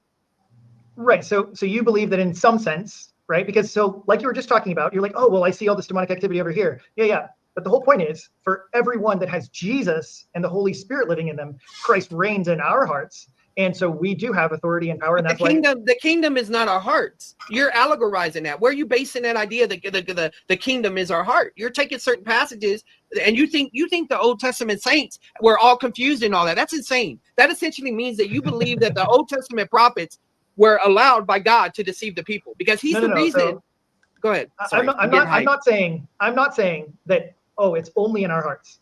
I am not saying that. But I am saying I want to start there because we're talking about the kingdom of darkness and the kingdom of light. So I do believe in more corporate kingdoms. I do believe in corporate people, corporate rule, Christ's rule over the earth. I believe in far more than simply individual. So I don't want to be so individualistic as where we're saying like, oh, well, I've got Jesus inside of me, but I don't know about the rest of y'all. Okay. But the Old Testament prophets prepared people for, like Peter saying, hey, let's build 3 tabernacles here. He had it right. You're saying he had it wrong. He expected Zechariah 14 to be fulfilled with the Feast of Tabernacles, which is all the prophecies about the second coming of Christ, where he's going to rule one Lord and all that, and Egypt won't be able to come up. If they don't come up 3 times a year, God will not cause it to rain on them, and all of that. That's what they're thinking. And to think that God would allow them to be misled whenever John the Baptist was saying, prepare the way, repent, for the kingdom of heaven is hand. He's not talking about repent because Disneyland's at hand. He's not talking about a fairy tale thing. He's talking about the actual literal land in fulfillment of the covenants. So that I'm goes curious, back to the contractual language. You said that God wasn't going to allow them to be deceived or something like that. Is that what you're saying? God was not going to allow the prophets. I'm talking about the true prophet. I'm not talking about false prophets. My point is that God for hundreds of years has been preparing for this expectation. That's like a woman getting pregnant and then 9 months later, no baby. What happened to the baby? You didn't deliver. Where'd the baby go? Oh, it's a spiritual baby. Just say it. You aborted the baby. Where's the baby? So I guess I'm curious. Do you think that the cross of Christ had anything to do with Satan? I mean, it qualified, let me put it this way. It qualified Christ to be the one that will defeat Satan. Okay, in the future. So in your view, the defeat of Satan is in the future. For the most part. I mean, he's been made a spectacle and a humiliation and stuff, but that's not the problem. That just means you thought you had me, but guess what? I resurrected it. And then there's another passage that says, for had they would have known, they wouldn't have crucified them. So is that the human? Is that the spiritual forces behind it? There's all of those factors there. But I know what you're trying to do. You're trying to say, oh, well, Satan is bound. You've conceded that, and therefore the debate's won. No, I'm not. All I'm just trying to say right now is the passage that you're hanging everything on, Genesis 3:15, is not talking about the cross. And to say it's talking about the cross is to basically say that first generation, the second generation is about to go into promised land, didn't have the meaning of the text because we're thousands of years later. They had to understand what the referent was in that passage. What are you saying the referent was in Genesis 3:15? There's no cross in Genesis 3:15. It's military imagery of defeat. Simple. Stomping on the serpent's head. Now, if the serpent's a dragon or had wings or whatever, regardless of that, it's the military imagery. No cross. Yeah. Okay, so like you keep saying no cross. You agree, though, that it's talking about the striking of the Messiah, right? Yeah. Okay, so where does that happen in your view in the Old Testament? There's a different Messiah. Okay, I get what you're saying. There's a different, number one, whenever you're asking the question of meaning, what did it mean to the original audience? That meaning is stable. That doesn't change. Now, in light of progressive revelation, God has revealed that, but this additional revelation does not change this meaning. So we cannot read into this passage and say, oh, well, this passage is talking about the cross. It goes beyond the cross because what it shows you is how Christ, because of the cross, qualified to be the one to defeat the serpent. He fulfilled the Mosaic covenant. He was faithful. Where Cain failed and disqualified himself and every human on, he was the one that was successful. And therefore, he's the one that's going to take out the serpent. Yes. So you think that, yes, in the future, the Messiah will crush the head of the serpent. Agree? That's what you're saying, right? Because it's a future crushing of the head, right? Yes, yeah. Yes. So you're saying in the future, Satan will again strike down our Messiah. Oh, I see what you're doing. But no, let me tell you why. Because the imagery is of the fatal blow, the attempt. And so, yeah, there's no doubt you can have that language of resurrection. But then you see in Revelation 12, where you have the dragon chasing after the seed and going after, same type of imagery and everything. But it doesn't change. The reality is that Satan is not defeated until Christ comes back and thrown. There cannot be two kingdoms simultaneously. One's got to rule the other. One's got to be locked up. The wheat and the tares grow up together. That's not the kingdom. Okay, all right. Now in Revelation 12, which you just referenced, I think that's a great example of how it connects to Genesis 3:15 and talking about that is the downfall of Satan, and it is where the Messiah ascends to the right hand of the Father. Now, as you put it, right, it's like, okay, Satan will only be crushed later. That's a fulfillment of Genesis 3:15. But yeah, where is the striking of the Messiah then? Since they seem to be simultaneous. When the Messiah strikes the serpent down, he also is struck down by the serpent. First off, number one, technically, the passage never says that the blow is fatal. We assume that because whenever snakes typically attack, they bite you in the ankles or whatever. All right, so that's one issue. Number two, you have the language of Satan trying to nip at Jesus all throughout the entire Bible. So your assumption that it's one strike, one blow, it could just be a snapshot picture that's continually repeated throughout. It's multiple. That's why I gave you 3 phases of the judgment of Satan.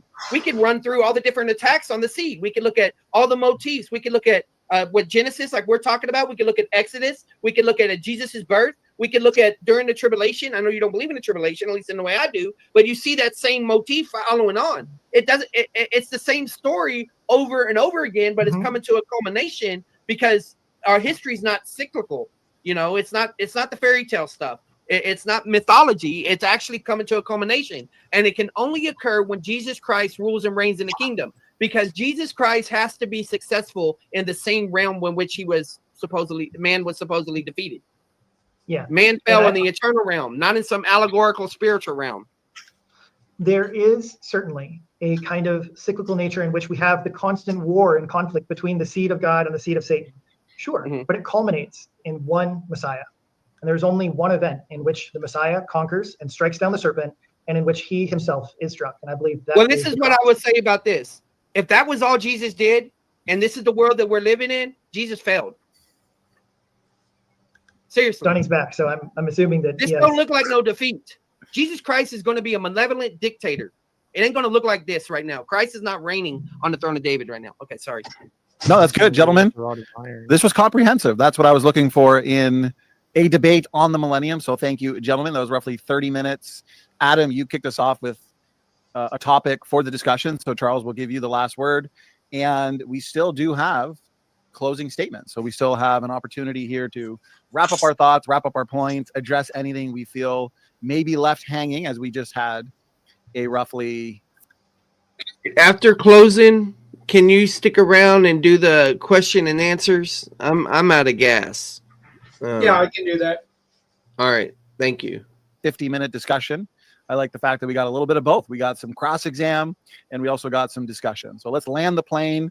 Let's solidify our cases for tonight on millennialism, premillennialism, and that way we can give our audience the best positions possible to analyze and examine objectively. So, okay, Adam, you kicked us off. We're going to have you go first. There's not really a clear affirmative or negative tonight. You both have positions to uphold. So, Adam, you go first. We'll give you the 5 minutes starting right now. Go ahead. Tonight was a invigorating debate on the Millennium. And I think that we need to draw together some threads and see what we might be able to make of some of these different bits of information and what we might conclude from tonight's debate.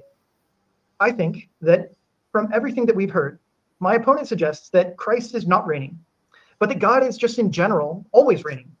He has been reigning from Genesis until now. And that when Christ dies on the cross, is raised again on the third day, and ascends to the right hand of the Father, nothing really changed concerning authority.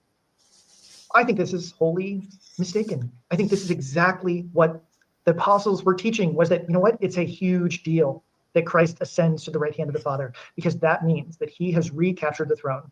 I think that it is referring to the dominion that was lost in the beginning of Genesis 1, that it's referring to the idea of this, yes, Davidic kingdom, but what is the Davidic kingdom always about? It's about the Messiah. The reason the Davidic kingdom is important is because of the Messiah to come, who will sit on the throne of David and does so now in the heavenly realms. Psalm 110 is what is quoted by Peter. It's not just quoted by me, but it's quoted by Peter as his concluding thought. And so therefore, if you think that nothing changed in order of authority or measure as a result of Christ's death, burial, and resurrection, okay, maybe you want to follow Charles in his position. But when Jesus comes back from the dead and says to his apostles, all authority in heaven and on earth has been given to me, therefore go into the world preaching the gospel. There's a reason for that. It's because something momentous occurred. His death, burial, and resurrection was directly related to the enemy. This is what the Pharisees didn't understand. This is what the children of Israel didn't understand. They didn't understand that Jesus was going to conquer the enemy. And yes, I think that 1 John chapter 3 is expressing that. For this reason, the Son of Man came to destroy the works of the devil. And I think if you say that Jesus has not done that, that his time here was a failure, he didn't accomplish what he came here for, because that was one of the chief purposes, to destroy the works of the devil. And then, yes, my opponent as well. He doesn't seem to think that Genesis 3:15 is pointing to the cross. I encourage any one of you, study Genesis 3:15. Because here's the major issue. He wants to say that this is referring to the time when Jesus comes back and finally destroys the devil. Okay, cool. So it seems to me that my opponent believes that when Christ comes back, Jesus would then have to be struck down by the devil again. But I tell you, there is no more striking down of Christ. He reigns now and forevermore. Never again will Satan lay his hands on him. Never again will Jesus be struck or wounded or any of those things, but rather he was struck on the cross. It was his heel that was bruised for our transgressions, for our iniquities, so that Jesus could be proclaimed king, ruler. He identified with mankind so that he might be King of kings and Lord of lords. And so that all occurs at the cross. It's harmonized exactly with Revelation chapter 12, the defeat of the dragon, the defeat of his forces, and Jesus Christ reigns now. And we are his soldiers. It is our job to drive out the enemy, to preach the gospel. How do we win our victories? We win through our preaching of the gospel. That is what John encourages all of us, is that as believers are martyred in the world, as believers go throughout the world, are persecuted by the dragon, by Satan, by his demons, our lives are not in vain, but they are victorious in Jesus Christ. And the more he persecutes us, as he persecuted the Lamb, the more he falls. That is exactly what it says in Revelation chapter 12, right? And they overcame him by the blood of the Lamb and the word of their testimony. So it is our job to continue to drive out the forces of darkness and be a light in the dark world. Thanks. Adam, thank you very much for that 5-minute concluding statement. Charles Jennings, we're now going to hand it over to you. And you also have 5 minutes for a concluding statement. Go ahead. I'll start the timer on your first word. Yeah, I'll share my screen in a minute. Okay, so he says that I don't believe that Jesus Christ is reigning. I don't believe that Jesus Christ is reigning over the temporal mediatorial kingdom. I've already talked about the eternal universal kingdom. He says nothing changed. Well, there are things that change. In my chart, I have Satan judged, but there's a stay of execution, and he hasn't been sentenced yet. Diddy has been judged, okay? But his sentence hasn't started yet. I don't know if that's actually happened in history yet, but I'm just giving an illustration. Another argument is that Jesus Christ earned the title deed of the earth from that. You know, he says it's a huge deal to the disciples and everything. Yet a while ago, he was saying they're all confused. I think he's the one that's confused. He wants to assume a dominion theology and everything. But if you take a literal interpretation of these passages, and I mean literal, contractual in the sense of what we're talking about here, then what that would mean is that there has to be a future millennial kingdom. Okay. Psalms 110. Once again, if you really think Psalms 110 is really the main thing that deals with this, then debate me on that.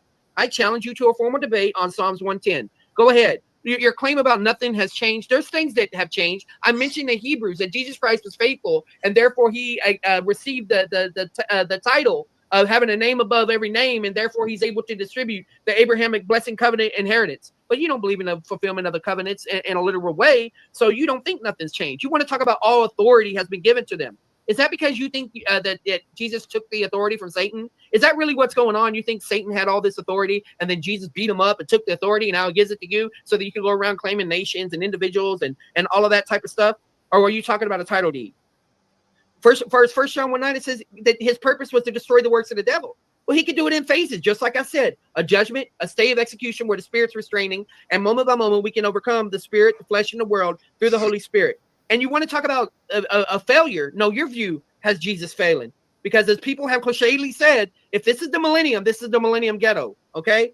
First about Genesis 3:15, you want people to go back and look.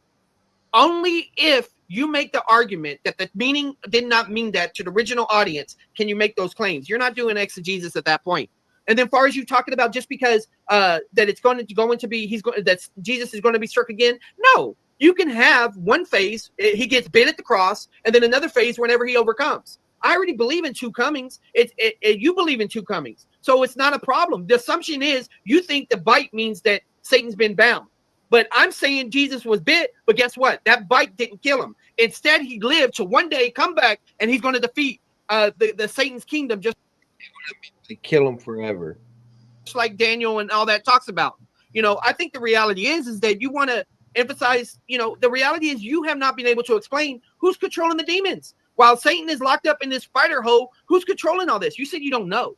I mean, that's pretty. Meaning, what, your system don't have an answer for that? I mean, that's a problem to me. And you bring up passages about persecution and overcoming.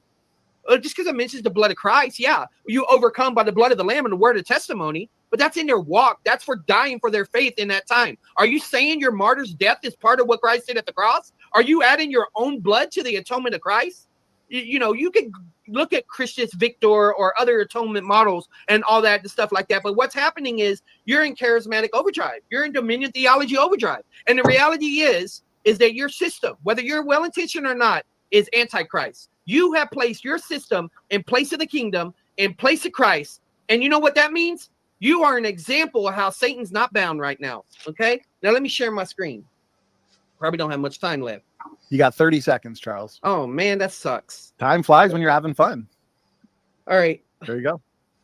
Okay, so my arguments are the problem of command, the problem of no influence, the problem of restricted realms, the problem of contradiction, how God judges Satan, the problem of Satan's fluctuation intensity, the problem of contradiction in Revelation 12 and 20, the problems and cause and effect in Revelation 19 and 20. And that's what I got to ask. Which view do you think's going on? Or does Satan have a cell phone? God bless, guys.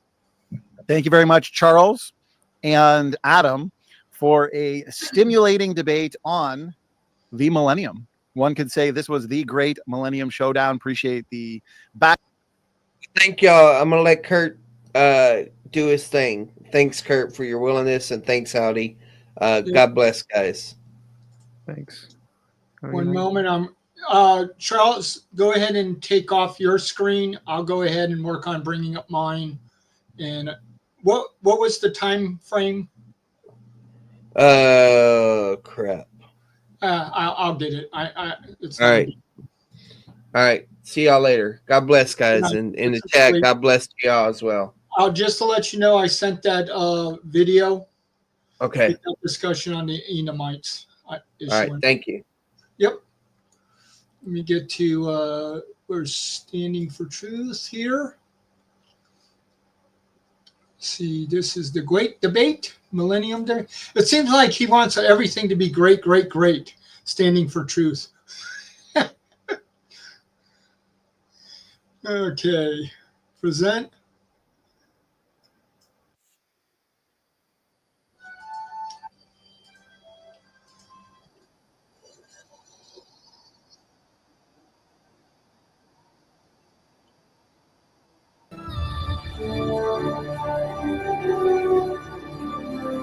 And you should be able to hear it. Now I just need to find where we are.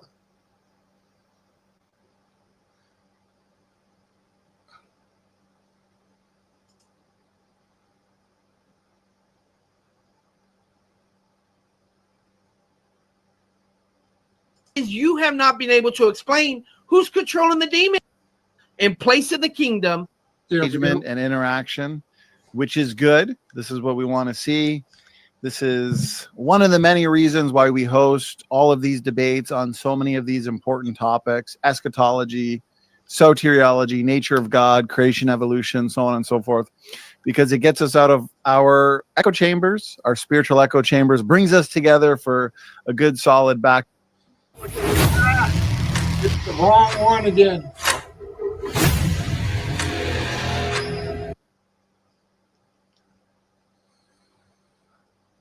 These debates on so many of these important topics: eschatology, soteriology, nature of God, creation, evolution, so on and so forth, because it gets us out of the topic of Israel. Looks like Adam is back.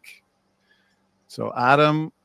Okay, I just moved through all the commercials and stuff and what he's doing. If you're interested in that, go to SFT's channel.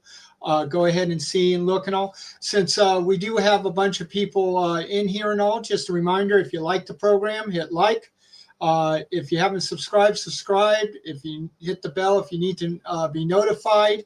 If you'd like to give, we do have the PayPal. Of course, at the bottom, there's different ways. And then also on the YouTube, you can deal with membership, where we got 2 memberships.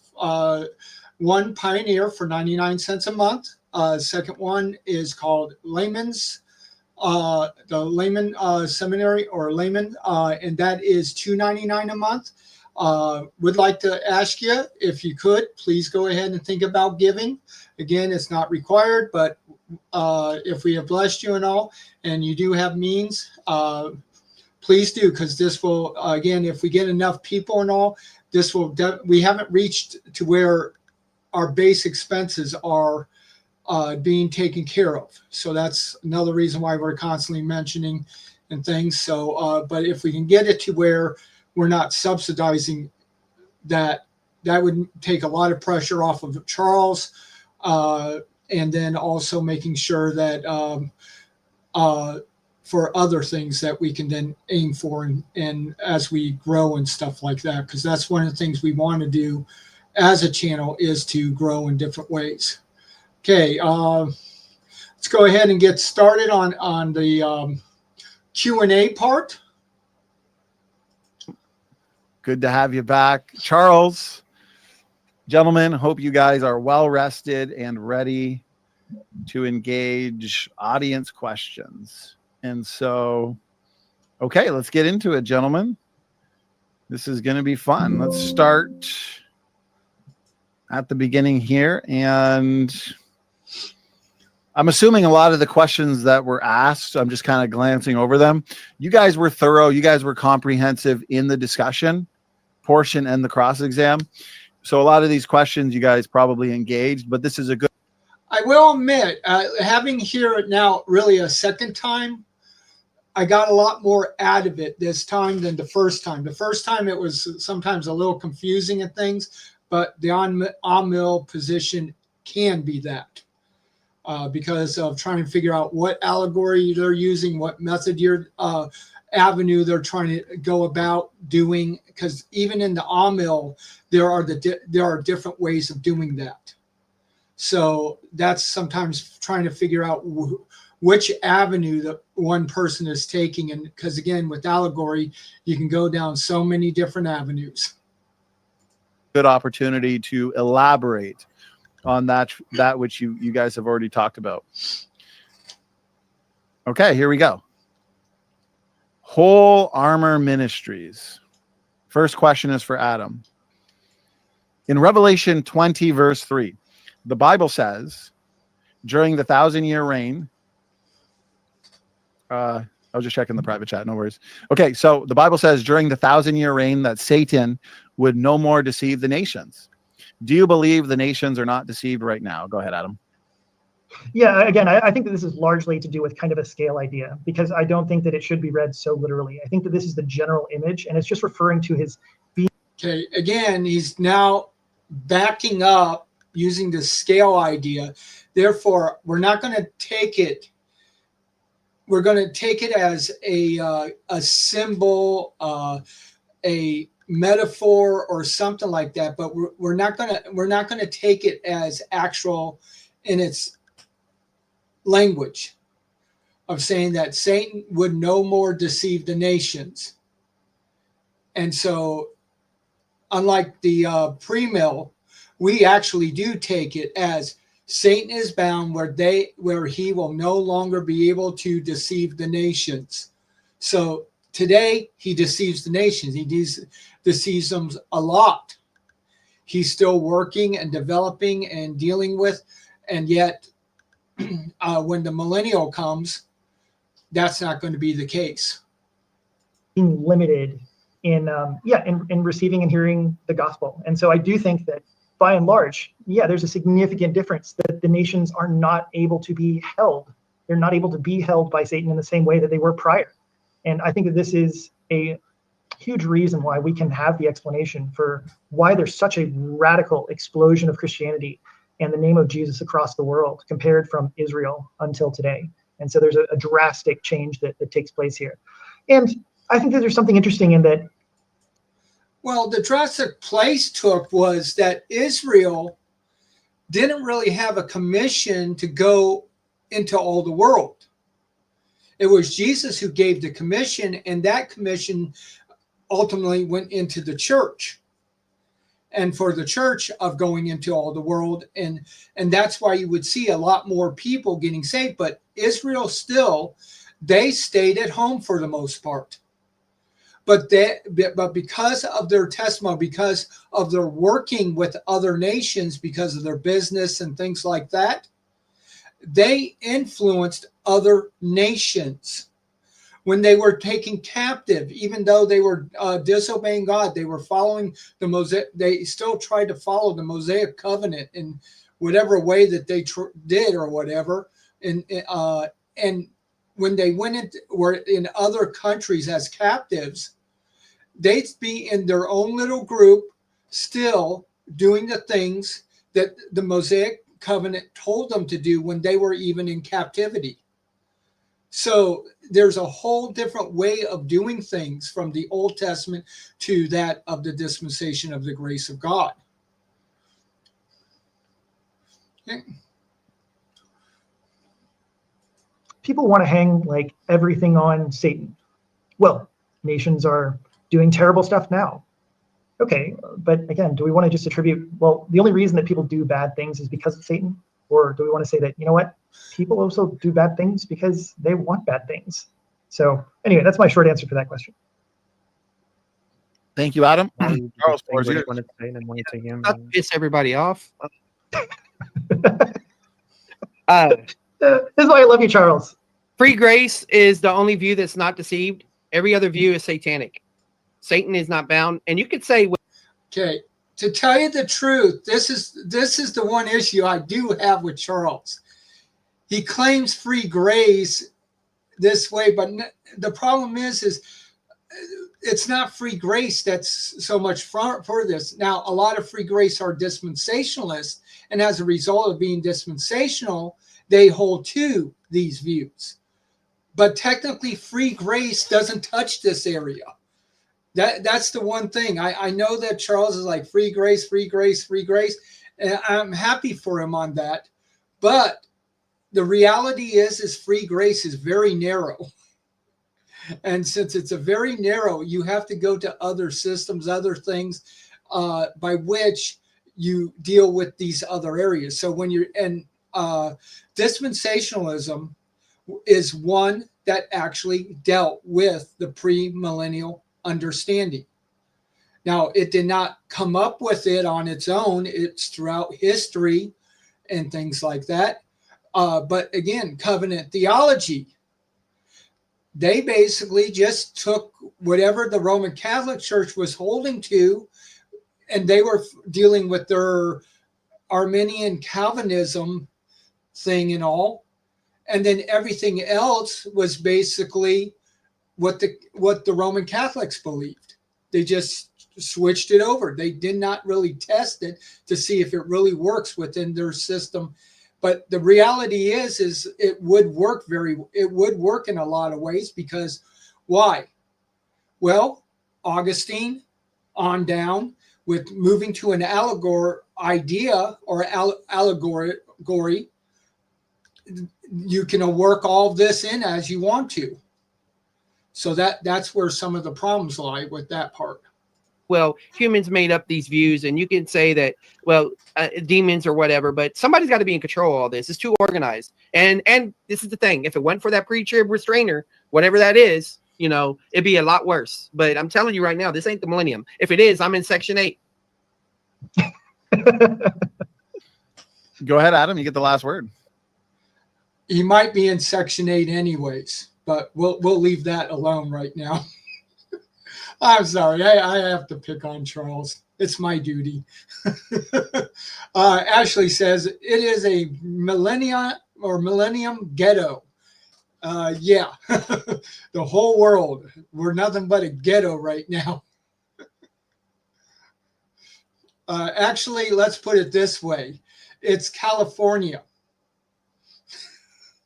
In the sanctuary cities, that type of ghetto. Well, I'm really sorry to hear that you're in Section 8, Charles. You know what? At least you'll be getting that heavenly check. I figured, though, that God would be distributing larger checks to you, but maybe you need to check your address. I'm not sure what's going on there. Yeah, I know free grace is kind of Charles' major theme and whatnot. And the major thing that I want to say here is that we often talk about, yes, we should interpret scriptures with scriptures. And I totally understand I'm not saying I agree with, but I understand Charles' claim about I'm conflating these different issues in different passages. And I think that that's the idea, is that lots of the different pictures from the Old Testament all the way throughout the New Testament, yeah, they're different images, but they're representing the same ideas and same concepts. And that's what I want to say is going on here, is that when we talk about Satan being thrown out of heaven, being bound, being captured, being the strong man, Jesus coming in and plundering the strong man's house, I think that these are largely talking about the same things. They're using different images, different depictions. And remember that we're spanning some 4,000 years, well, yeah, multiple.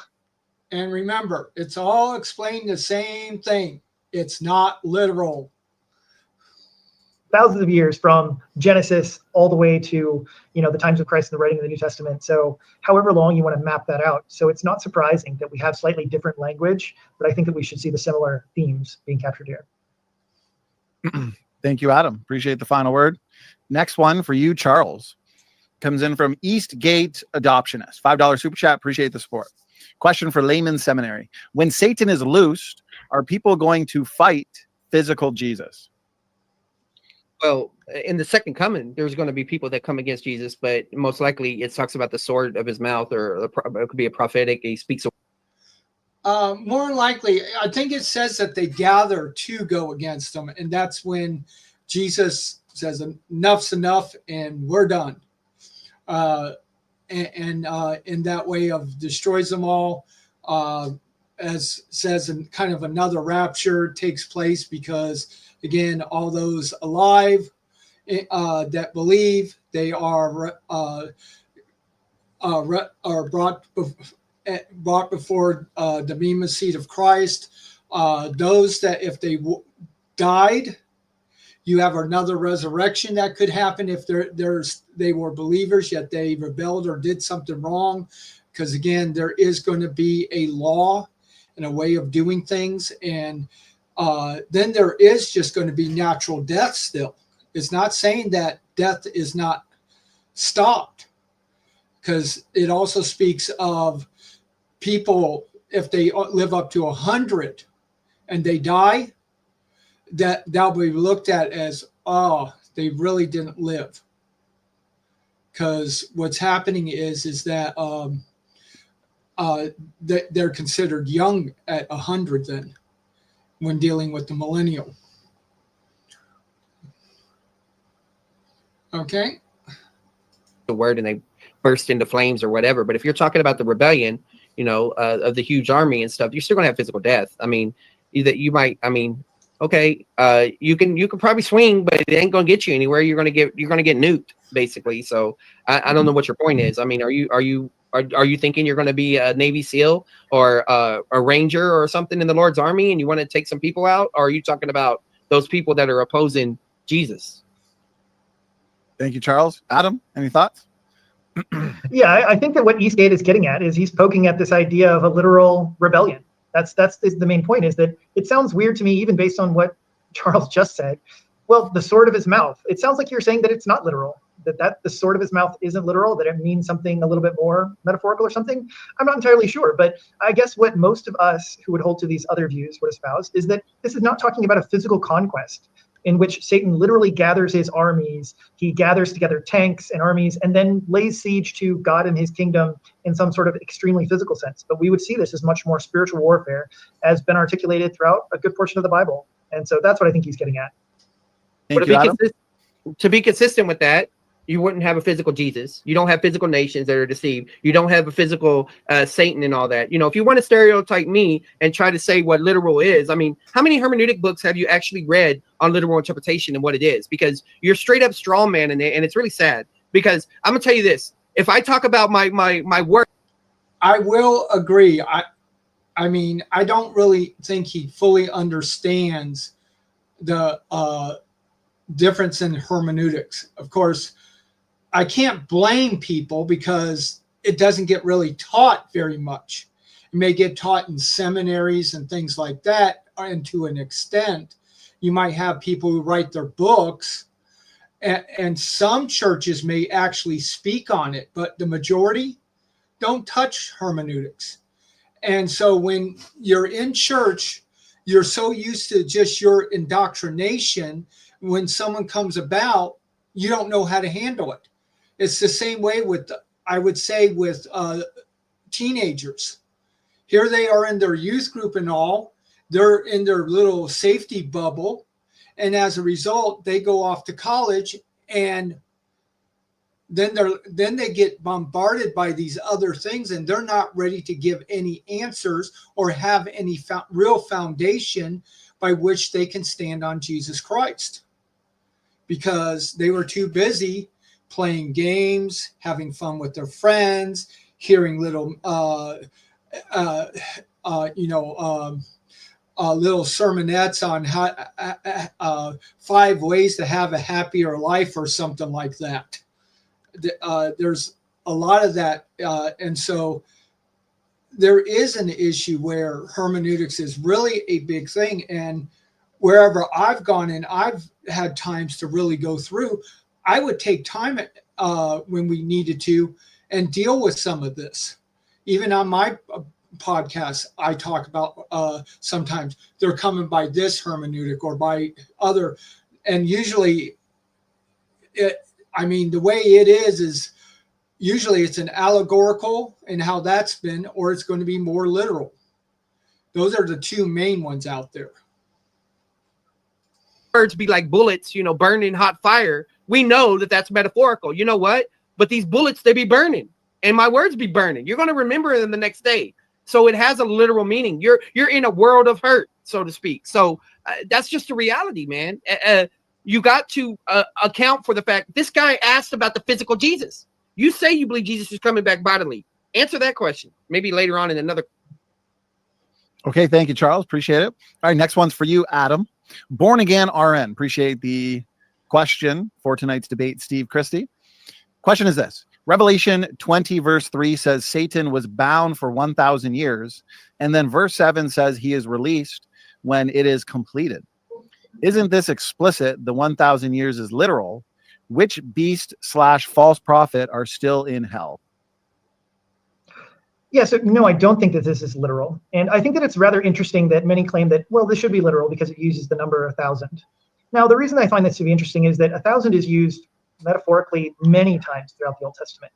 And so I actually find it to be, it's much more like a common idiom or expression. Even today in modern English, we use expressions like this. I was waiting at the dentist office for forever, for 1,000,000 years, all sorts of things like this. And maybe even use 1,000 years. God owns the cattle on 1,000 hills. And Harry Ironside used to say he owns the hills too. And it's just a notion that I think is strange because it's all the time, 1,000 is used many times throughout the Old Testament metaphorically. And so it seems actually very natural for John to be using it in the same way. And so it doesn't seem real obvious to me. Why would I think that it's literal? What I find amazing is that when dealing with the pre-mill, they should know we have certain distinctions. Like if it's 1,000, it's more symbolic, and in dealing with that. If it's the 1,000, that's specific because of having the article there. And so looking at different things. Now, yes, even in dealing with it, you can have it say 1,000, 8,000, and then it comes in and says the 1,000. So with the article, that would then actually emphasize within the same verse, we're not talking about a symbolic 1,000, but we're actually talking about a real 1,000. So that is a key aspect in dealing with pre-mill understandings. In some sense, but as opposed to as we would normally use it as a, yes, indirect literal interpretation of a long time. I challenge you to a formal debate on whether the number 1,000 is symbolic. I don't think no numbers in the Bible are symbolic except for the one where it talks about the mystery number, Revelation 13. So, and I got slides for that stuff. And so, yeah, if that's your whole claim, I saw that in your discussion with Feeling, you led off with that. And I think you're lacking in hermeneutics. And so that would be a good area to press you in. But what about the actual beast and false prophet? Do you believe in an actual beast and false prophet? I believe in that. But his point is that they are bound and Satan is let out. They're still locked up. And that's too bad for them, man. They hung out with him. But you know what? He got out on furlough or whatever you want to call it. And now now he's got this influence, he's gonna get locked up forever, and he'll be there later on. But your passage understanding is not accounting for the details of the passage. You just say, oh, it's just allegorical or figurative or whatever. Why is there 3 enemies here? Are they actually physical enemies? What's going on there? Why are 2 bound and why is 1 let out? Yeah, so it's a vision. I really don't understand even the claim. It's like, oh, you're See, and to try to make it, oh, it's a vision, therefore we don't really have to take any reality. That's a cop-out. A complete cop-out, because God gave visions and things like that. And and yes, in the vision was there symbolism. Of course there was, but it had an actual meaning. But not all visions had everything that was had symbolism in it. So you have to look at that, and you have to actually deal with, even in a vision, how are we dealing with real or not real? I mean, it really comes down to the whole thing where in Revelation 20, talking about Satan is bound with chains. Now, the problem is the thing that the other ones want to get at is, how big of a chain is this? How is it a literal chain? Okay, so the thing is we know that John at times had to describe things in language he knew.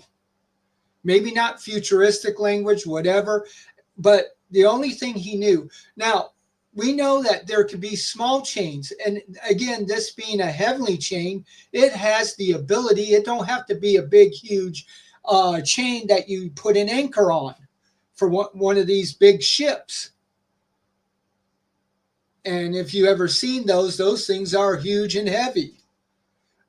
We're not dealing with something like that. But again, even in that of using symbolic language, we know that Satan is held, he's bound.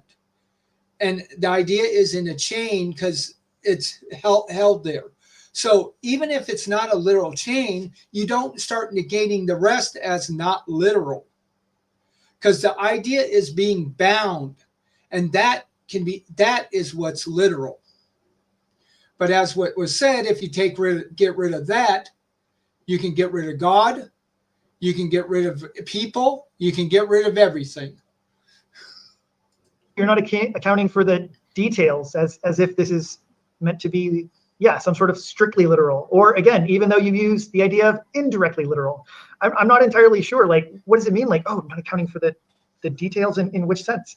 And I don't know. We might have to have a more thorough debate regarding numbers, because to me, Yeah, and yesterday when Adam came on, that's why it's from the questions like this that and previous statements, I really got on the understanding and how their side really does not comprehend hermeneutics and how we do hermeneutics.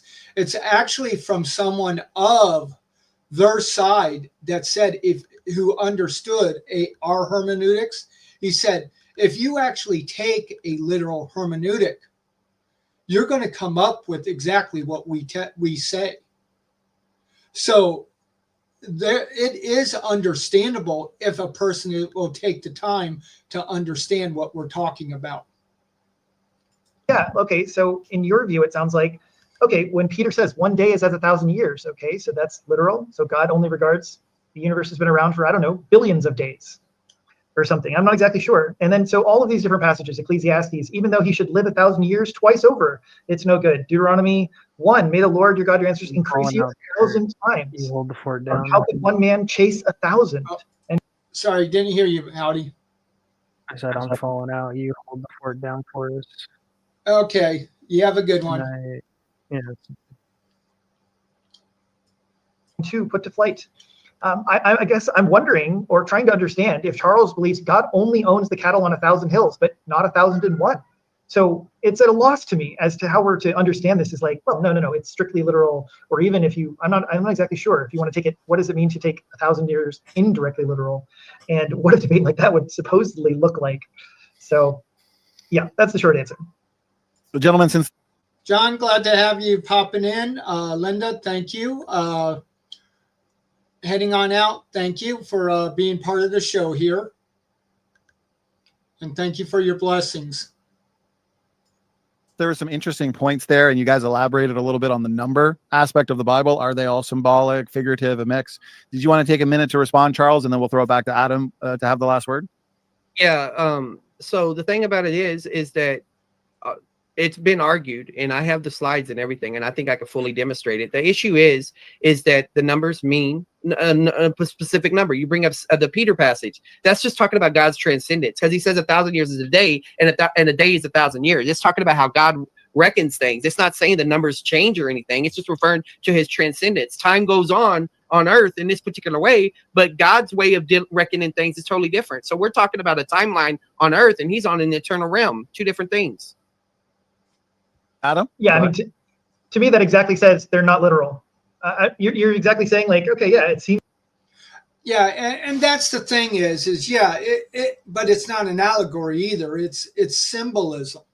There is symbolism that does take place, and in utilizing, but even in the symbolism, even if it in the one verses that use allegory and all that, it's still, you got to figure out what it's actually saying, and then what and get to the literal meaning.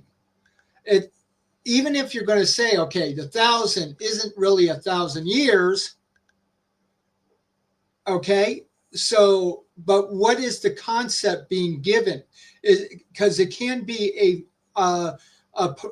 some part of speech or form of speech in that era that has a meaning behind it. So there's all these different things that you have to look into and see as to what is taking place. Now, one of the great things is usually when there is symbolism and things like that, you read and you're going to get, there's clues and other things to come to the actual meaning. Even with the parables that are not being that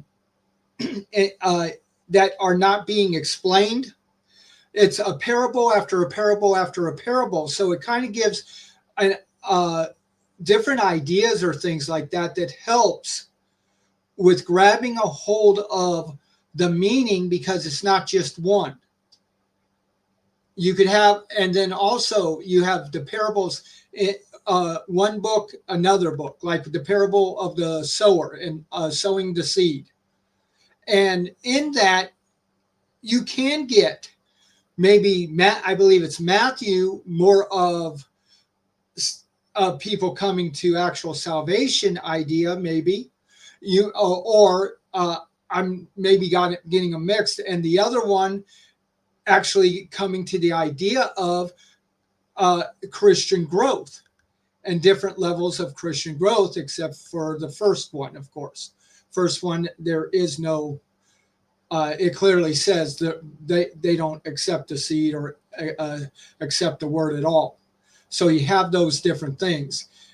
So yes, you have to look into all that to find out what's going on. And I find that when it comes to those that have a more allegorical approach, they really don't do the work that's needed sometimes to really figure out what's going on. To us, but to God, he's not limited, and so therefore it's not 1,000 years. It wouldn't make sense if I can't compare a day to 1,000. Look, I know the difference between a kilo and an ounce. Okay, I know the difference, and if I try to say, oh, they're the same thing, I'm going to end up floating in the ocean or whatever. So my point is that those are literal numbers, but it's the comparison in there in light of the idea of God's transcendence that is bringing there, but it's literal numbers. Otherwise, it won't work. Yeah, I've almost just even struck to understand, yeah, we're using literal numbers, sure, but what it represents is not literal. And that's part of the thing. Now he's backstepping to say, yeah, they're literal numbers, but trying to get to the meaning. See, that's the problem. There's a lot of back and forth on Adam's view of to explain his method, and he's just going to say, well, you just got to turn it all into an allegory. But no, you don't. You have to find what it's actually saying, and then once you find out its literal meaning, we can actually share that.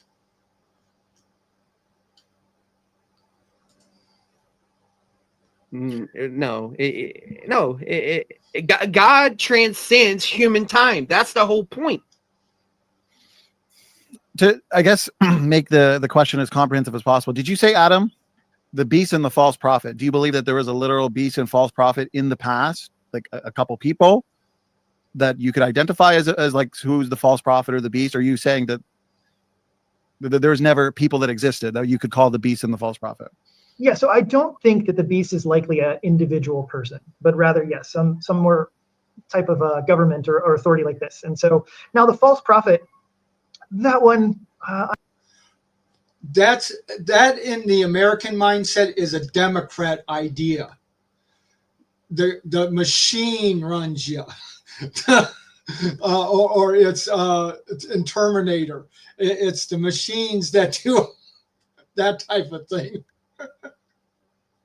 I'm a little more agnostic about exactly how this is supposed to cash itself out over time. But ultimately, when we talk about, so for instance, the questioner in this case, right, mentions about being in hell. Now, if they're referring to the lake of fire, I don't think that there is any time in which anyone ever leaves the lake of fire. And that ultimately all are put into the lake of fire at the final judgment. The wicked, that is, not all people. Well, again, if the beast is a system, it's not going to be going into the lake of fire because it's just going to stop to cease. But yet it's being put into the holding place and left there until the final. So that means that is a literal person.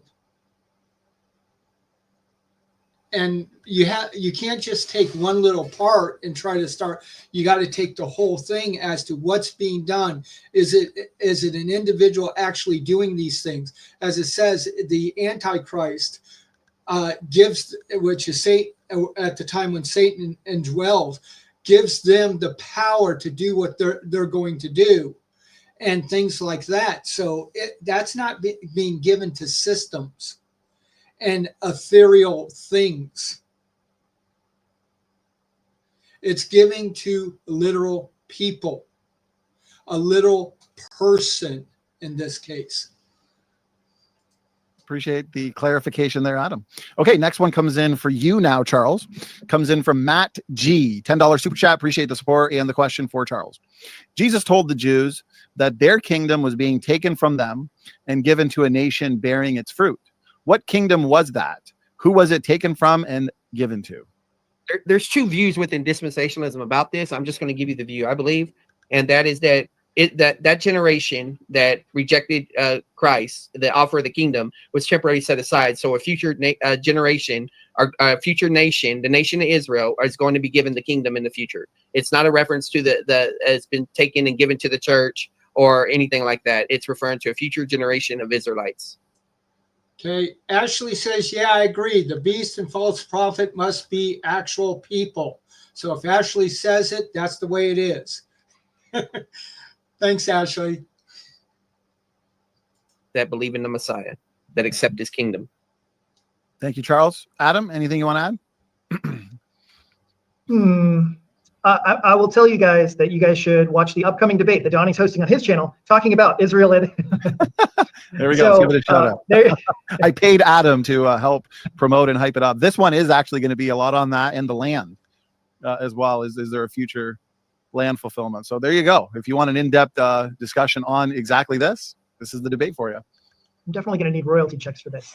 I don't have as much to say on this one because, it's not a subject that I'm nearly as core strucken, but I do think that there's a significant change that happens. Certainly as like we talk about the tree who gets cut down, and then the sprout that comes out of its stump, which we can talk about as being the Messiah, and all of that is quite significant. And I do think we see a significant shift in which God is focused on the Gentiles afterwards.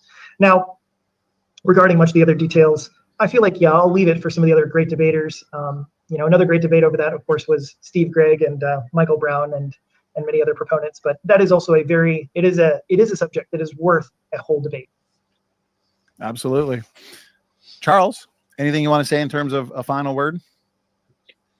Well, under this question, us Americans, we say it's the United States of America. Yeah, right. I'm sorry. Had to have some fun with that one. No, the word, I think it's ethnos, so it could be translated as people, and some people relate to First Peter, wherever it says you're a royal priesthood, a holy nation, a chosen generation. I'm paraphrasing. So some people take that as referring to the church. The problem with that is First Peter is still Jewish Christians. So I think that's a view where I think my view, the first view I gave, is better. But those are the two options within my camp for that passage. Okay, thank you, Charles. All right, guys, let's move on here. Eastgate Adoptionist, $20 super chat. It's not really directed at anyone, so we'll work through it together and you guys give your thoughts. Is Sarah representing the mother of all the living in Revelation 12? And then he's got in brackets Romans 9:9. At this time will I come, and Sarah shall have a son. Genesis 3:15. Between thee and the woman, and between thy seed and her seed. Why don't we start with you, Adam? Yeah, so this is actually a really great question.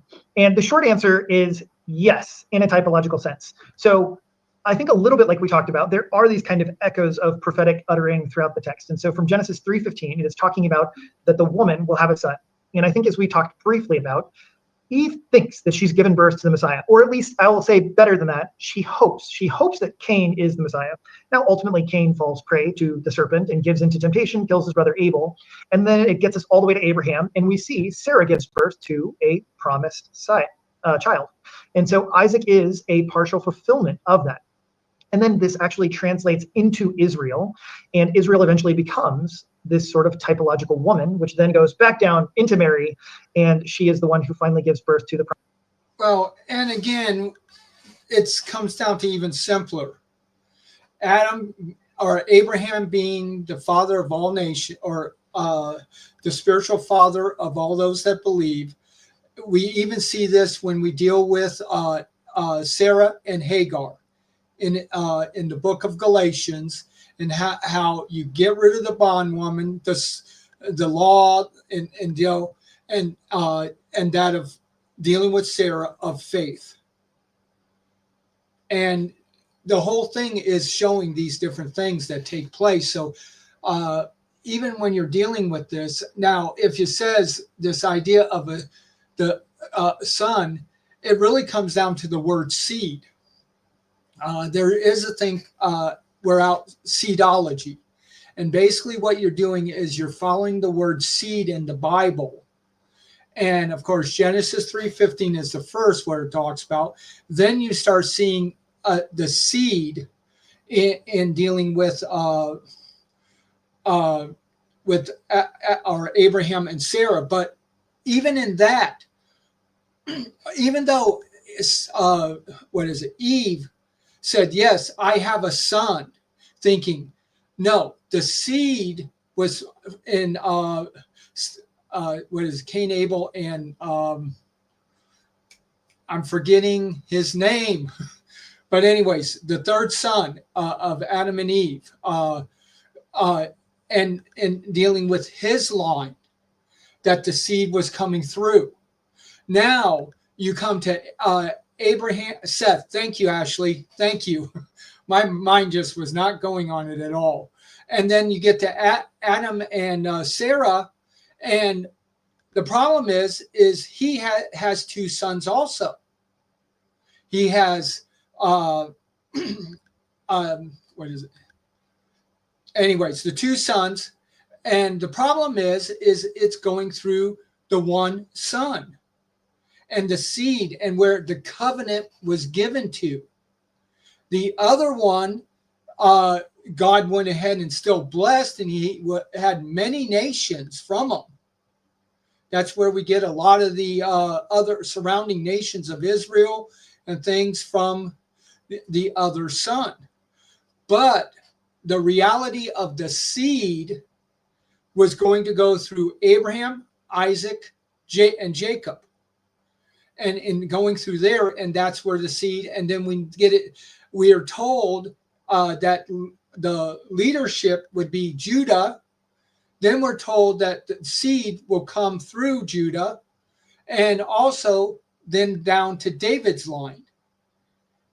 And in dealing with that, we deal with this idea of seedology. Now, one of the things to realize in seedology is that the terminology changed up, and you see that starting more in the prophets of the word Messiah.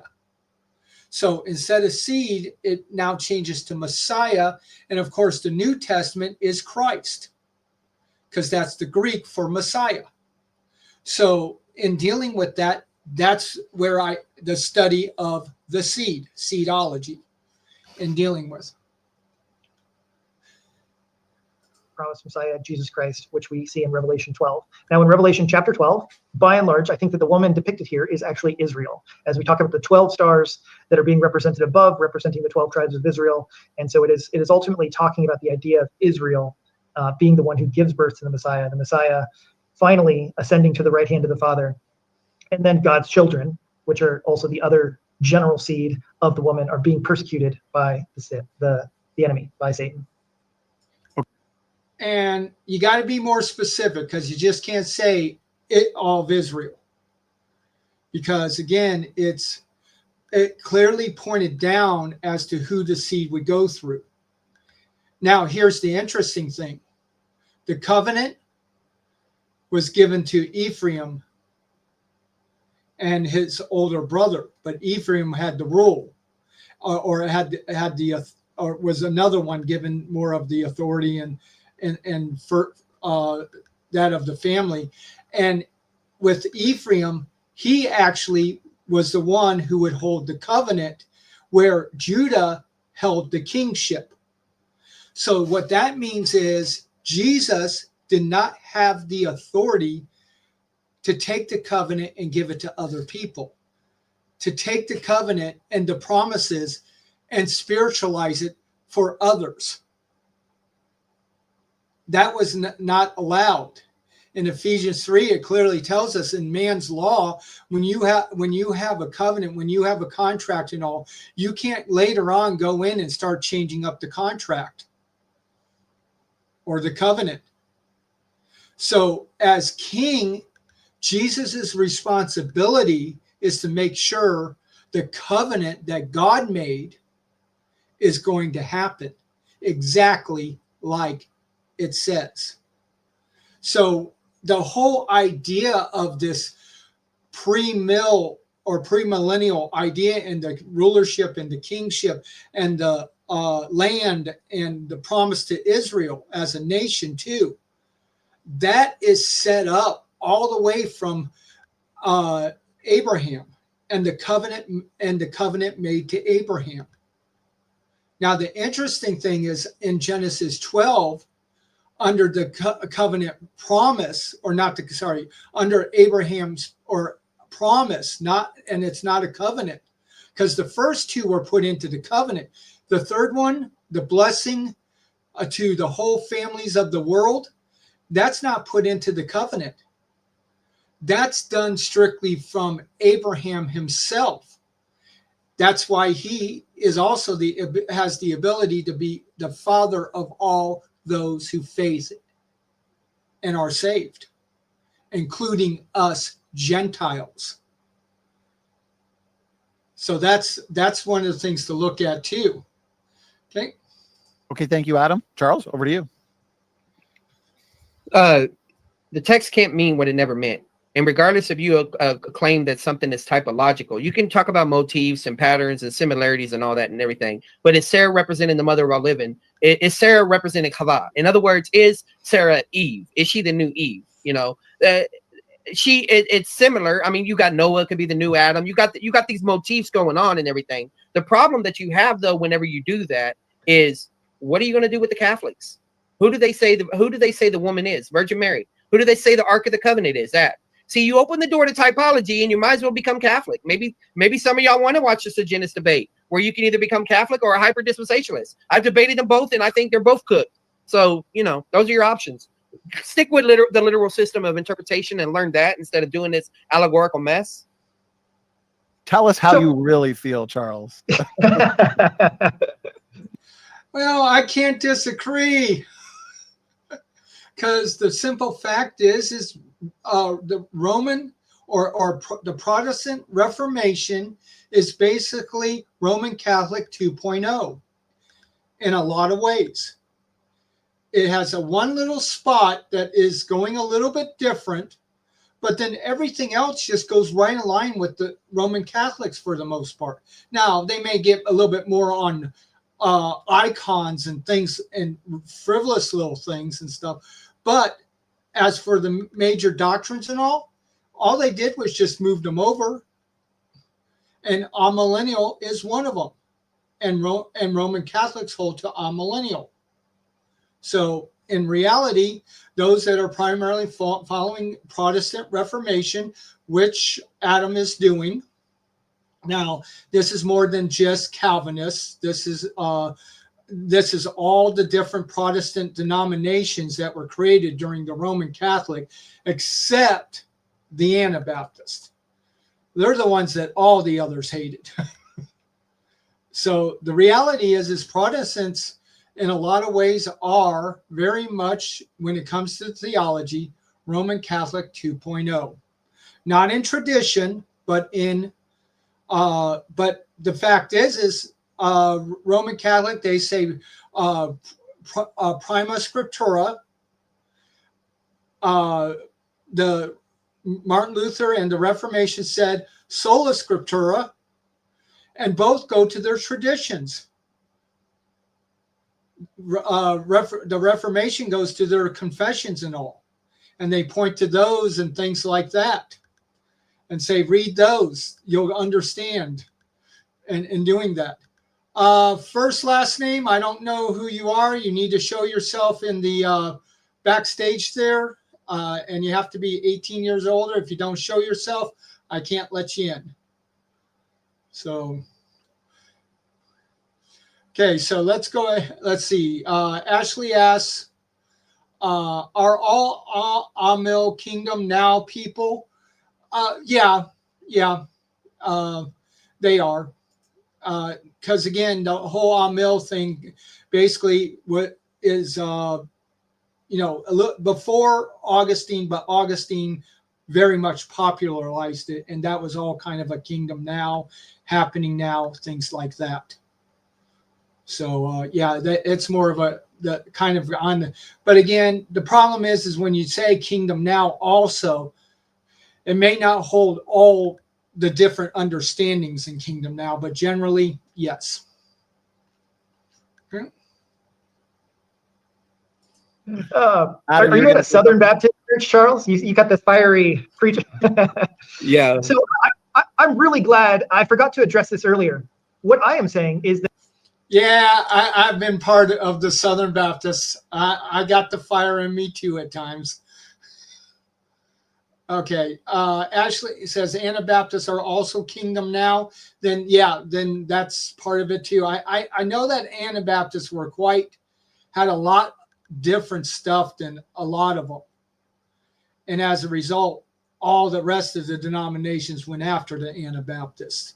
They were the most disliked of all the ones coming up and things like that.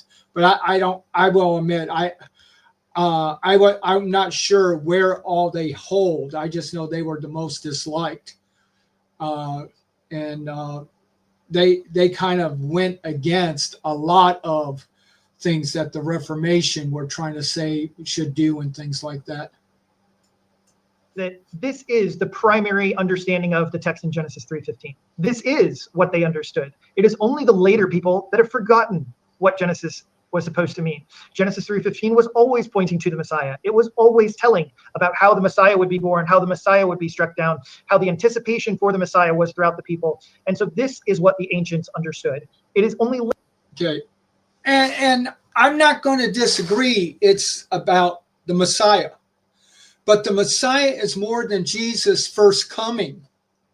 The Messiah also has to do with his second coming and setting up the kingdom and all the promises and things like that. So when you're talking about, Genesis, as we're saying, Genesis 3:15, it's not just limiting it to the cross. It's going beyond, because there are promises and other things that have been put in place that this Messiah has to do. And if he doesn't do it, we're all in trouble. Later that Judaism has corrupted and drowned out the message of the Messiah throughout the age. And so I think it is incredibly important. Yeah, let's go back to the original intention, meaning of the text. That's what I'm espousing. I'm espousing that this was the understanding of the text, and it is others who have been confused about its understanding and original intention. All right, gentlemen, appreciate that. That is just over 25 minutes, so we'll wrap it up there. We could do questions till same time tomorrow. We had a lot come in, but we do got to wrap it up at some point. As Charles, from my understanding, you have an after show. So I'm sure you want to get to that after show for an all-nighter on eschatology and the millennium. Yeah, I went for 2 days. And we're still going with an after show. Okay, Adam and Charles, appreciate the stimulating, memorable, and engaging debate on the question, what does the Bible teach about the millennium? Again, I think it was comprehensive. I think it was informative. And you both offered our audience more than enough information to consider in terms of answering the question, is premillennialism or amillennialism biblical? And so, Adam, Charles, let's get some final words, final thoughts. Adam, appreciate you doing this. And also, let me just see, Eastgate Adoption, it says I missed a super chat. We did this one. We did this one. Okay. Thanks for reminding me. I did miss one, because then we also got this one. So we missed the third one. Apologies, Eastgate Adoptions. Consider this a bonus question. So debate's over. Now we got that after credits, Marvel style bonus scene / question. So here we go. Eastgate. Exactly. Got to keep the Marvel motif going. Okay. Ashley said, it was a great debate. Charles made me laugh so many times, a lot of good analogies, and I feel like he backed him in a corner. Yeah, it's not that difficult to back a lot of millennials in the corner, because, again, when you're dealing with the literal interpretation, they have to squirm in a lot of stuff and when you're able to do a literal interpretation, the truth just comes out so easy. That's one of the things. It just comes out easy and it flows. People think that, well, end times is so difficult. It's really not that difficult, long as we stick with God's word. Now, if we start getting into tabloid eschatology, all this extra symbolism, eschatology, allegorizing eschatology, and other things like that, that's what creates a lot of the problems. But in reality, now, if we just deal with the Bible and what it says, will we be left with questions? Absolutely. The Bible doesn't share everything with us. There's going to be things that are going to be there, and it's just part of the deal that we're not going to have answers for at this time. It's the same way as the prophets of Old Testament. When they looked into this, they had questions. They could not see a two-parter. The reason why is they had no clue about this thing called the church. That was a mystery. That wasn't known by anybody but God. And so they saw it as first, the resurrection as maybe one thing, not there. Same with and when you deal with the division of the millennial, or having the millennial kingdom and the division and all, that wasn't revealed in the so much in the Old Testament, of a first resurrection, the millennial, second resurrection. That didn't come until the New Testament and in dealing with that. But there is the premise of that in Daniel chapter 12, 1 and 2. So again, we allow the Old Testament to say what the Old Testament is saying, And then when we look at the New Testament, we actually interpret it in light of what the Old Testament is actually saying, because if it's quoting back to that the Old Testament, we got to accept the literal meaning of the Old Testament so we can understand the actual meaning of the New. Very important. Adoptionists. Question is this. If Acts 15 is all about Gentiles, did James tell us that Jesus would return to restore the lineage of David through Gentiles? Acts 15:16. After this, I will return and will rebuild again the tabernacle of David. Go ahead. You can each have a quick response. We'll start with you, Adam. I'm not nearly as familiar with that passage in short. So unfortunately, I don't really have a whole lot to say about it. The main thing that I would say is that I certainly think that there is the bringing in of the Gentiles, and that this is a significant portion of our eschatology. And I don't think that Christ. Okay, again, you got to put it in within the dispensation of the grace of God. You have to deal with the fact of, and if you're going to deal with actual salvation, you got to deal with first the Old Testament, how God said he would be saving the Gentiles. You then, now that in Acts 15, you got to deal with the dispensation of the grace of God of taking the two and making them one. But at the same time, you do not make the Gentiles go back or go under the law, because they were never under the law to begin with. The only time a Gentile was actually under the law of Moses was if they were in the land, because there's only one law in the land, and everyone had to follow it. That's when, so under like a governmental law, that's when they were under the law as a governmental law. But when they left, that was not the case. A good example is Nathan, the guy, the Assyrian who, or general or whatever, who had leprosy, or Naaman, who had leprosy. He went to Elijah, and in doing that, Elijah says, well, first Elijah wouldn't even see him at all. And then eventually it happened, and he said, go bathe yourself 7 times in the Jordan River. And of course, Nathan goes and gripes and complains and all that about being in a filthy river. His servant goes ahead and says, hey, if this cures you, who cares? So he goes ahead and does it. He gets cured. He comes back. Of course, Elijah doesn't even want to see him. So the servant goes ahead, but instead Elijah won't take any money. The servant, of course, Elijah's servant goes ahead and basically steals money by saying, oh, Elijah's saying we're going to go ahead and give here and there and stuff. And so the leprosy went on Elijah's servant. But one of the things that Naaman asked was that he went back to where his master was.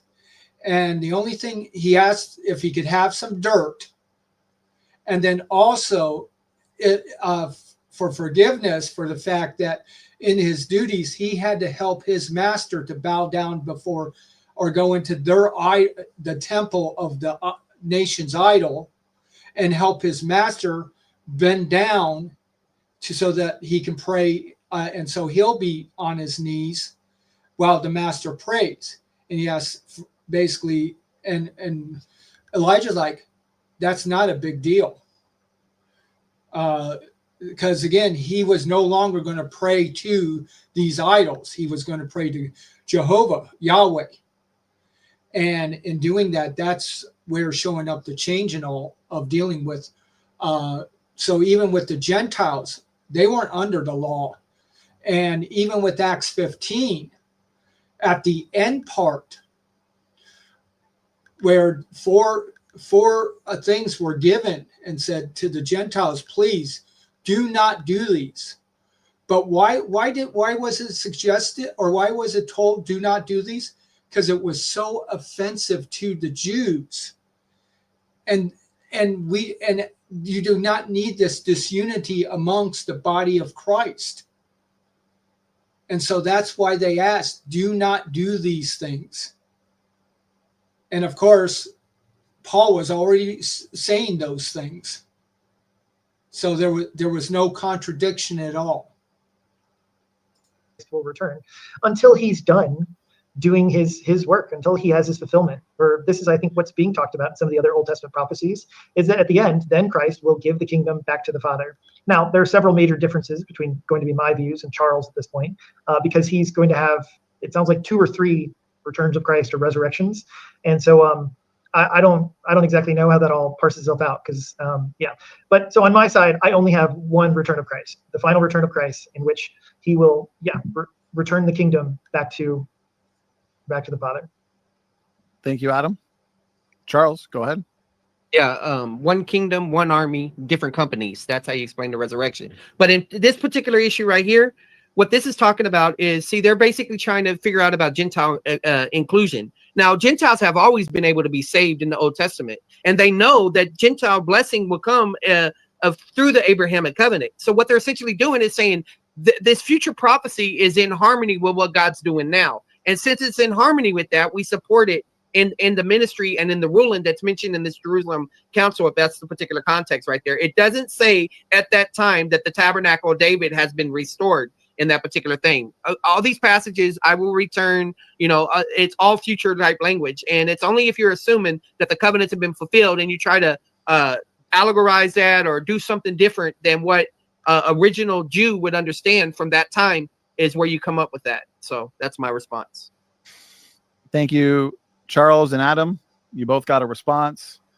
Appreciate the bonus question and the time you both gave for not only the debate itself, but the effort, the work you put into preparing for the debate and studying the topics related to the debate itself. Adam, let's throw it to you. Appreciate you doing this. Let's get some final words, final thoughts. Yeah, thanks again, Donnie, for another debate. One of these days, maybe if I continue to pray, I will finally convert you, Donnie. No, you know what?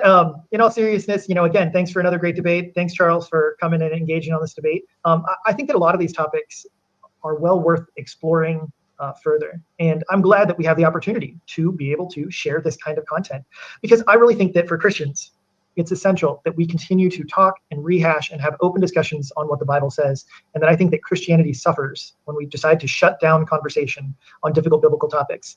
And so may everyone keep studying hard, be good Bereans, and follow the word, follow Jesus. Great advice. Be Bereans. They say a person may feel like they're right until they're cross-examined. So it's important we get out of our echo chambers.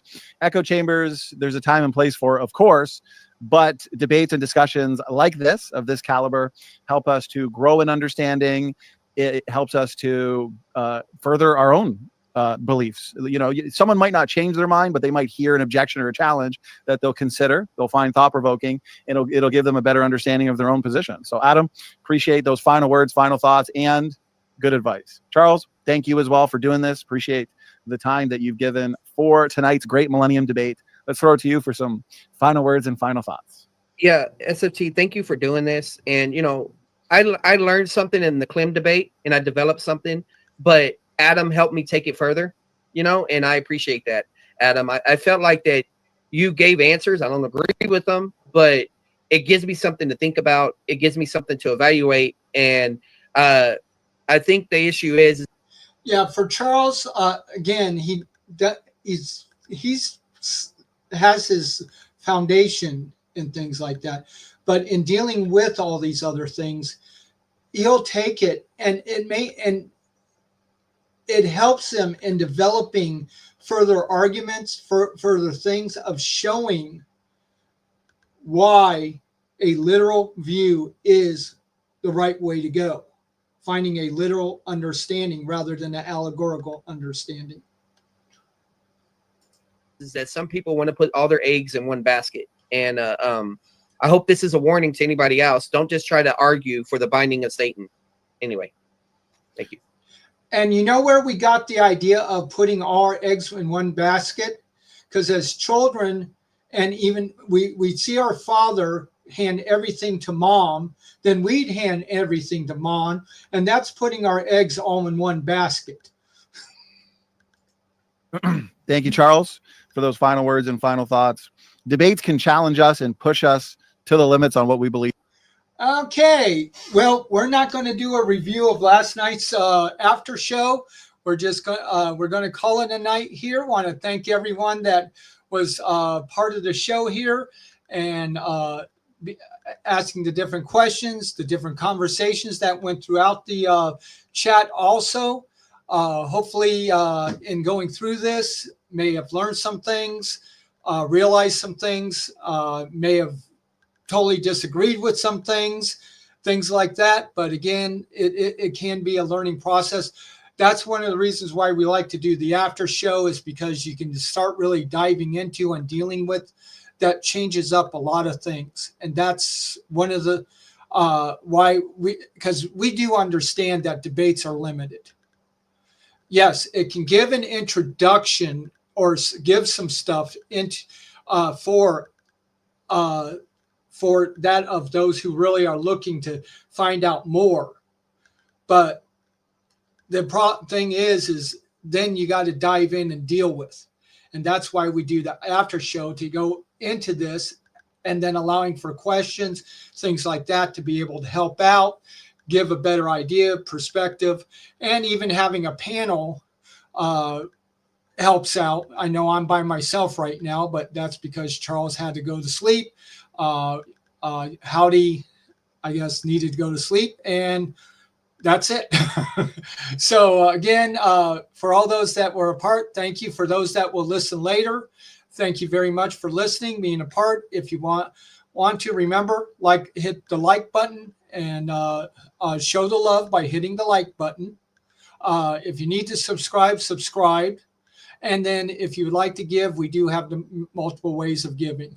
So, Janet, glad to see you popping in at the end here. And hope you didn't scold Charles too much when you called him earlier. And because we had to take over the show for about a couple minutes there while you're getting them in line. So we thank you for that. Having a little fun with Charles, of course. Ashley, you have thank you for being a part and all the comments that you made.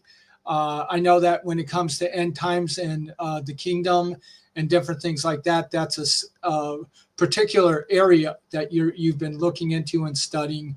So I'm glad that we hope that this has been a continual help in looking down different avenues over the last 2 days as we did the after shows. Okay, so I'm going to go ahead and end the stream, and we again see you Monday when I come on, or we may have something else. You never know. So you all have a wonderful night or day in some people's cases.